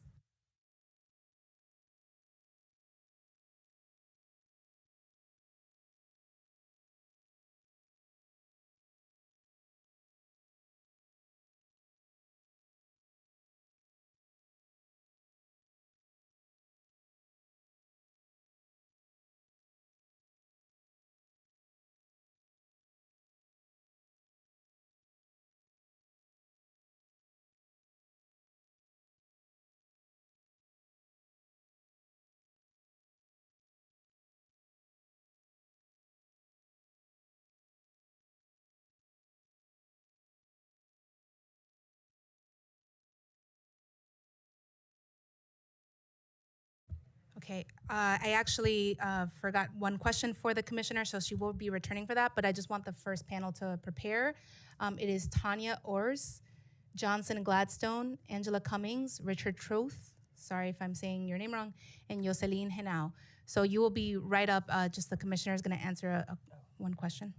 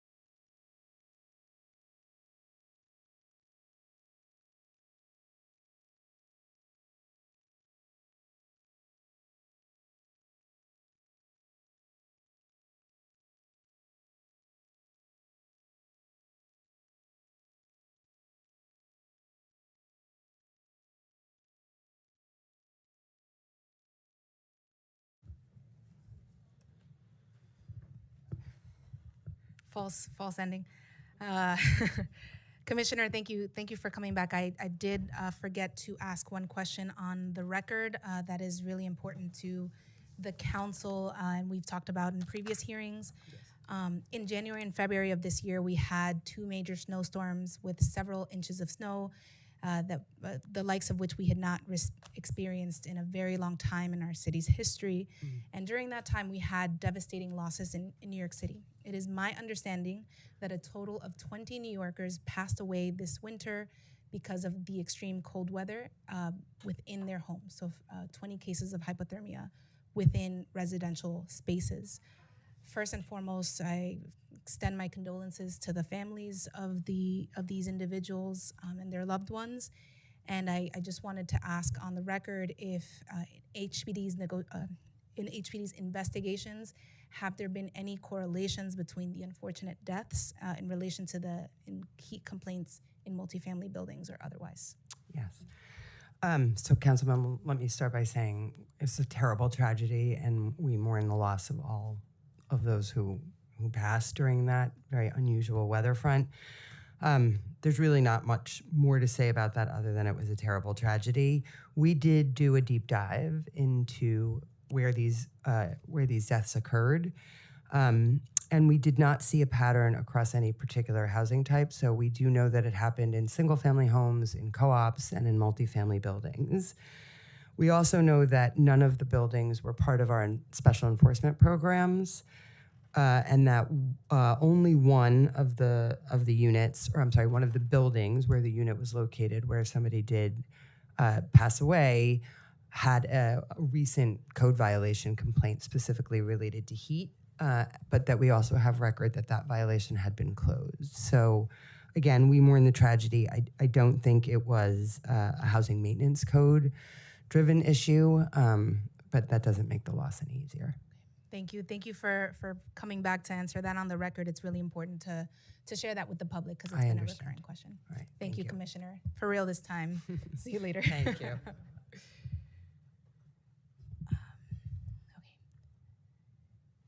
Thank you. And so now that the first panel I called, you are welcome to come to the dais. Tonya Orries, Johnson Gladstone, Angela Cummings, Richard Trouth, and Jocelyn Henao.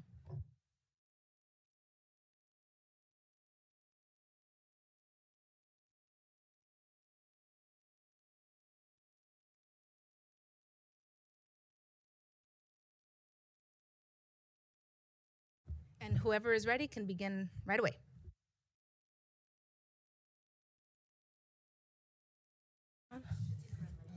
Yes. Oh.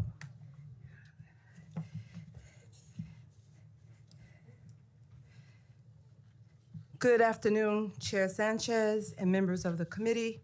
Thank you for the opportunity to testify. My name is Tonya Orries. I am the Chief Executive Officer for Neighborhood Housing Services of New York City.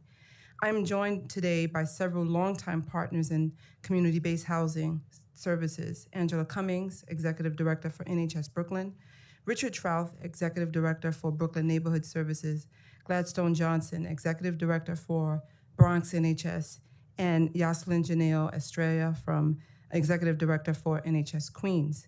Together, our organizations have served New York City homeowners and neighborhoods for more than 40 years. While we now operate as independent nonprofit organizations, we continue to work closely together to preserve homeownership and neighborhood stability across the city. Today, we are united and requesting $1 million from the City Council to launch a citywide pilot property management program to support small homeowners who are struggling to maintain their properties. Across New York City, many owners of 1 to 4 family homes find it difficult to manage routine exterior maintenance. For seniors, homeowners with disabilities, or lower income homeowners, tasks like snow removal, landscaping, trash, and recycle management, and basic site upkeep can become physically and financially overwhelming. When these responsibilities go unmet, homeowners may face violations, mounting cost, and added pressure that can threaten housing stability. For many homeowners, older homeowners who want to age in place, and many others who struggle with the responsibilities, property management support can make a difference between staying in their home and having to leave it. This pilot program will provide free property management services to eligible homeowners, helping them safeguard their homes and that can be well maintained. This first year, the program is expected to assist at least 95 units, and we're very excited about the program and hopefully will be funded. I wanted to say about 2 more paragraphs, but it's too. You can go ahead. I just have to say that. Neighborhood Housing Services of New York City would administer the property management program and provide coordination, training, and ongoing technical assistance to our neighborhood partner organizations. Through this collaboration model, our partners will be equipped to deliver services directly within their communities, ensuring that homeowners have access to trusted locally based support. By strengthening the capacity of both homeowners and community-based organizations, this program will help prevent housing instability, protect small homeowners' assets, and promote responsible property management. We respectfully request that New York City Council support this initiative as a practical and impactful step towards helping vulnerable homeowners remain in their home, preserve generational wealth, and maintain the strength of stability of neighborhoods. Thank you for your time and consideration. Thank you. Good afternoon, Chair Sanchez and members of the committee. My name is Gladstone Johnson, and I serve as Executive Director of Bronx Neighborhood Housing Services. Thank you for the opportunity to speak today. Today, we stand together in requesting $1 million from the City Council to launch a citywide pilot program for property management services. This investment will support small homeowners who are struggling to maintain their properties and keep them in their homes. Across New York City, and especially in the Bronx, many owners of 1 to 4 family homes are facing multifaceted challenges. For seniors, homeowners with disabilities, and low-income homeowners, these challenges can show up as leaky roofs left unrepaired.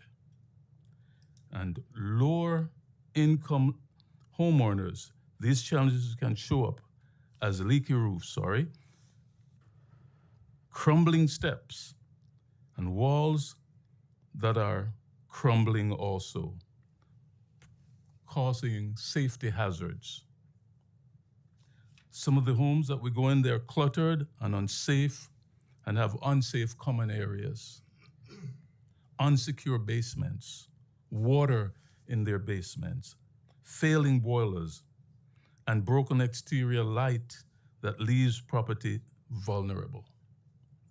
When these seemingly minor areas are not addressed, they can quickly escalate into housing code violations, pest infestations, unsafe living conditions, and increased insurance costs, all of which put additional strain on families already on the brink. At the same time, we're seeing older homeowners fall behind on their property taxes and water bills, a major crisis in the Northeast Bronx, where we have a large housing stock, making them vulnerable to tax lien sales, predatory rescue schemes, and deed theft. For many, the burden of coordinating repairs, vetting contractors, and staying on top of city requirements is simply too much to manage alone. This pilot program would provide free property management services to eligible homeowners, helping them keep their homes safe, compliant, and well-maintained. In its first year, the program is expected to assist at least 30 homeowners with an estimated total of 95 units. By offering organized maintenance, monitoring building conditions, and helping owners navigate city rules, we can prevent emergencies like fires, building system failures, and hazardous conditions before they occur. And so we urge you, Council, to invest in this pilot program, empowering trusted community-based organizations like us here from the NHSs of New York City, because we believe together we can protect vulnerable residents, preserve affordable housing, and stabilize our neighborhoods. Thank you for allowing me to speak. Thank you.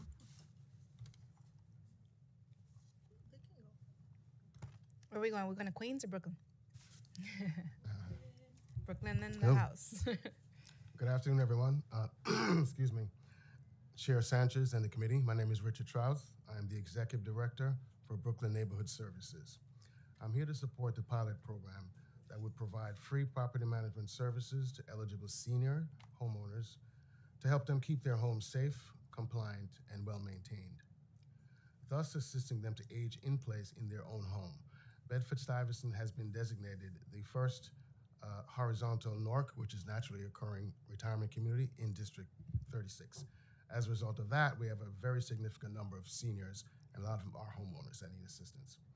This work is very costly, and these homeowners are now retired and living on very fixed incomes and unable to afford these expenses.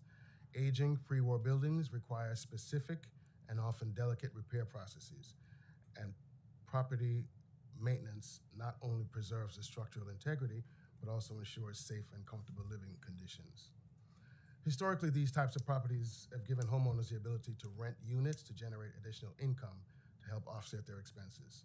Unfortunately, too many of these property owners are no longer able to manage the upkeep, and the units remain in deplorable and very often hazardous conditions, sometimes including the owner's primary unit.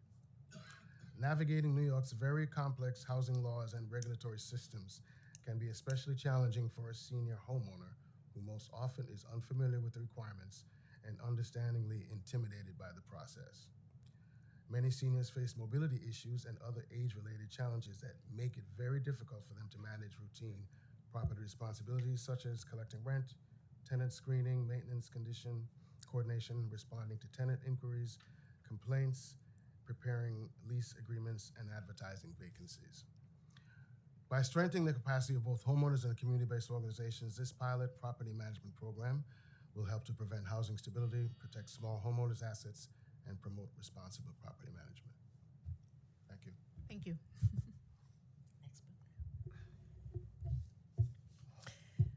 Good afternoon, Chair Sanchez and others. My name is Angela Cummins. I am the Executive Director of Neighborhood Housing Services of Brooklyn. In the landscape of New York City's housing crisis, small residential units are frequently overlooked, yet they are indispensable. In Brooklyn, these properties form the architectural and social fabric of neighborhoods, providing a significant part of the borough's unsubsidized affordable housing. These buildings are not owned by corporations, they are owned by families. Many of these families have held their properties for generations. Many are low to moderate income individuals who rely on rental income not to build empires, but to maintain stability, pay taxes, and preserve their homes that anchor their communities. And yet, these small property owners are often left to navigate a complex and unforgiving housing landscape alone. NHS Brooklyn saw the need to assist this population by creating an affordable property management program. This program was built on the foundational understanding that stabilizing these small landlords is the most effective community-centered strategy for preventing displacement, preserving affordable housing, and closing the racial wealth gap. It was created to move beyond crisis responses to offer a proactive, holistic mode for sustainable ownership. This property management program helped a single mother and landlord in Brooklyn how to manage her property's finance. She was enrolled in a program where she learned how to make small repairs around the house, which helped to save her money. Through this program, she became eligible to receive a grant to hire a contractor to completely repair her bathroom that had been an ongoing problem for her family. Our generations would like to affirm that small homes matter, that small landlords matter, that families who have kept Brooklyn's neighborhood vibrant for generations deserve support, not neglect.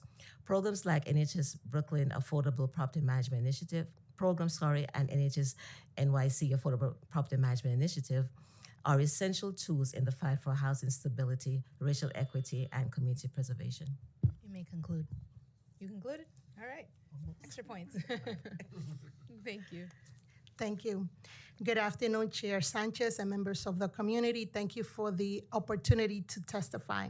My name is Jocelyn Henao Estrella, and I'm the Executive Director of Neighborhood Housing Services of Queens. For the past 30 years, we have been on the front line working with both low-income homeowners and tenants to keep residents stably housed. But I want to be clear, supporting tenants and supporting homeowners are not mutually exclusive. They are deeply connected. When we stabilize homeowners, we preserve affordable housing. When we support tenants, we prevent displacement. This is one ecosystem. Today, we are asking for a $1 million investment in a citywide pilot property management program for small homeowners. As it was stated, every day, we meet older adults, working families, and homeowners with disability who are doing everything right, but are overwhelmed with the basic demands of maintaining their homes. Something as simple as snow removal or minor unkept can lead to violations, fines, and mounting pressure that can ultimately result in foreclosure or loss of a home. This pilot program will provide practical on-the-ground support to help homeowners stay compliant, safe, and stable. But this program alone, this cannot be a standalone program. We urge the council as well to fully commit to continue housing stability, including providing funds for foreclosure prevention to keep families in their home, estate planning for protecting generational wealth, and resolve title issues, as well as continue to provide support for project help and emergency repair programs to address urgent conditions before they become a crisis.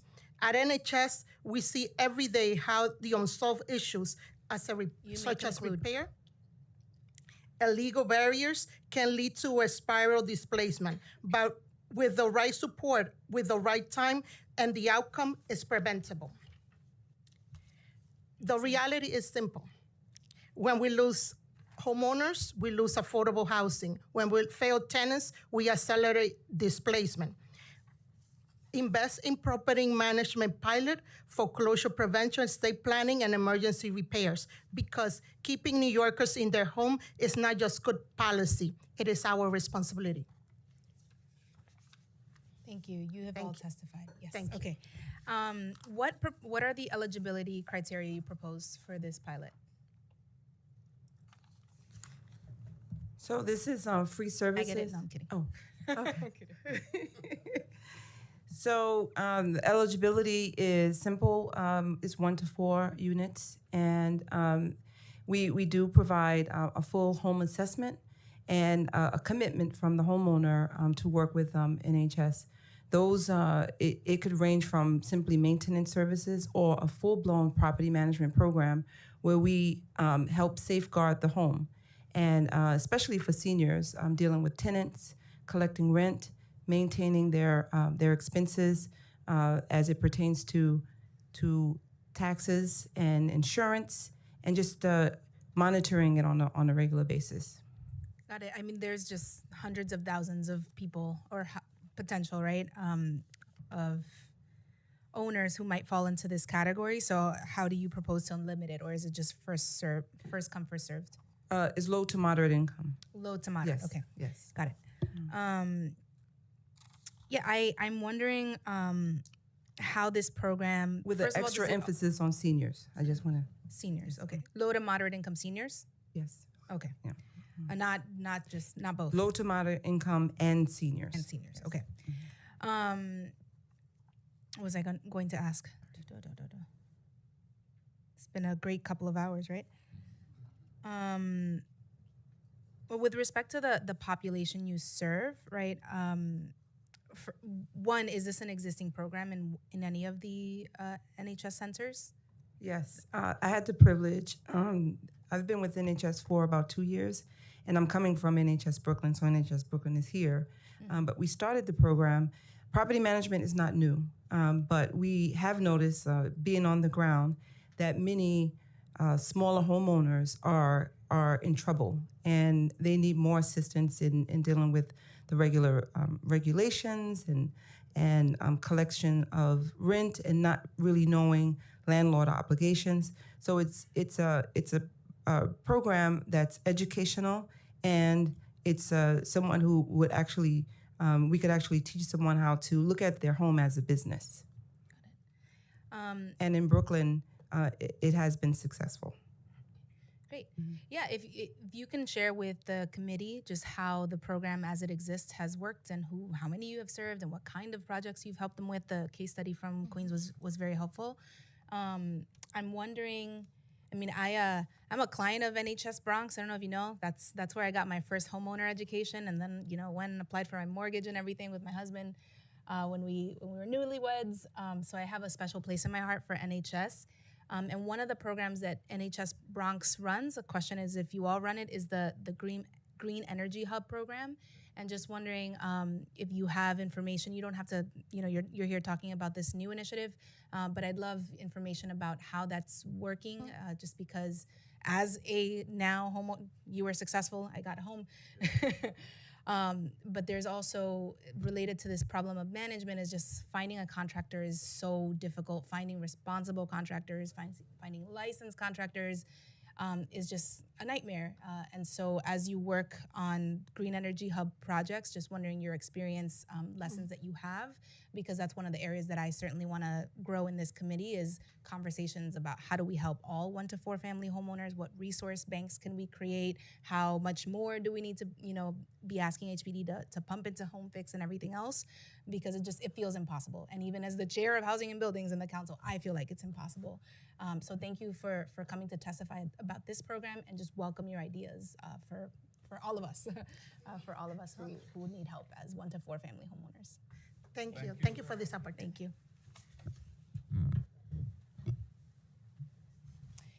The next panel is going to be Trisha Lindor, Yaniv Kott, Anne Elise Brown, Rosalind Black, and Sophia Fenn.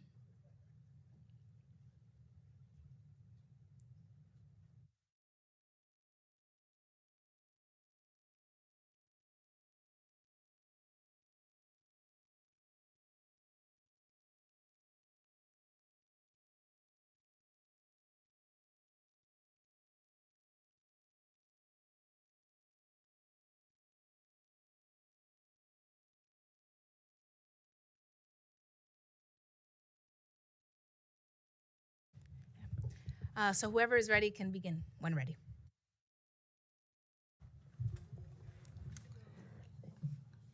Thank you, Chair Sanchez and the committee, for the opportunity to speak.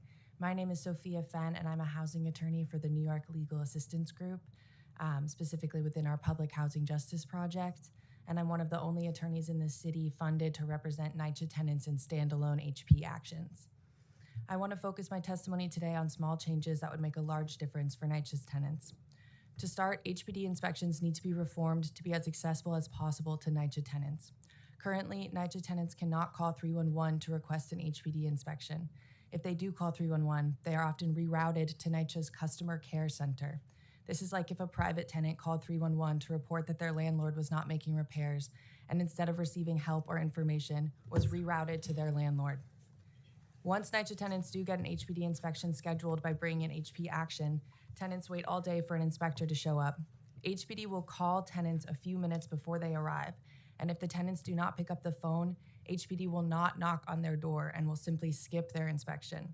This policy is not routinely communicated to tenants when they request an HPD inspection, so tenants aren't aware that they need to answer this call to receive their inspection. This is a huge access issue that leads to tenants missing their inspections, either because they don't have access to a phone or simply didn't pick up a call from an unknown number. This policy needs to be clearly communicated to tenants on the inspection request form, and there must be a way for tenants to opt out and have HPD knock on their door. There is a universe of rampant repairs and conditions that are not reflected in HPD data because of the barriers to inspections that only NYCHA's tenants face. Mismanagement plagues NYCHA's repair departments. Repair tickets are ignored or closed without any action being taken to address them. NYCHA's maintenance schedules access dates only to skip them or shows up with no notice when tenants are unlikely to be home. There is seemingly no centralized project management or oversight for repair work. I want to stress that much more could be done with the resources that NYCHA does have. Conclude. I also want to stress how little accountability there seems to be when NYCHA fails at its legal and moral obligations to its tenants. Thank you. Thank you. Hi. Good afternoon, everyone. Hello. Hello, Chair Sanchez and all the members of the committee. Good afternoon, and thank you for the opportunity to testify before you today. My name is Tricia Lendor, and I am the Director of the Preserving Affordable Housing Program, Brooklyn, at Brooklyn Legal Services Corporation A, doing business as Build Up Justice NYC. We have two preserving affordable housing programs, one in Brooklyn and the other in Queens, using legal representation, brief advice and services, and legal education as well as advocacy to prevent evictions, combat tenant harassment and discrimination, and help organize tenants in buildings in Brooklyn and Queens. So last city fiscal year, BUJ NYC handled more than approximately 3,600 cases across Brooklyn and Queens, while also supporting 20 tenant associations fighting for habitable living conditions. BUJ NYC joins our fellow civil legal service providers in calling for timely delivery of city contracts. We are also eager to see expanded enforcement of building code violations. Our affirmative legal work is supported by the Anti-Harassment Tenant Protection Program, also known as AHTP. And our team regularly sees clients whose landlords leave them in uninhabitable and unacceptable living conditions. One notable example of our work is with a group of tenants in Brooklyn who we will keep anonymous, but advise they are from the Red Hook area. Now, these group of residents were told years ago by their landlord that their units would be demolished and rebuilt. Meanwhile, our clients and many of their neighbors across the multi-location complex have had to repeatedly demand that their landlord address issues like mold, leaks, broken front doors, roaches, rats, holes in the floor and ceiling, no usable mailbox, and more. Now, some residents have even unfortunately lost their Section 8 housing vouchers as a result of their units being deemed unfit. However, there are substantive updates on the rebuilding project, despite slow response time for repair issues. But we have fought for our clients to find themselves in acceptable housing and habitable conditions to ameliorate the issues that they've been going through prior to our representation. Now, the kinds of injustices that I previously spoke of are all too common, unfortunately, among our clients and across the city. BUJ NYC would like to see the city as a partner with civil legal service providers in working to ensure all New Yorkers have a safe, stable, habitable housing that they deserve. Thank you again for the opportunity to testify. Thank you. Good afternoon, Chair Sanchez. Thank you for the opportunity to be here today. My name is Yaniv Kott. I'm a staff attorney with the Legal Aid Society's Housing Justice Group Advocacy Unit. I first want to just echo everything Ms. Lendor just said. I work under the same contract and agree with all of that. We work frequently with HPD and DOB towards shared goals of preserving affordable housing and preventing displacement and harassment. I want to acknowledge the new leadership there and say that we're very excited about renewed partnership on a lot of the issues that we're going to put in our written testimony, and I just want to highlight a few of the most pressing issues for our clients. The first issue is around vacate orders. We were really happy to see the mayor's announcement of the establishment of the back home unit, because it's so important that tenants have a centralized place where they can go to access social services and legal services, to get their belongings quickly from units that they've been vacated from without having to go through their landlords. In addition to that, we want to urge DOB to coordinate more closely with DHCR to make sure that landlords aren't illegally modifying or even demolishing stabilized units that are under vacate orders. That's an issue that we've seen a couple of times. Second, I want to touch on code enforcement. There's a troubling pattern of tenant complaints being closed without inspection, particularly when it comes to heat and hot water complaints. Just as a quick example, a building that I represent in Flatbush made 65 plus heat and hot water complaints during the most recent cold snap. Only one violation was placed on the building. And it was multiple tenants without heat and hot water, the whole building. We also want tenants to be able to use 311 to schedule and reschedule inspections. And can I finish?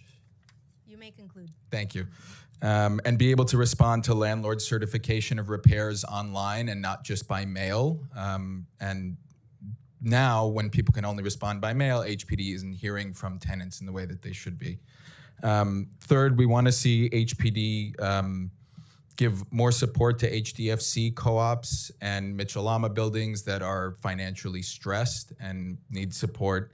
And lastly, we want to partner more with HPD and DOB to push for housing court reforms, specifically applying pressure to judges to prioritize decisions in urgent repair cases. Another quick example, in one of my cases, my clients have been waiting for over 100 days on a decision for an unopposed contempt and civil penalties motion in a building with over 150 open violations. So we would love to partner with HPD and DOB to see if we can push the housing court to prioritize those emergency cases. Thank you so much.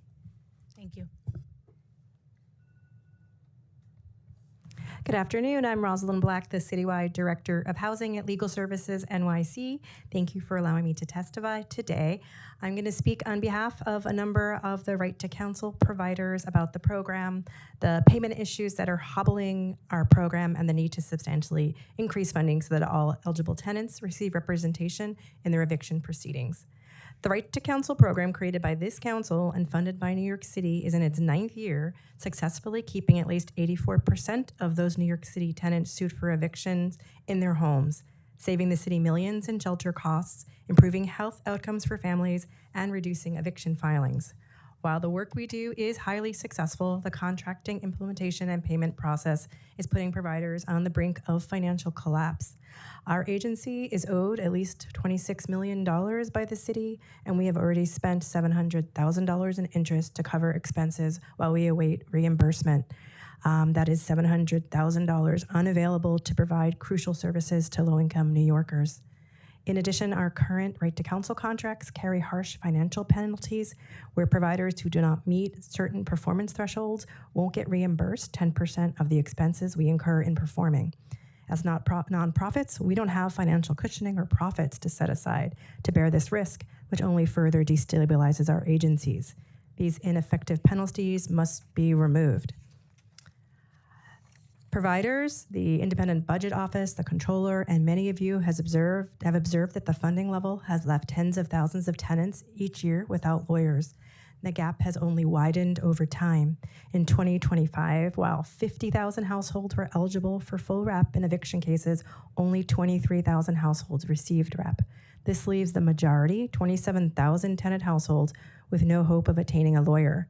The impact of this gap is seen in housing court every day. Tenants without lawyers agree to pay money they don't owe, are charged illegal rents, and get evicted.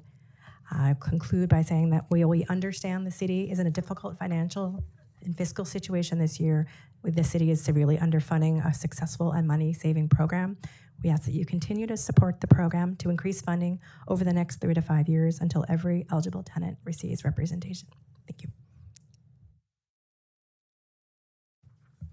Hi, I'm Elise Brown. I'm the Director of Housing Litigation at Mobilization for Justice. You'll be happy to know that Roz said a lot of what I was going to address, so I may get done early. I would just want to reiterate that eviction, I believe, is the largest cause of homelessness, and our success in keeping our clients in their homes, their families in their neighborhoods, their children in their schools, is a resounding success. It's also financially become extremely difficult because of the way the contracts are structured. And for instance, we have cases, sometimes we have a lot of tools, legal tools from y'all, from the state, to defend our clients vigorously. We're lawyers. We litigate. We provide vigorous defenses for our clients, and sometimes our cases last longer than a year. But we're paid for 1 year for a client. We have cases from 2018, 2019 that we are still actively litigating because it's our ethical responsibility to provide a defense and get the best result for our clients. But it's at a huge financial cost for our organizations. So there are a lot of things that could be fixed in the contracts. That is one that particularly irks me. And so, because previously we were allowed to, a percentage of our cases, roll them from 1 year to the next. Now we're not allowed to do that, and it's just killing us. So anyway, I will end it with that, but thank you for being here and listening, and we are certainly part and parcel of the whole city effort on all sides to try to enhance the conditions and circumstances of tenants and low-income homeowners as well. So thank you. Thank you. Just a couple of follow-ups on the contracting issues. Your contract is with HRA, correct? The Office of Civil Justice, right? Yes. And these delays, I imagine, are multi-year? We're owed $40 million from fiscal year 25 still, and the rest of the money is for this fiscal year. Collectively, all of the right to counsel? No, just Legal Services NYC alone. I know UJC is, I mean, I don't know if MNJ, you know. We are behind a few months, but it was for a year or so. We were carrying a few $1 million of Sorry, how do we get to $40 million? It's astounding. Yeah. All right, Mayor, We're owed four, just to be clear, 4 from last year and 20 I'm odd for this year. So okay, got it. Sorry, I haven't been on the General Welfare Committee, so not as read in. Although yeah, there was a hearing this morning about contracting issues and delays that focused in particular on this. Yeah, got it. Okay. Well, I'm certainly a champion for right to counsel. I will continue to be, and these are, for as bad as eviction rates are, they had been and would be exponentially worse without your work. So thank you to your commitment to low-income tenants. It really matters, and it really helps our communities. The general question for all of you, all of your organizations. Well, first a comment on the 311 recommendation for NYCHA tenants. You're speaking to the Section 9 and the Section 8 universe, or specifically Section 9? I'm speaking specifically to Section 9. I can't speak as well to Section 8. Okay. Okay. And what happens when when an HP action is brought against NYCHA? When an HP action is brought, there's the court orders an HPD inspection. So when you file an HP action, you fill out a tenant inspection request form. So that's essentially the only way that NYCHA tenants can get an HPD inspection? To my knowledge, yes. And then the court orders repairs based on said inspection? Based on the violations within the inspection report that's created. So the inspections are hugely important to the success of an HP action. So when they're missed, it causes massive delays. Sometimes you don't get a new date for weeks. And this calling policy is having an effect on people being able to get their inspections. And I just don't understand why it's not written on the form if that's what they're going to do. And then obviously it's a clear access issue and people need to be able to opt out and get a knock on their door. Got it. Okay. Happy to work with you on that, on addressing that issue. It seems like a pretty simple fix just on the access issue, on the tenant notification issue. I'm sorry, I can't get over this $40 million. This is what? Okay. What in everybody's view, what is the, aside from fully funding right to counsel, what is a top intervention the city can make to stabilize the clients that you all work with? Code enforcement. Roll call, go ahead, down the line. Or everybody agrees on code enforcement? I'd say there's a host of interventions. Repairs and safe conditions are a very important priority, but also helping people access the income benefits that they're entitled to, like more resources from HRA to help people access one-shots and more subsidies for rent that I know this council has been working hard on. Those are crucial pieces for I me. hear there was this really great set of bills passed to give more people vouchers. Yeah, do you all support that? Absolutely. Okay. I would say also appropriate staffing at the agencies, because a lot of reasons it takes us longer to resolve cases, particularly non-pays, is we're just waiting and waiting and waiting and pushing and sometimes having to bring in DSS or HRA to the proceeding to explain to the court why it's taking so long. Another thing that is, I think, difficult is that litigating repairs takes a long time. We do right to counsel in the Bronx. Every client has apartments that have things that need to be fixed. But for us as right to counsel providers, to litigate the repairs in that context is just not, it's already not economically sensible. But we often, provide advice to tenants about how to get repairs, what they need to do, the various steps in it, and counsel them through it. We're also not paid by right to counsel to do any kind of a brief advice. So unless it's full rep, it's nothing. So we give a lot of free advice on the side, but it is not, my attorneys hate it, that they have to focus on the preventing the eviction as opposed to leaving the clients in much better position if we'd been able to have the bandwidth to litigate the repairs issues. Got it. Thank you. Well, thank you for your advocacy. Thank you for your work. And I wanna follow up and continue working on these issues. Yeah. Brendan Cheney, Ariel Hirsch, Pete Sikora, James, Koger. All right. What's up? And Darren Seeley, you're the next panel. And whoever is ready can begin first.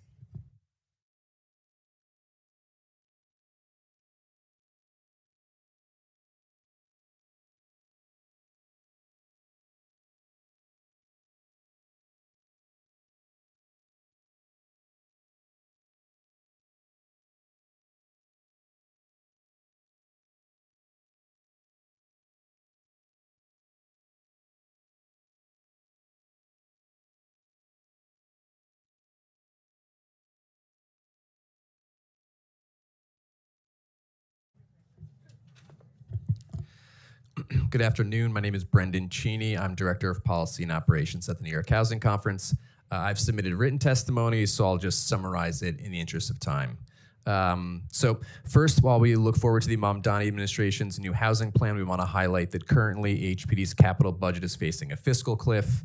HPD's capital budget in 2026 is $5.9 billion. In 2027, this drops to less than $3 billion, and in the following years, it's less than $2 billion. We estimate HPD needs about $4 billion per year to maintain historical production, adhere to the Construction Justice Act, while also adding capital to fully utilize the LIHTC expansion. This does not include $1 billion needed annually to support NYCHA's PACT program. So we urge the council to work with the administration to ensure the gap is addressed in the next plan. Second, there is a growing crisis of financial distress in affordable housing. A recent study by Enterprise and LISC found that more than half of the projects in their portfolios have negative cash flow. The city must meet this urgent need by investing resources and making reforms. As such, we are introducing the Crisis Agenda, CRISIS. Create $1 billion loan workout and reserve fund for affordable housing buildings. Raise revenue by allowing vacancies to comply with current AMI rent limits in buildings under regulatory agreement. Increase capacity for loan restructuring. Staff DSS adequately to prevent non-payment evictions. Support homeless set-aside referrals and process city FEPs. Invest in a multifamily-backed affordable housing insurance program. And save money on water bills by expanding the multifamily water assistance program to $100 million. With this agenda, we can help address the crisis facing affordable housing. And then finally, bureaucratic issues are limiting affordable housing development and operations. The Mamdani administration rightly created the SPEED task force. Our recent reports track delays in Housing Connect lease-ups, estimated the cost of housing, and the excessive role of OMB, we look forward to working with the city to approve and implement the suggestions that will remove unnecessary delays in housing production. Thank you. Thank you, Brendan. For the fiscal cliff you identify, how does this comport with the mayor's stated goal of tripling housing production during his tenure? What would we need to see on the capital side to know that the mayor is going to accomplish a tripling of housing production preservation? I mean, they're working on their housing plan. On the campaign, he talked about $10 billion per year in housing capital to meet that plan. I don't know if they're going to revise that or not, but that's what they said on the campaign trail. And I think we're looking forward to seeing what they come out with. Thank you. The crisis agenda, thank you. So I'm just going to ask questions as you speak because you're going to speak on different things. But for the crisis agenda, thank you. I love myself a good acronym. For the $1 billion loan workout and reserve replenishment fund, is that, do you all envision city funding, state funding, private funding? Have you talked to infrastructure funds, folks that have funds available? I think for this, we're calling for city capital funding for the $1 billion. I believe there's also asks at the state level for state support as well. Okay. Thank you. And those are my questions. Thank you. Thank you, Brendan. Thank you. Ariel? Hi, Chair Sanchez, and members of the committee. It's good to see you. They might be watching online. That's so true. My name is Ariel Hirsch. I'm the Director of Policy and New Projects at UHAB, and we're really heartened to hear this new perspective from Commissioner Levy and the Mamdani administration. It's great to see so many dedicated civil servants in the administration taking a different approach here. I wish I was here to talk about many really exciting sort of like follow-ups to many of the issues presented in today's testimony and in the budget. We are unfortunately here around contracts, like a number of other folks. And we heard HPD confirm on the record today that there is only $1.3 million allocated for HDFC co-op technical assistance.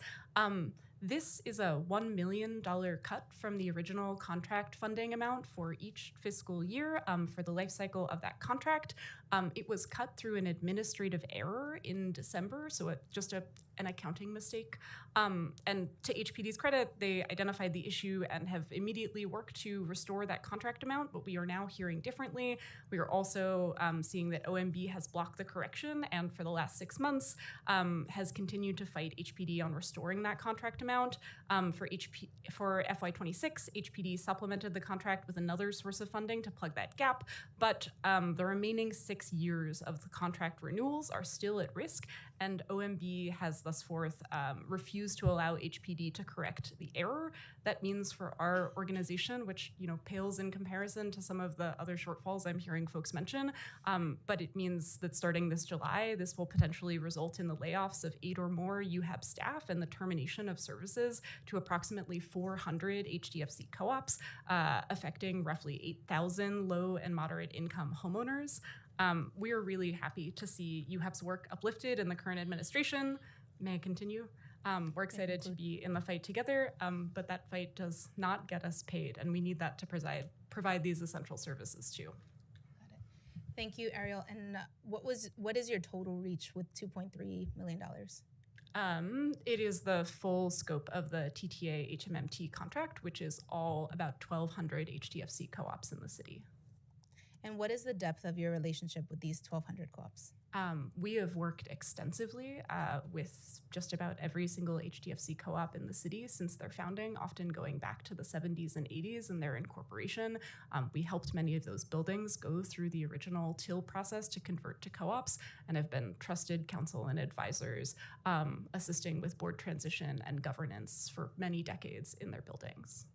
Thank you. But specifically, just want to get a sense of what does $2.3 million per year allow you to do with 1,200 co-ops? Yeah, it allows us to go above and beyond in our work as our really dedicated staff of project associates do in these buildings, providing not just basic trainings and technical assistance, overseeing elections, the sort of bread and butter of our technical assistance work, but doing deep and intensive workouts for HDFC cooperatives facing severe issues of financial and physical distress, which I know, Chair, you are intimately aware of, all of our conversations around SAFER Act and where those buildings would be headed without that additional really high intensive assistance. Those buildings face, the third-party transfer program and worse in the meantime, while conditions deteriorate or board governance issues prevent those buildings from getting back on track and getting the support folks need. That also translates downstream into code enforcement and living conditions in those buildings. Great, thank you, Ariel. Thanks. Good afternoon, Chair Sanchez and esteemed members of the Committee on Housing and Buildings. My name is James Koger, and I serve as the manager for Community Justice Connect Bronx, an initiative of the Center for Justice Innovation. Thank you for the opportunity to testify today. Across New York City, housing challenges often emerge long before cases reach housing court, whether through unresolved repair cases, confusion around tenants' rights and responsibilities, or financial shocks that make it difficult to keep up with the rent. Too often, these issues escalate because tenants and small property owners lack accessibility, timely support to help navigate them and navigate complex systems and resolve problems early. The Center for Justice Innovation's work is grounded in the belief that housing stability is strengthened when people can access support early, within their communities and at key moments before challenges escalate. Today, I will be highlighting several initiatives that reflect that approach and demonstrate how targeted investments can strengthen housing stability, improve access to justice, and support more effective problem solving across New York City's housing landscape. I'll start with the housing resource centers within Red Hook, Harlem, and Queens Community Justice Center Far Rockaway.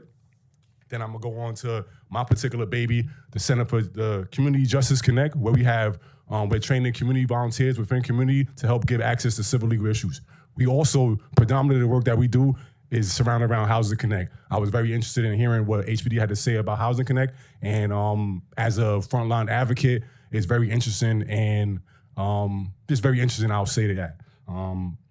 Also, we have the Eviction Diversion Program, which addresses housing needs for folks that's within the housing. We're really trying to transform what housing court looks like and court in general looks like. In conclusion, the programs outlined today. You may conclude. Thank you. The programs outlined today reflect a comprehensive approach to strengthening New York City's housing ecosystem. Thank you for the opportunity to testify and for your continued leadership in advancing policies and investments and strengthening housing stability and access to justice for all New Yorkers. Thank you. Thank you. And just taking a look at what you've submitted here to the sergeants. So these are requests for council support of the individual programs that you outlined in your testimony. Yes. Copy. Okay. I'll take a closer look and circle back with any. It's just not limited to the ones I mentioned. I just highlighted those three. We also have our neighborhood safety initiative. Yes, there's a lot of papers. They told me to print out 20 for everybody. So, but yes, a lot of stuff. Also, I didn't color code it. The map is color coded, but I wasn't able to get color prints. So, but good, all good. Thank you. This is excellent. We'll take a closer look and hope to support. Thank you.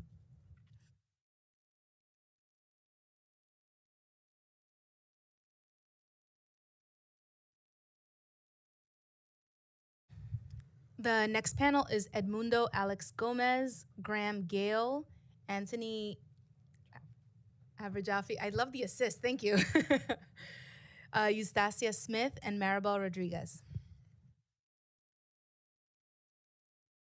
And whoever is ready can begin when ready.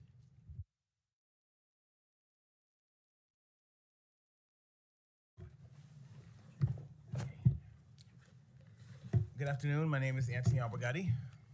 From 2019 to 2021, I lived in New York City's shelter system. Thank you, Chair Sanchez and members of the Housing and Buildings Committee for holding this hearing and giving me the chance to speak. I'm here because the city is failing the people who need it most, and I was one of them. I'm calling on this council and this administration to commit to creating 12,000 units of truly affordable housing every year for the next 5 years. 60,000 units total, reserved exclusively for homeless New Yorkers and extremely low-income households on the brink of homelessness. That means capital and investment directed specifically at deeply affordable housing, not moderate income housing, not market rate subsidies, housing for the people who have nowhere else to go. I shouldn't have had to enter shelter to get a City FEPS apartment. I wanted to find one on my own. The facility I was placed in was a harm reduction program. The idea is to keep people alive, but what I saw was staff that was confrontational and disrespectful, where I had to watch my own back every single day. When I documented and reported problems, I faced retaliation. Despite all of that, I kept going, and in 2021, I was connected to a City FEPS voucher. While in shelter, I applied through Housing Connect. I was told I won the lottery and was matched with the unit I liked, and then I was told someone else took the apartment. After everything I had survived, I still couldn't win. Here's why. There's simply not enough deeply affordable units for people like me. When supply is this scarce, brokers and building managers can choose, and they do. Someone who never spent a night in shelter, but who is also extremely low income, looks like a safer bet. That discrimination exists because there isn't enough housing for extremely low income families. And that is really psychologically devastating. It discourages people from even trying.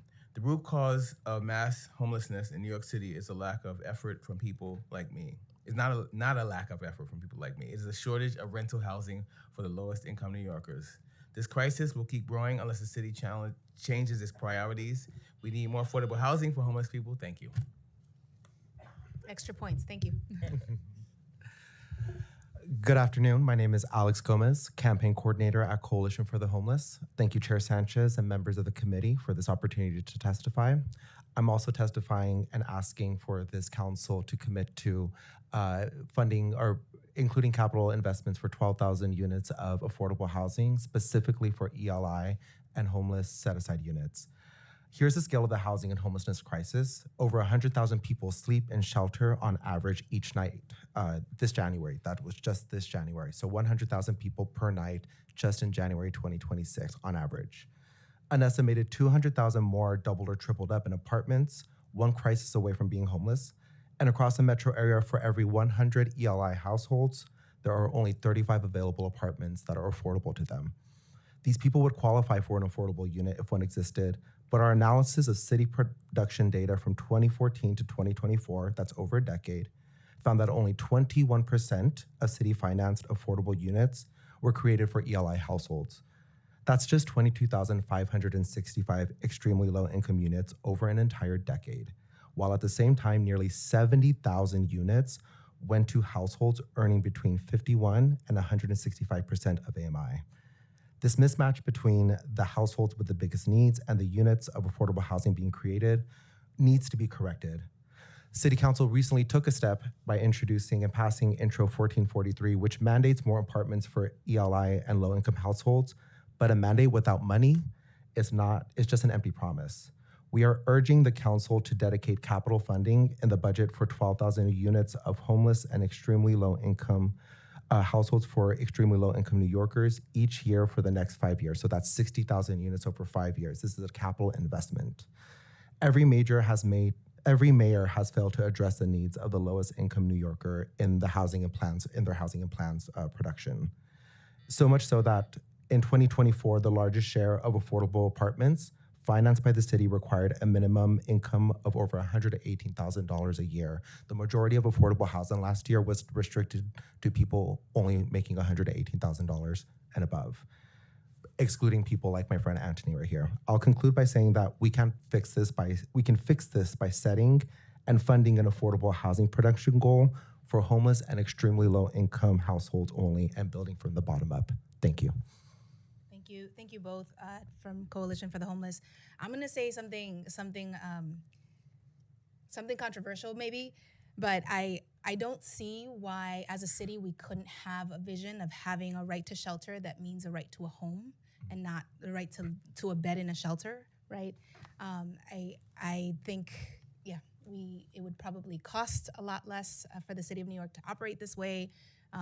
Shelter is not anybody's first choice, right? You want a home, you want your privacy, And so I just encourage us as a city to have a different conversation about what it means to have a right to shelter, especially as we talk about interventions like expanding city FEPs, which this council legislated and have not been able to come to a conclusion with the previous mayor or the current mayor. So.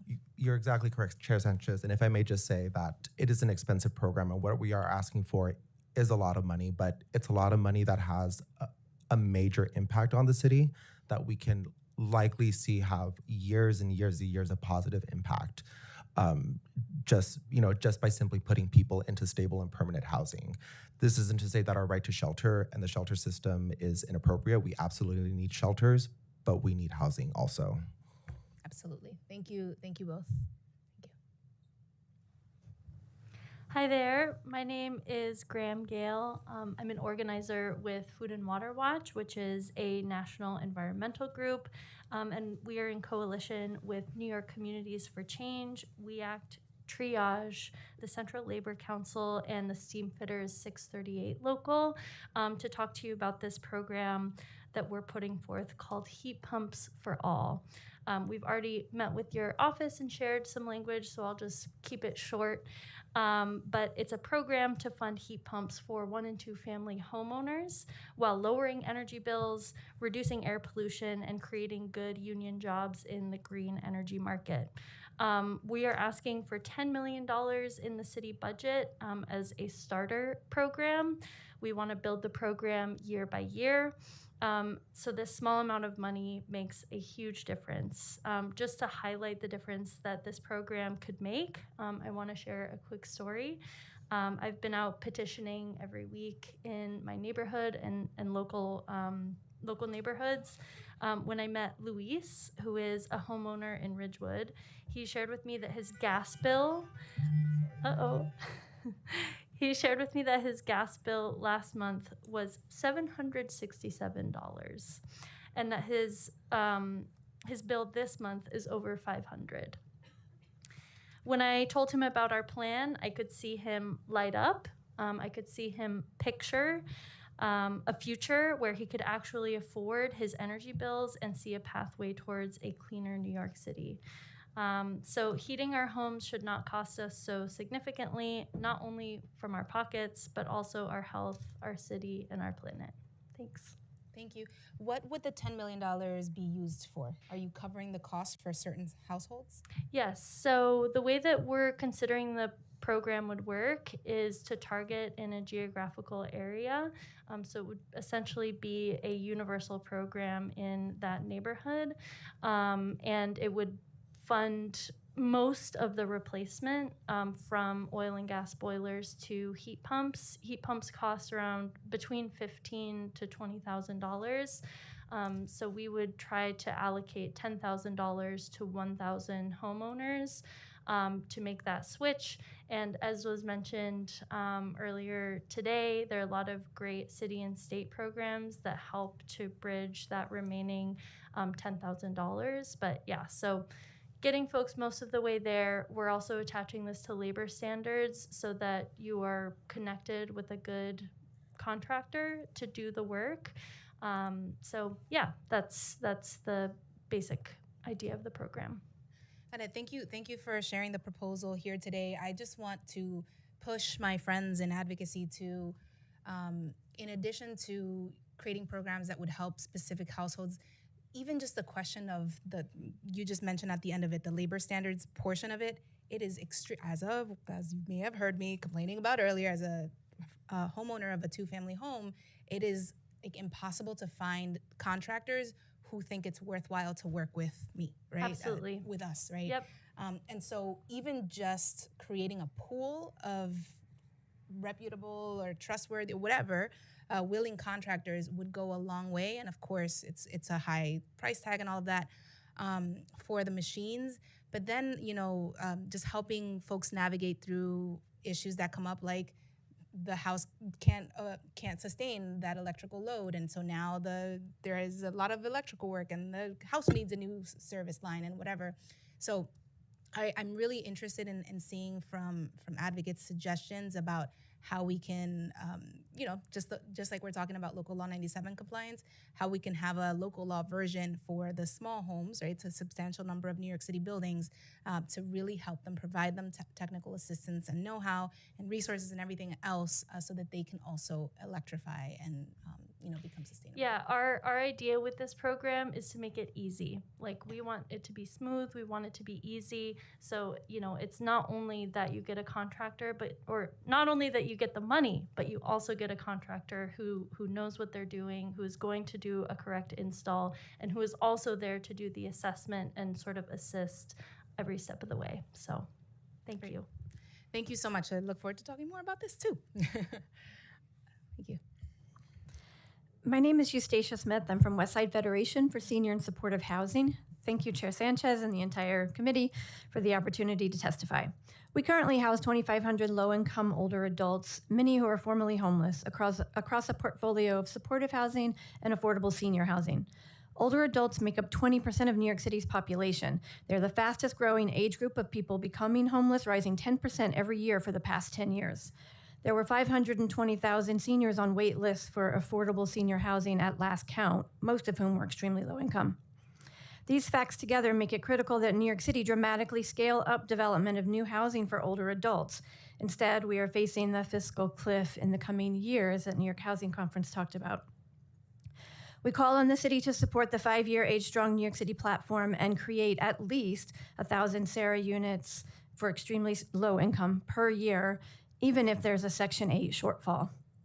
Preserving the units of housing we currently have is also vital. Take, for example, our 120-unit SRO that opened in 1987, where 7 residents on the hall share 1 toilet and bathtub and 1 small kitchen. The average tenant is in their late 70s, and our experience is that an SRO environment does not work well for older adults as they age in place. The only services funding is the state's 1980s era program NYSHIP, which by today's standards is grossly underfunded. Many of the units have no dedicated rental subsidy.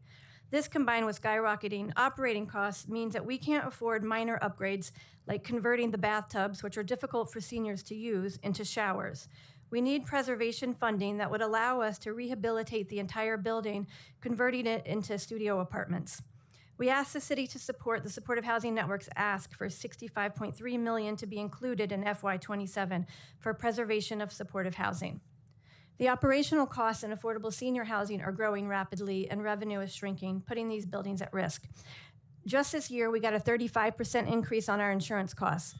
We asked that the city fully fund and support the crisis agenda that New York Housing Conference talked about. That would help reduce operating costs and aid preservation efforts, such as expanding the multifamily water assistance program. We've applied to that every single year, and we've never received the credit because it runs out of money too soon. Got it. Okay. Thank you. Thank you for your testimony. Thank you to this panel. My staff told me I have to ask less questions. I'm blaming you. Sorry. Okay. Mele? Brianna Sturkey, Malika Khalsa, Sarah Newman, Frank Shintaro McMullen.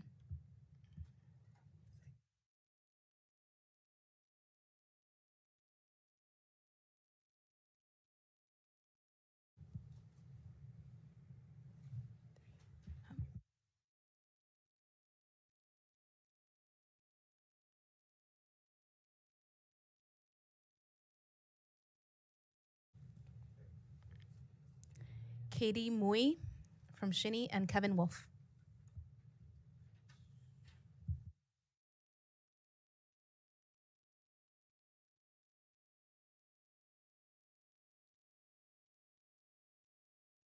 Whoever is ready can begin.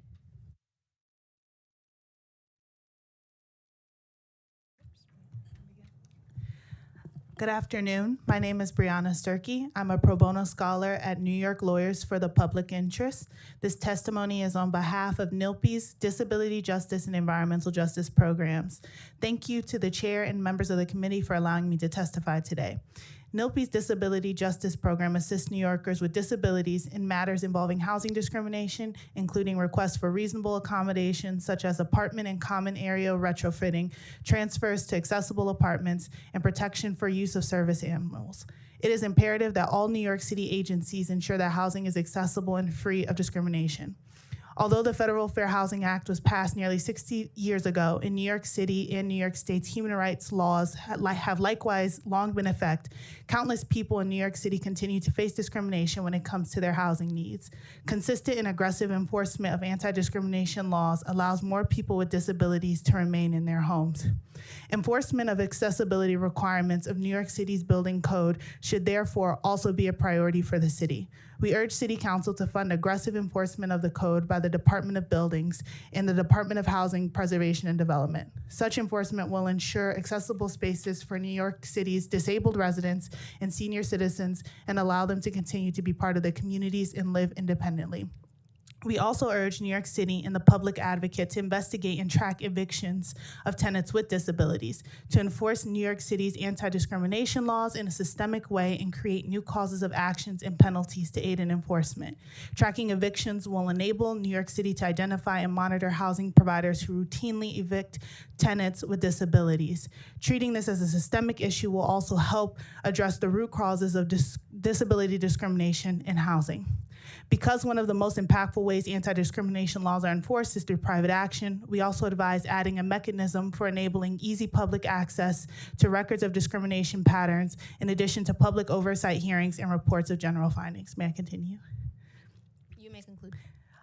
Building complaints violations filed with the Department of Buildings are already available on the department's website through the Building Information Search. Discrimination records must similarly be publicly available. NILPI's environmental justice team strives to ensure timely and proper oversight and implementation of the city's landmark building decarbonization law, Local Law 97. We urge this committee to ensure that Local Law 97 is fully implemented with the expert assistance from New York City agencies like the Mayor's Office of Climate and Environmental Justice, which offers an accelerated program to all owners for free, the Department of Housing Preservation and Development, and the Department of Buildings. A more detailed written testimony has already been submitted on NILPI's behalf. Thank you for your time and consideration. Thank you.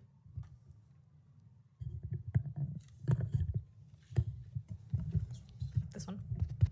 Thank you. Good afternoon. My name is Sarah Newman. I'm the Deputy Executive Director for the Open Hearts Initiative, an organization that builds solidarity between homeless and housed neighbors and communities throughout the city. I'm here alongside colleagues from Coalition from the Homeless and appreciate the opportunity to testify today. And I'm here because we need more affordable housing for people who are homeless or extremely low income. And I'm here to say that that's something that many housed New Yorkers support as well. New York City must prioritize investing capital in deeply affordable housing, specifically for folks who are extremely low income or currently experiencing homelessness. And I'm asking the city to commit to creating 12,000 units of truly affordable housing each year for the next 5 years for a total of 60,000 units. Our members work closely with neighbors experiencing homelessness and see how easily folks can become homeless and how hard it is for folks to get out of shelter and find housing. We know that homelessness is a housing problem. There aren't enough available affordable units for extremely low income folks. We saw that in the Housing and Vacancies Survey a couple of years ago, where less than 1% of the units renting for under $1,100 a month were available. And the affordable housing that our city is creating isn't meeting that need. Despite record levels of affordable housing production in recent years, most of that housing created by the city excludes households who are homeless and extremely low income. The homelessness crisis will continue to grow unless the city corrects that misalignment between the greatest need for affordable housing and the priorities for affordable housing production. I urge the administration and this council to right this wrong and to give homeless and extremely low-income New Yorkers more opportunities to get permanent affordable housing. Thank you. Thank you. Good afternoon, Chair Sanchez. My name is Kevin Wolf, and I'm here on behalf of the Center for New York City Neighborhoods. The center is one of the largest homeowner service organizations in New York City. And just to help explain the importance of our work protecting homeowners, I did want to share a story of a homeowner that we've served. Her name is Miss V, and she was a first-time home buyer who purchased an affordable home in East New York, Brooklyn. She's a Black woman and an immigrant. And although she was a high earner, income earner, she was denied access to a traditional mortgage and steered towards purchasing a home in East New York with a predatory loan. What was supposed to be a dream quickly became a nightmare. Her home was entangled in violations, lawsuits, and bureaucracy, and a prior illegal construction, which put her at risk of losing the home. Ms. V told us that the property had 2 deeds with technical issues and it rendered one of the deeds invalid. And due to an illegal conversion, she was unable to live in the home. Despite this, she had to continue paying legal fees, covering property violations, paying rent to live elsewhere, and financing repairs, which led to her financial ruin. She was on the brink of homelessness when she came to the Center for Help. Ms. V's story highlights the challenges that many New Yorkers face in achieving sustainable homeownership. Since 2008, the center has worked to promote and protect affordable homeownership across the city so that working and middle-class New Yorkers can remain in stable communities. Our network has assisted 200,000 homeowners and invested $60 million across New York City. I want to emphasize a simple and important truth.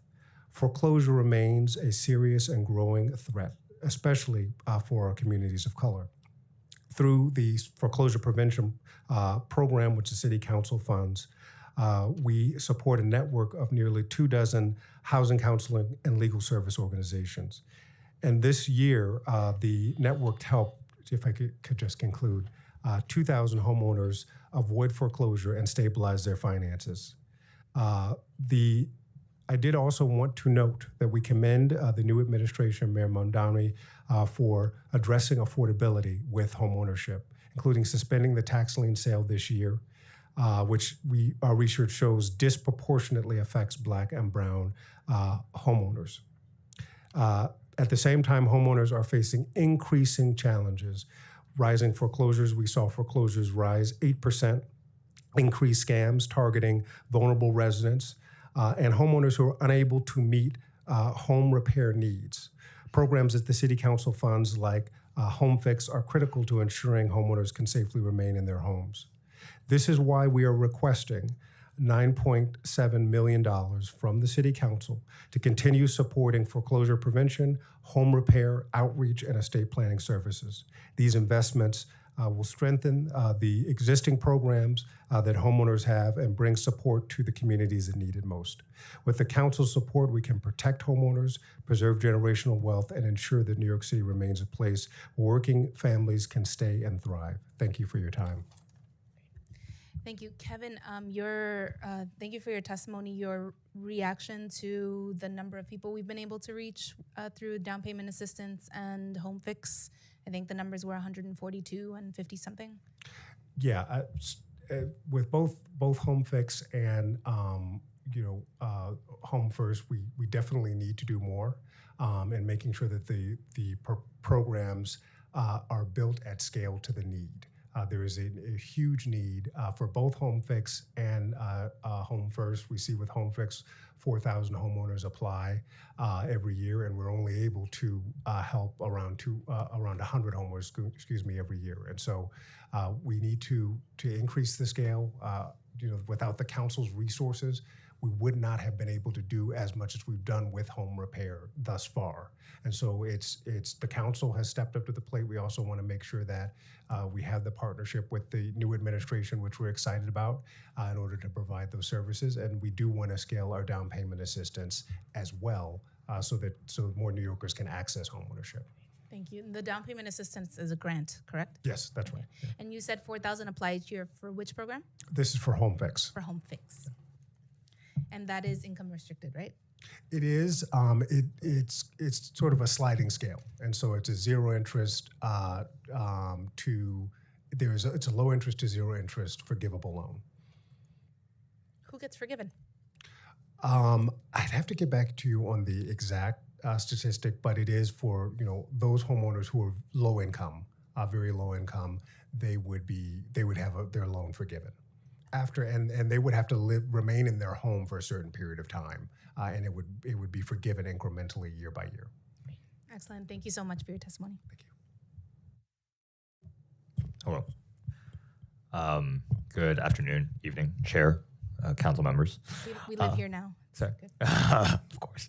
My name is Franklin Mullen, and I'm the communications manager at Live On New York. Our membership includes more than 110 community-based nonprofits that provide core services under the NYC Aging portfolio and many other home and community-based services in our city.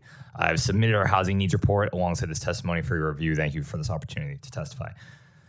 The affordability crisis is crushing older New Yorkers. Homelessness among older New Yorkers is growing at 3 times the rate of any other demographic.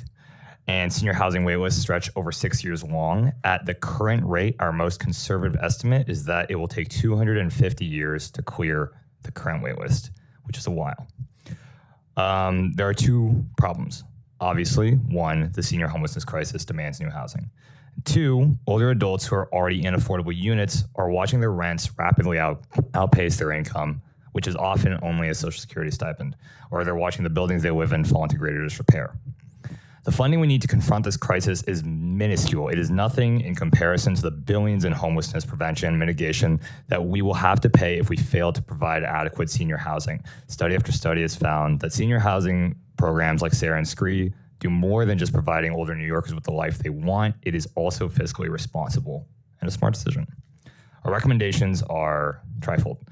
1 is to develop, at minimum, 1,000 SARE units per year, as we're calling for in the Age Strong New York campaign, with priority given to 1-bedroom units without sacrificing unit counts. 2 is to commit $250 million to fully fund the senior citizen rent increase exemption, or SCREE. Currently, it's funded to 47% utilization. A rent freeze may provide temporary relief, but once that rent freeze inevitably ends, older New Yorkers will be unable to meet their rents and risk homelessness again unless SCREE is fully funded. And I'm sorry if I can just finish my last piece. 3rd, we want to ask the city to commit $200 million to HUD 202 residence repairs across New York City. There is not currently funding to repair HUD 202 buildings, and they're falling into disrepair and are at risk of condemnation. And it's essential that we make sure those buildings get repaired. Thank you for the opportunity to testify. Thank you. For the SCREE advocacy, $250 million. Can you help me understand how this works? Where would this funding flow through? The funding comes through the city. This is there's a state bill to expand SCREE, but currently it's funded by the city, and right now at its funding levels, it's funded to 47% utilization. 47%, yes, that's correct. So does that mean that not all eligible households who are submitting an application are being approved? Yes, that's correct. Okay, thank you. Of course, thank you. Good afternoon, Chair and members of the committee. I'm Katie Moy, the Policy and Programs Manager at The Network, a membership organization representing over 200 nonprofits that develop and operate supportive housing across the state. As you know, supportive housing is one of the most effective tools to end homelessness and strengthen communities. However, the model faces mounting challenges as ongoing federal uncertainty, rising costs, and workforce challenges place increasing pressure on our providers. We are here today to discuss the need for targeted investments to preserve the city's existing supportive housing stock, advancing the goal of 1,300 units preserved by 2030, in alignment with the New York City 1515 reallocation plan. Now it's time to put that plan into action. We are asking the city to invest $44 million in capital funding and $21.3 million in the expense budget to preserve 325 supporting housing units this fiscal year.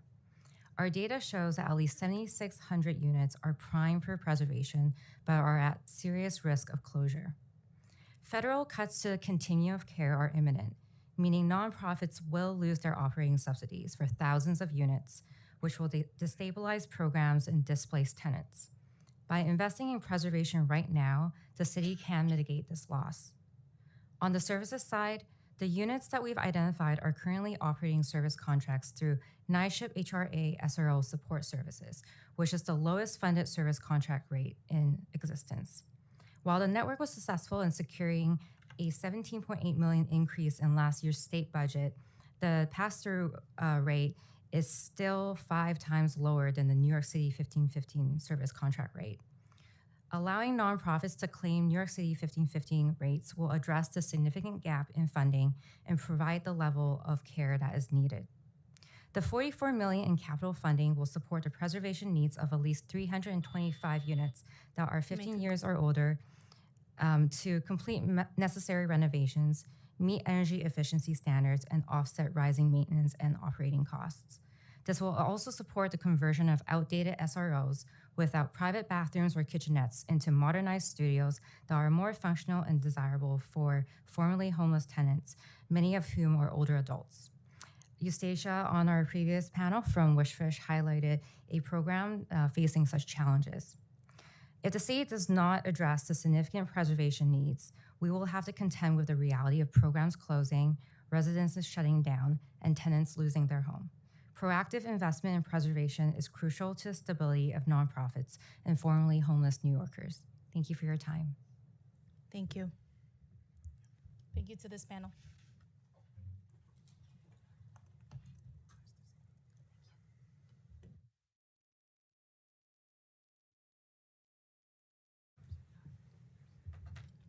We are now moving to our last in-person panel. If you have inadvertently been left off the list after this, please see a sergeant, one of our sergeants, Melanie Reyes and Emily Klein,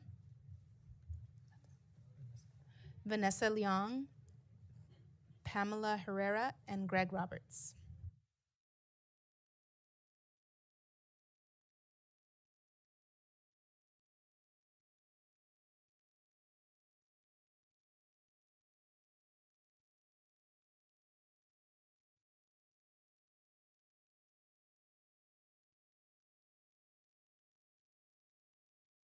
And whoever is ready can begin.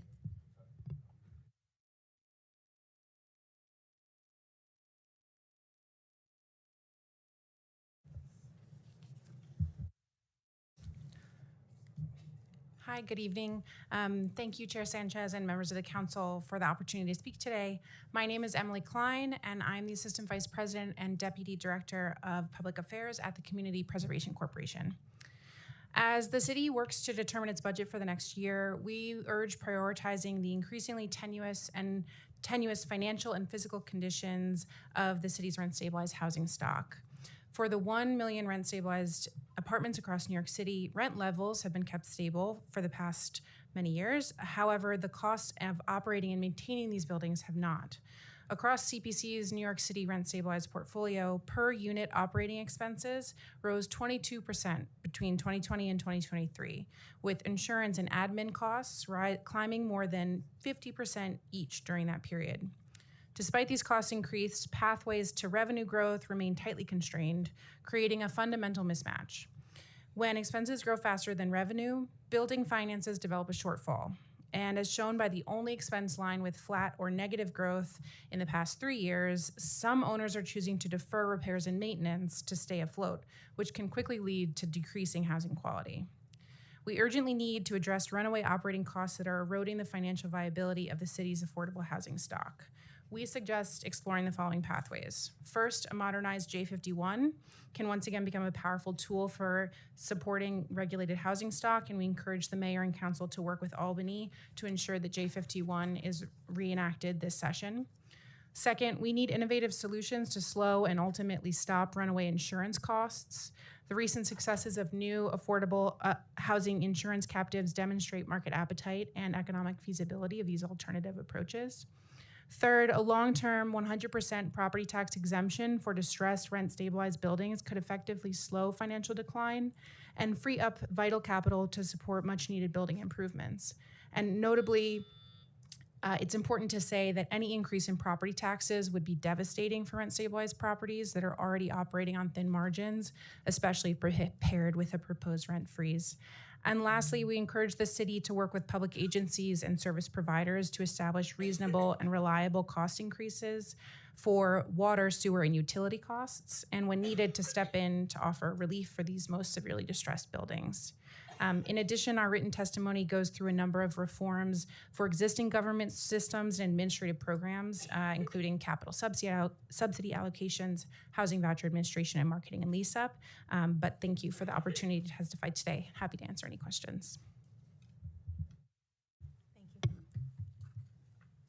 There's a lot of text, so I'm reading it. Whoever's ready can go. Good afternoon, Committee Chair Sanchez and members of the Housing and Building Committee, and thank you for the opportunity to testify. My name is Pamela Herrera, and I am the Land Justice Coordinator at Western Queens Community Land Trust. Since 2022, our organization has received City Council discretionary funding through the citywide CLT initiative. With the support of this funding, our team has grown to include a full-time staffer and a new part-time project manager. We have been engaging with tenants across Queens regarding the need for deep affordability and the role of community land trusts in addressing the housing crisis. Our organization is currently applying for this funding for the first time without a fiscal sponsor. Without these resources, our capacity to serve the Queens community will be limited.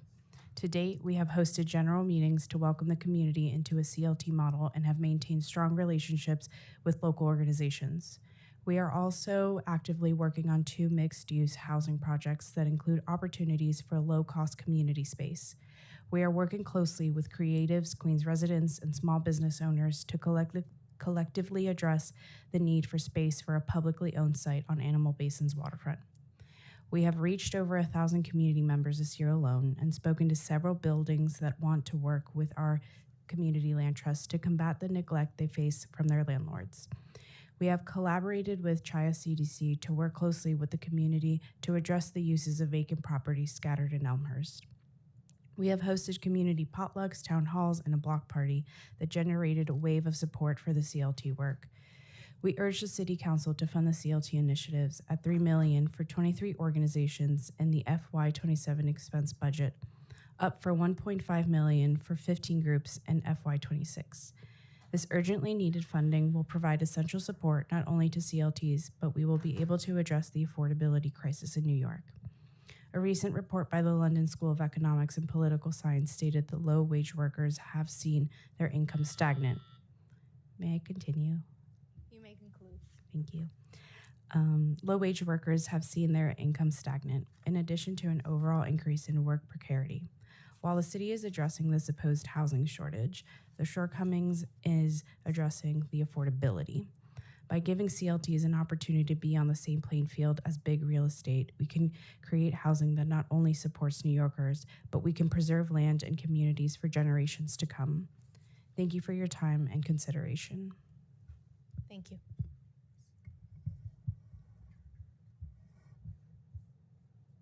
All right.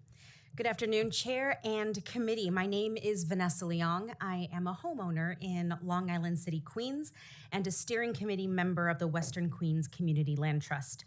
I'm here with 2 requests.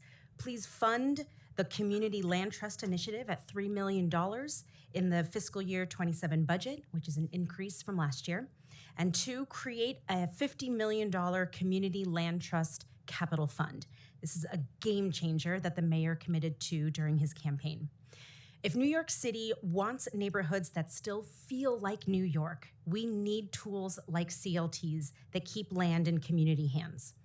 Walking through the industrial blocks of Long Island City today, you'll see the Bangladeshi halal cart operator preparing food. You'll see the Ukrainian cabinet maker in a woodworking shop and the Chinese produce wholesaler that's supplying restaurants across all 5 boroughs. You see the economy that makes New York unmistakably New York. Nearly half of all small businesses here are immigrant-owned, and LIC alone is home to more than 6,000 small businesses, employing over 100,000 people, and they're in danger of being displaced. That's why the Western Queens CLT wants to transform a large city-owned building on Vernon Boulevard into the Queensboro People's Space. Not just for more luxury condos and national coffee chains, but 500,000 square feet of permanently affordable space for small businesses, manufacturers, arts, food justice, community space. Yes, affordable housing matters deeply, but housing alone does not make a neighborhood. A neighborhood needs the mechanic, the maker, the rehearsal studio. These are the places where culture is created. CLTs give communities the tools to hold on to the people and places that make them flourish. So please fund the CLT initiative and address delays in our funding. Our CLT has gone 3 years of not receiving the $300K in allocated funds. And so we need your help to invest in the neighborhoods that make New York, New York. Thank you. Thank you. And bonus points for time. I tried. Good evening, Committee Chair Sanchez and committee. My name is Melanie Reyes, and I'm the housing organizer at We Stay Nos Quedamos in the Bronx, and we are also members of the NYC Community Land Initiative.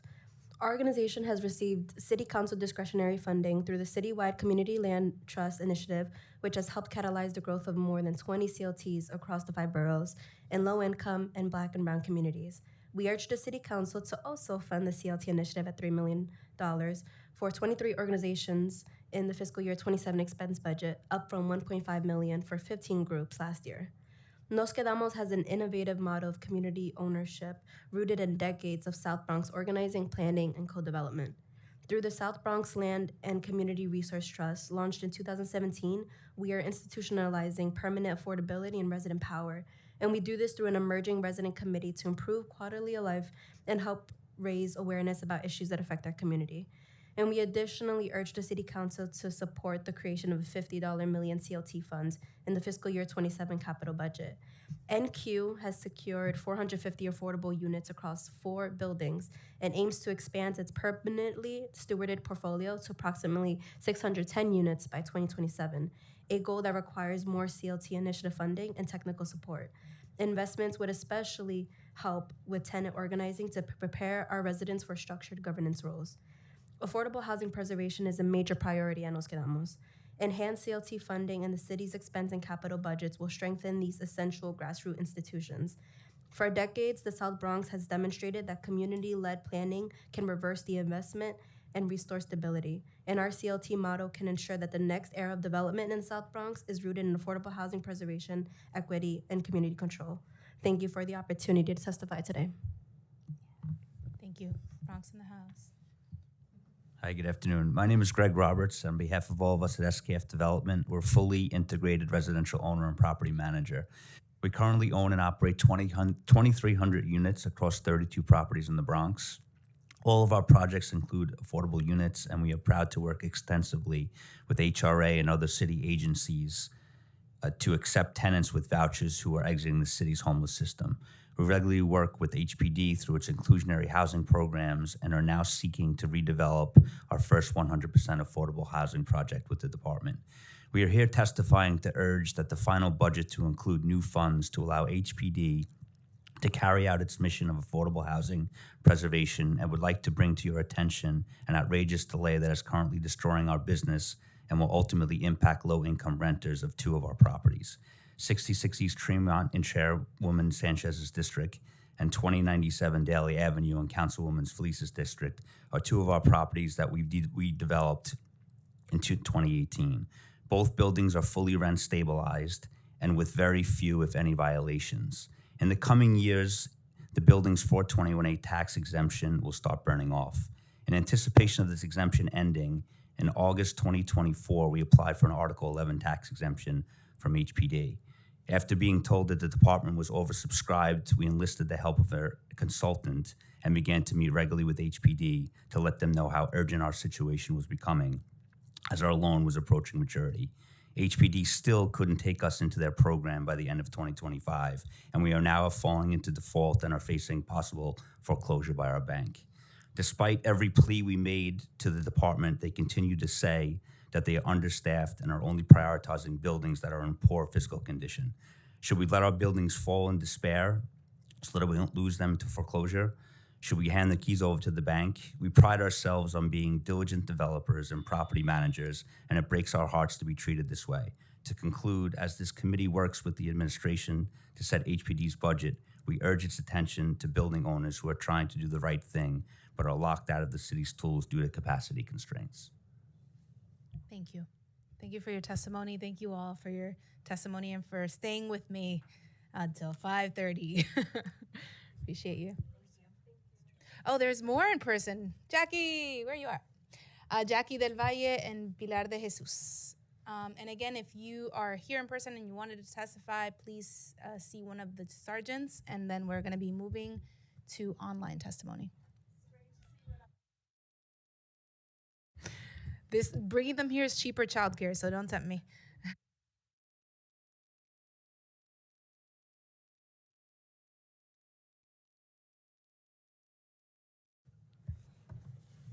It's okay. Save the best for last.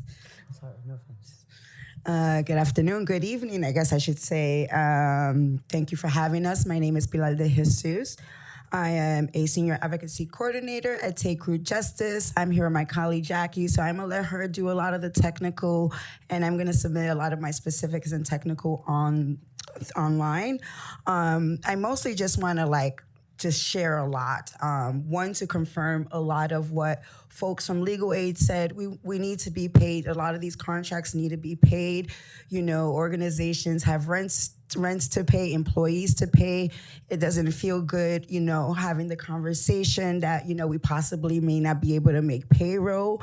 We work very, very, very hard, as you've heard, and as I'm sure you know, really trying to keep our tenants in their housing and also fight against landlords who are targeting them. So again, just want to really encourage more of the funding, and also consider being a little open to you know, the deliverables, or giving us more money so that we can also do get a little creative in our work. Personally, I love to do investigations on landlords and go really down rabbit holes, but unfortunately, I don't get paid to do that and have that time. I would like to do more investigation on landlords. Be able to have more experts come in. Like right now, I have a building where it's unstable, and it would really benefit if we had an engineer. So funding for our organization to also do a lot of the things that are already not in our scope, that would be helpful. I'd like to talk really quickly about, I appreciate the new administration and look forward to the many things to come, but there is a problem with the AEP program. In my experience, their contractors are kind of, for lack of a better term, interesting, and how they show up to do work is interesting. If I may conclude, and I will try to be fast. You know, contractors are interesting. When the inspectors come out, I have personally been there when the AEE program inspectors come out, and I have to show him, oh, well, there's mold. And he's like, well, that's not on my list. You're gonna have to call that in. And I don't understand that process. It was really frustrating. 311 operators, I am noticing more and more. I'm not sure what's happening with training. Some of them know how to take repair calls. Some of them don't. Some of them know how to take calls around vacant units. Some of them do not. We have this issue where 311 closes tickets, and the issue still exists, as you've heard. We would love to see more roof to cellar inspections, because again, we know that there are a lot of issues. DOB, I have a building, East Harlem. They were the tenants, if you remember, that testified last year when my mom translated, if you remember, 245 East 110th Street. During that same time, we went to court. The landlord brought my clients to court for non-pay. We made an agreement, an amazing agreement that would benefit the tenants. Landlord still has not complied. HPD knows of all the violations. DOB, after that hearing last year, actually went and did an inspection, found out that the building is unsafe. Here we are a year later, still nothing. I can't get a court order to move this landlord. HPD is not enforcing. DOB is not enforcing. So I would like to see really some real enforcement. And then really quickly on the jobs, and I only know this because a friend of mine, he unfortunately is not working. He receives benefits, and he goes through the HRA Back to Work program. He's very well qualified to get a position at HPD. He has attempted, and I guess his developer at HRA does not make that connection. I don't know. I'm just saying, it seems like there are people at HRA Back to Work program who have the qualifications and want to work for these agencies, but somehow there's not a connection being made. And I did have one more point, but I can't remember, so I'll just leave it off to Jackie. But, you know, thank you. And I really, you know, I've been doing this work for over 10 years. And yes, there's been some amazing wins, but it just feels like a Groundhog's Day. And I really would also like to see the district attorney's office in all the boroughs start working closely with these agencies, because I think what the landlords are doing are criminal. And I do think, you know, if we can arrest people for jumping the turnstile for $3, I don't see why we're allowing landlords to have millions of dollars in fines that is owed to the city. And maybe we should consider that money that they owe, that they give that back to the tenants. Thank you. you. What was the address? Your mom's. Oh, yes. 245 East 110th Street. And yes, the building, and because of the MTA doing the work, it's constantly shaking. The tenants are living in anxiety. And the landlord was ordered in our court agreement to file the permits and do the work. And here we are as of March 2026 and nothing yet. Thank you. Thank you, Pilar. Thank you so much for waiting. My name is Jackie Del Valle, and I'm the coordinator of Stabilizing NYC at Take Root Justice. And we're requesting on behalf of the coalitions that we're a part of, $5.3 million for Stabilizing NYC, which funds Take Root to do legal work and 19 other organizations to do the kind of organizing that the new leadership in HPD is really supportive of. $3 million for Community Land Trust and $4.9 million for Community Housing Preservation Strategies Initiative. But the increases don't matter if we can't get paid on time. $9,250,000. That is how much the 20 groups that make up Stabilizing NYC are owed through this fiscal year. And Stabilizing NYC unawarded funds represent close to about half of that. And even with all the progress that has been made on improving contract delays in this current situation, we'll be lucky if we reduce that number by 10% by the end of June. This is unacceptable, and immediate action needs to be taken. What we recommend is that groups receive an advance of at least 50% of their contracts. The new legislation on advances does not apply to discretionary funds. HPD must be properly funded to hire more contract managers to process contract registrations and invoicing. The backlog of contract registrations must be cleared, and money for past fiscal years needs to be made immediately available. Many of the group's contracts have recently registered, but there's no money in them. I learned at the contracts hearing this is called budget readiness, and both Mox and Mons identified this as a huge bottleneck. And ultimately, OMB, who releases the money for the budget, needs to come under fire for these delays. And we need to start having them at these hearings and asking why we're not getting paid. And further, to conclude, I'd like to highlight one more number, thanks to the Make Them Pay campaign, which we're part of. And it's determined that New York City is owed at least $1.5 billion in unpaid penalties from large corporation and bad actor landlords, and much of it's tied to housing and building violations that impact tenant safety and the quality of life. So thank you, Councilmember Sanchez, for your leadership and all the members that gave, and to our great financial analysts and committee councils for your time. It's been a really long day. Thank you. Yeah, I cannot understand these payment delays, but thank you for highlighting them again and again. And yeah, let us know how and when and whatever you know about how we should push further, and I'll task us with the same. Thank you. Can I make one more thing? Just really fast. HPD to do grants for people who need money for arrears, because right now it's only one-shot deal, and that's a loan. If you're like a middle-class person, there's not really, and you make a little bit too much, there's not really many options for you to get large amounts of money for arrears. And right now, one-shot deal is really the main thing for most, but that doesn't always help everybody, especially if you're undocumented. So like maybe if there's ways for even HPD to give out housing grants. Thank you. We're gonna print more money in the bank. Okay, thank you so much for your testimony. We're gonna move to online. What am I reading? Okay. We will now turn to remote testimony. Once your name is called, a member of our staff will unmute you, and the Sergeant at Arms will give you the go-ahead to begin. Please wait for the Sergeant to announce that you may begin before delivering your testimony. Jonathan Gaffney. You may begin.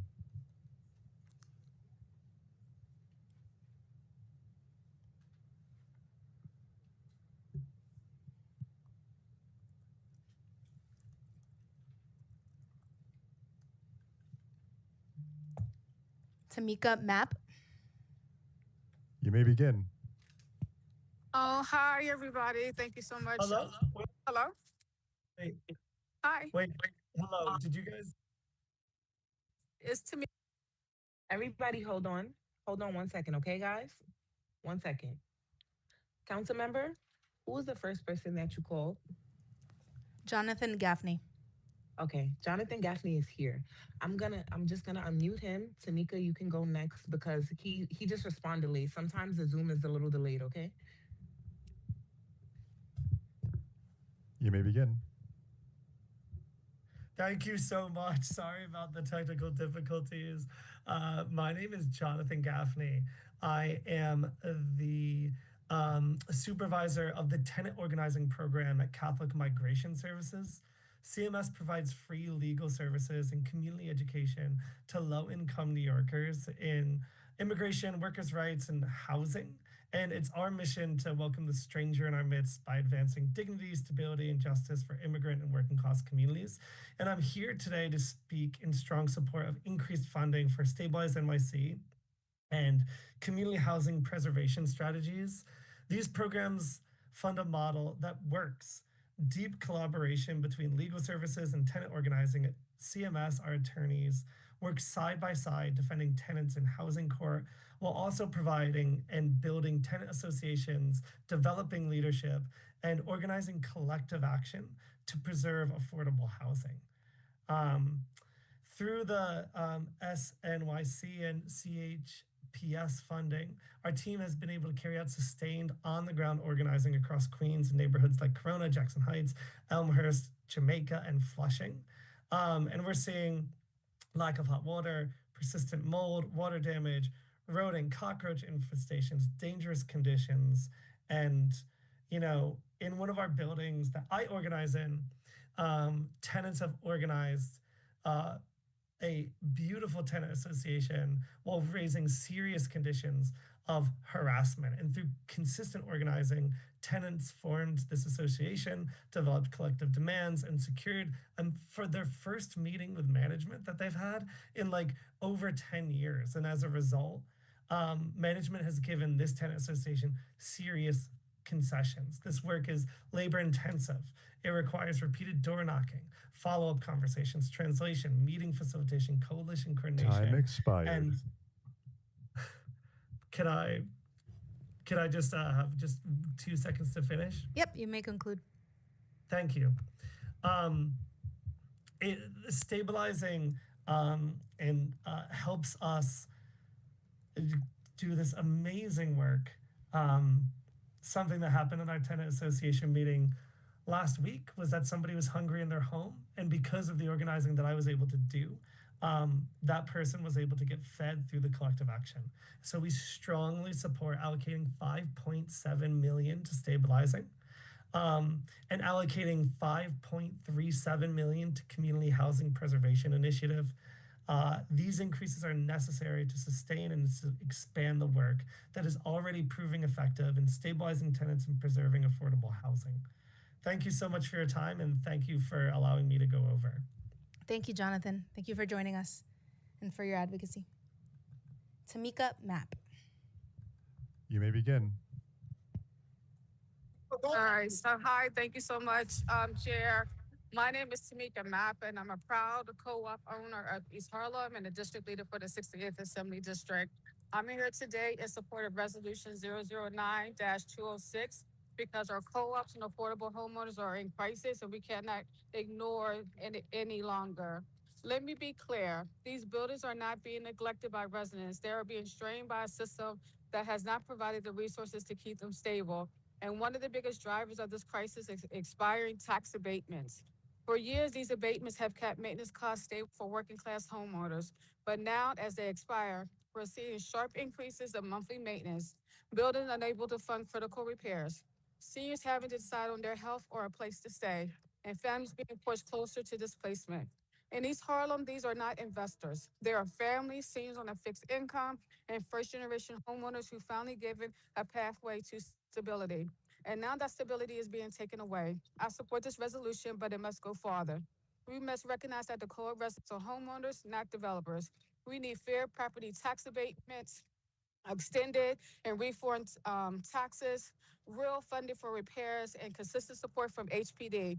Because without interventions, we'll just keep on losing buildings. We'll lose one of the pathways to affordable homeownerships in the communities like mine. So I ask you today, stand with our residents, protect our homes, and act with urgency because East Harlem families cannot wait any longer. Thank you for your time. Thank you so much. Just highlighting that the council has no control over DAMP, and so I just encourage you to also advocate at the state level. Thank you. I'd now like to call James Dill. You may begin.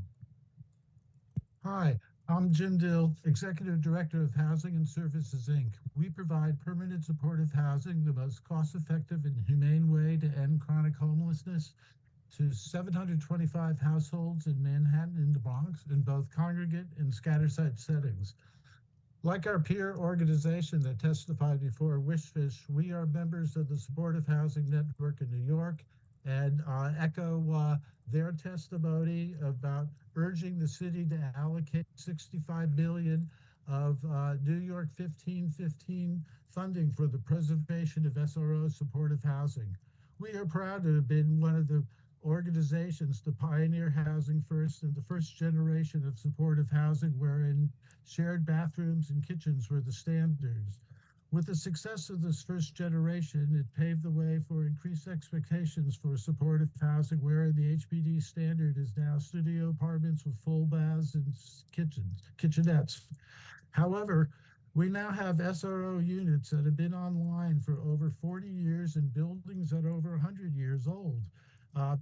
SRO rents are low, and as you heard before, the state night shift funding for social services contracts has been stagnant for decades. Accordingly, operating revenues are insufficient to fund major repairs and long-time maintenance.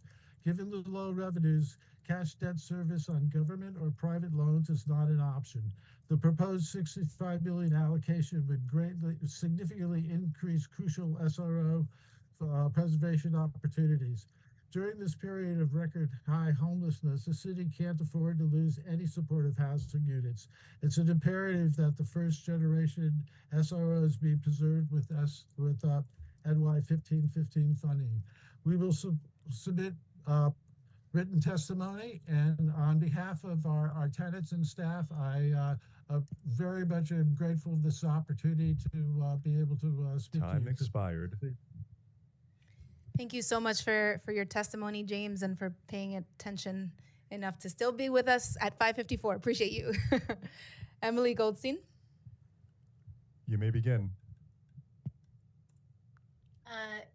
Good afternoon. Thank you for the opportunity to testify, and I apologize that I wasn't able to be there in person today. My name is Emily Goldstein. I'm the Director of Organizing and Advocacy at the Association for Neighborhood and Housing Development, or ANHD. I'll use my time to highlight just a few priorities from our longer written testimony. First, ANHD is very concerned about the lack of resources dedicated to the preservation of existing affordable housing, which we believe must be a top priority in the city's housing capital budget. The administration's preliminary budget allocates approximately $304.9 million for its primary preservation loan programs. We believe the need for preservation capital is likely closer to $1 billion, and so we strongly urge the mayor and the council to increase capital funds specifically for preservation of our existing subsidized affordable and deeply affordable housing. On the operating side, we also urge the mayor to fully implement the changes to city FEPs that passed into law several years ago now. These vouchers are a critical resource for homeless New Yorkers to access permanent housing, for preventing eviction, and to enable deeper affordability across our affordable housing stock. Second, we're grateful for the Council's longstanding commitment to the Community Housing Preservation Strategies Initiative, or CHIPS, which enables community-based organizations to provide essential preservation and anti-displacement services in at-risk neighborhoods across the city. However, funding for this program has remained flat since 2016, despite skyrocketing demand and increasing costs. We call on the City Council to increase CHIPS funding to $5.37 million in FY27, and we also urge the City Council to continue funding ANHD's Displacement Alert Project and our capacity building, training, and technical assistance for the CHIPS program. Finally, we encourage increased staffing allocations at HPD for various key areas, including development, asset management, and code enforcement. I'll note that our written testimony includes further information about how improved collection of fees and penalties for code violations could help offset some of these staffing costs, in addition to being good policy to protect tenants. Thank you very much for your time. Thank you so much for joining us, Emily, and for your testimony. Memo Salazar. You may begin. Hi, I hope you can hear me. My name is Memo Salazar. I am the co-chair of the Western Queens Community Land Trust. We've only been around a few years, but already we've managed to do great headway here in New York City and Queens specifically. We just secured $2.2 million from then Assemblymember Zoran Mondami, who is now our mayor, of course, to purchase a building in Astoria that's going to house some families upstairs and downstairs house the Astoria Food Pantry, which is a mutual aid organization that is incredibly useful and loved here in the community. That will now give them a home that they don't have to worry about getting booted or losing their home. You know, they have a permanent, affordable space to work. We're pursuing a couple other building projects as well this year, so it's a very exciting time for us. However, this is only possible because of our deep roots in the Queens community. We're a very trusted group. We're all volunteers, except for one full-time staffer and one part-time project manager that we just hired now. So funding is really, really crucial for us. Like we're, you know, mostly just people like myself donating their time while in between jobs and, you know, every day and family and all the other things that we have to deal with. Many of the issues that were discussed in the first part of today's meeting could be addressed by the many CLTs that are in the city, but only with a substantial increase in funding. So we're asking City Council to fund the CLT initiative that you've heard today at $3 million for 23 orgs.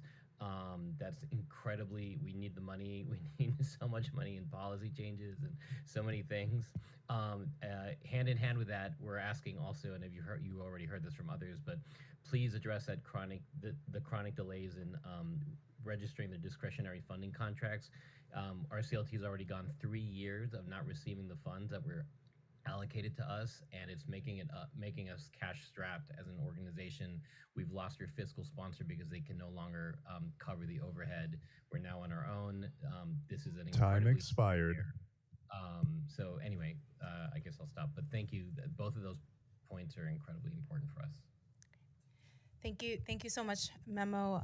Heard and appreciate you participating today. Todd Baker. You may begin.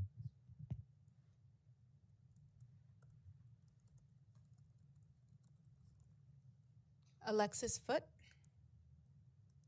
You may begin.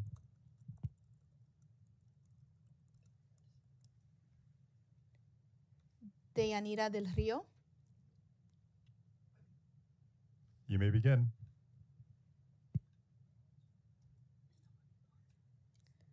Paul Drohan. You may begin. Zara Nazir. You may begin. And a representative from the Flatbush Tenant Coalition. You may begin.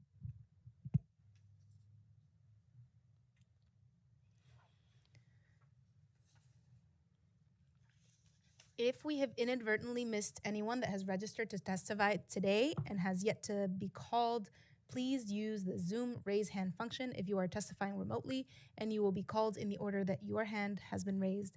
If you are testifying in person, please come to the dais.